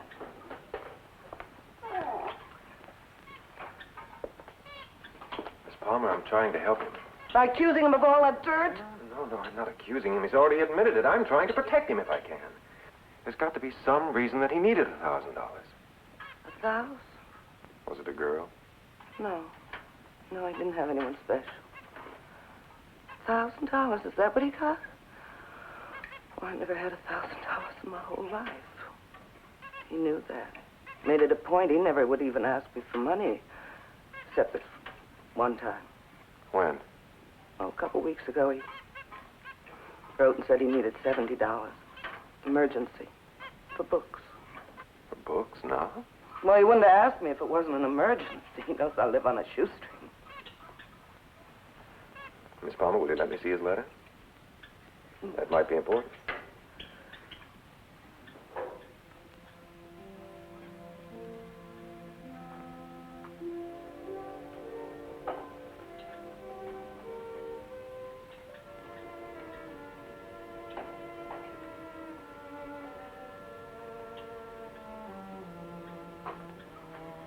Dear gorgeous, that's what he always calls me in letters.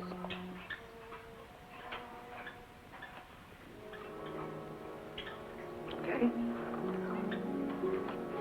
Miss Palmer, I think maybe you better give me a list of his friends in the neighborhood. What's going to happen to him? We don't know yet. He's all I've got. Well, I guess I haven't even got him, really. He's in college, and probably he's got to go in the army and everything. It was wonderful when he was little. I don't really feel old enough to be alone yet. There I am. You don't really think he did this, do you? I don't know. Remember the old song, Life is Just a Bowl of Cherries? Well, it isn't. I'll get you the names. His friends.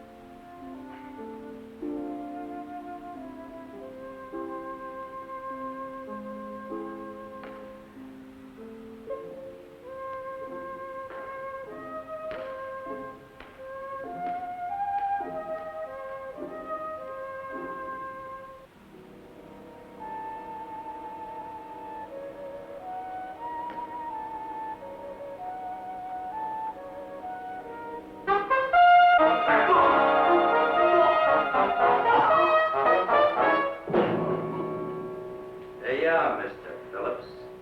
No fuss, no bother, no marks. And lots more to come if you don't behave.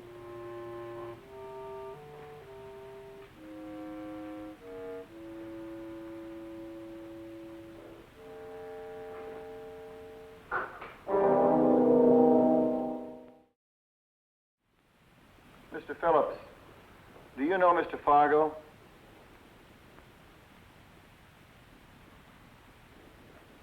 Mr. Phillips, do you know Mr. Fargo? Do you feel all right? Yes, sir. Then would you mind answering the question for us? Yes, sir, I know him. When did you first meet Mr. Fargo? About the second week of the term, he stopped me in the street downtown and introduced himself.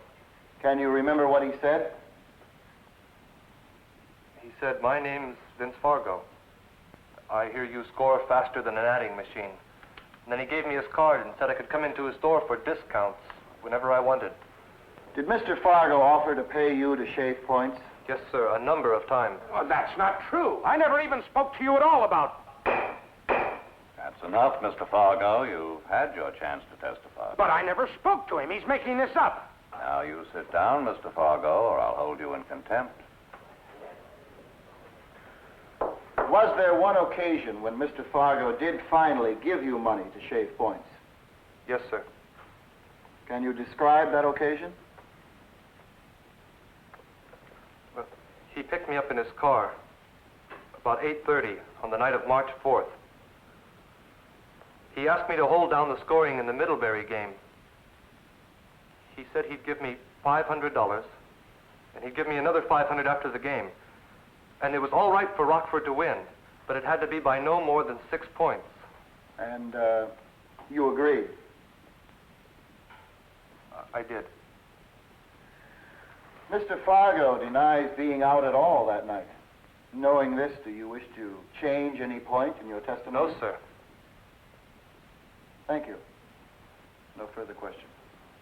Mr. Graham, I imagine you want to question the witness. Mr. Chairman, this witness has perjured himself, and there's nothing very much I can do about it. Mr. Fargo's testimony is in the record, and we'll stand on that. But I would like to say that never in my years as an attorney have I... Mr. Graham, I gather that you do not wish to cross-examine?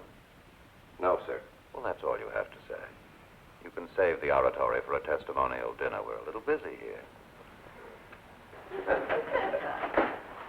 Mr. Preston, are you ready to examine a witness?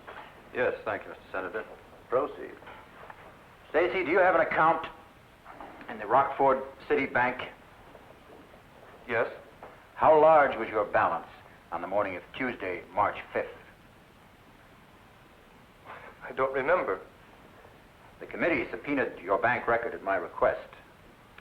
You had a balance of $62.50. However, before the day was over, you withdrew $60. What did you do with the money, Stacy? I spent it. On what? Books and clothes. On the morning after you received the $500 payoff?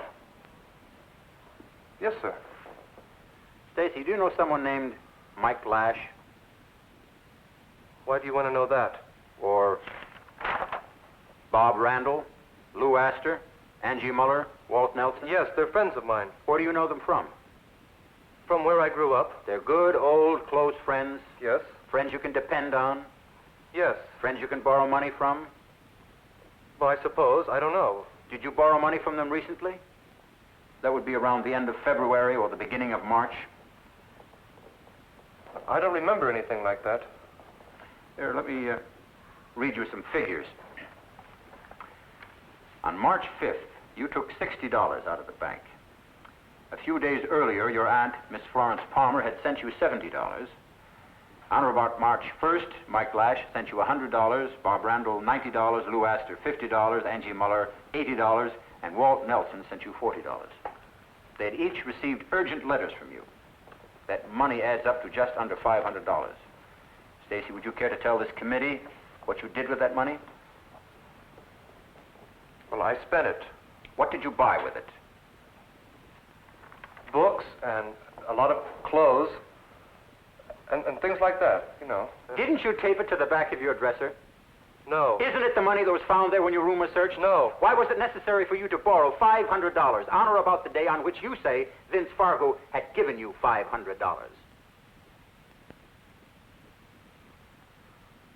Isn't it true that Mr. Fargo never approached you to shave points at all? No. Isn't it true that you're attempting to hide the guilt of someone else? No. Isn't it true that the anonymous phone call to Senator Dobbs was made by you? No. All right. I have no more questions at this time. Mr. Senator, I beg the privilege to call a witness of my own. Wish I knew what you were trying to prove, Mr. Preston. The minds of lawyers work in devious ways, Mr. Senator. All right, this is very irregular, but never let it be said that the members of my committee are either conformist or narrow-minded. Call your witness. Thank you. Call Alfred Wilkinson.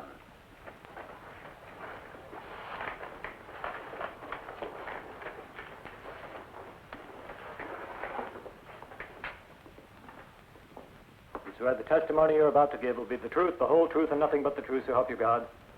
Yes, I do. Please be seated.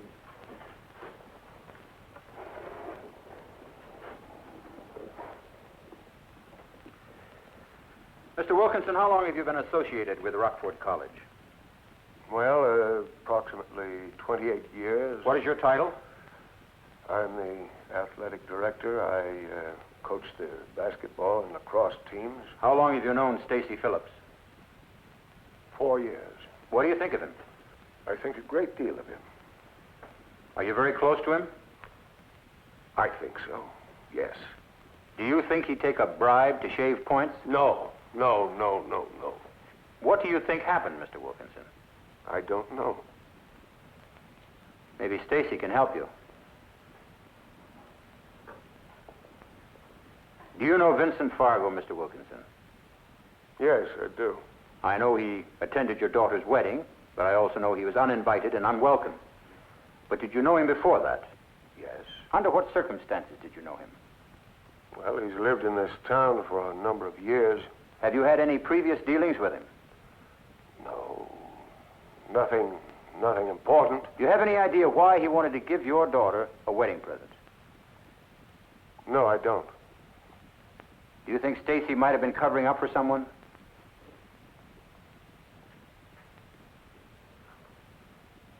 I don't know. If he was, who do you think it would be?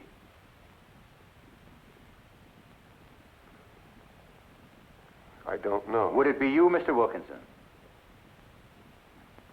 I'll ask you again. Have you had any personal dealings with Mr. Fargo? Yes, I have. He's loaned me money. That's not true. Over the past year, he's loaned me $3,500. I never loaned you a penny. You don't owe me anything. Mr. Graham, would you please sit your client down? He's out of order. Mr. Wilkinson, I wish you'd clear this all up for us. Mr. Wilkinson, why did you borrow money from Mr. Fargo? I had debts that I couldn't meet. I make $6,800 a year. I needed it. Were you able to pay it back when he wanted it? No. And did he make certain demands on you then? Yes, he did. What were they? He asked me to hold down scoring on certain games. How? By substituting wrong players at crucial moments. And did you agree to this? Yes, I did. Well, I want this room quiet. Go ahead, sir. Did you agree to Mr. Fargo's demands at your daughter's wedding? Yes. He selected an excellent time to make those demands, didn't he? By appearing at your daughter's wedding, he served notice on you that nothing was going to stop him. I resent these brilliant comments on my client's behavior. What does Mr. Preston think this is? A course in Psychology 1? Mr. Graham, by standing up and raising your voice, you indicate to us that you probably flunked Psychology 1. Would you mind sitting down? When your son found you ordering Mr. Fargo out of the house during the wedding party, was that scene actually staged by you and Mr. Fargo? Yes, it was. After you had agreed to cooperate with Mr. Fargo? Yes. And did you actually hold down any scores for Mr. Fargo? No, I did not. Why was that? After our agreement, the first game was with Middlebury. And the day before the game, this whole scandal broke. And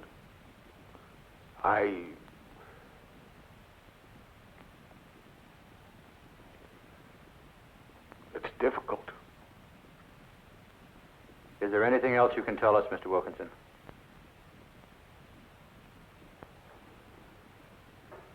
For the record, the witness answered in the negative. Was Stacy at your daughter's wedding? Yes, he was.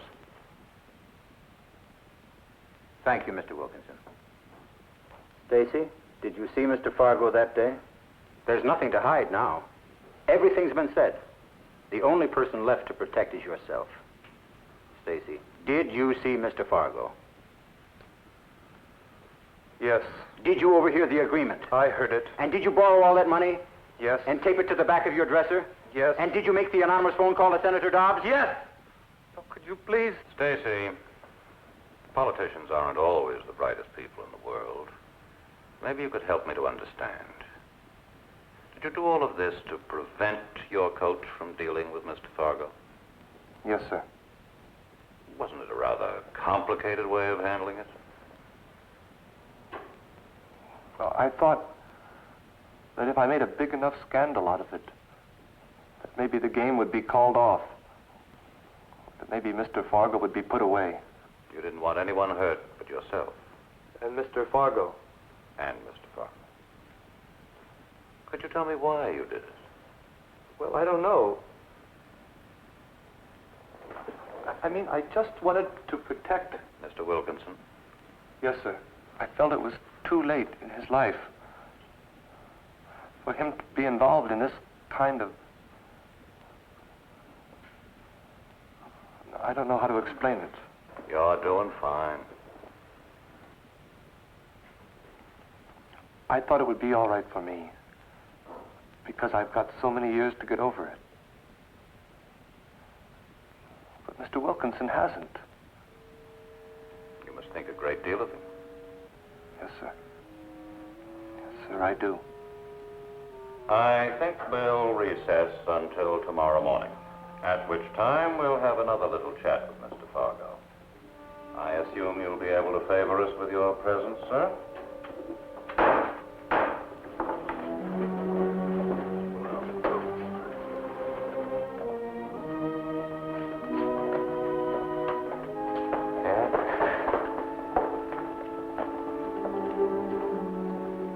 Stacy. Thanks. Thank you, Lawrence. I hope you won't be too hard on Stacy. I don't know.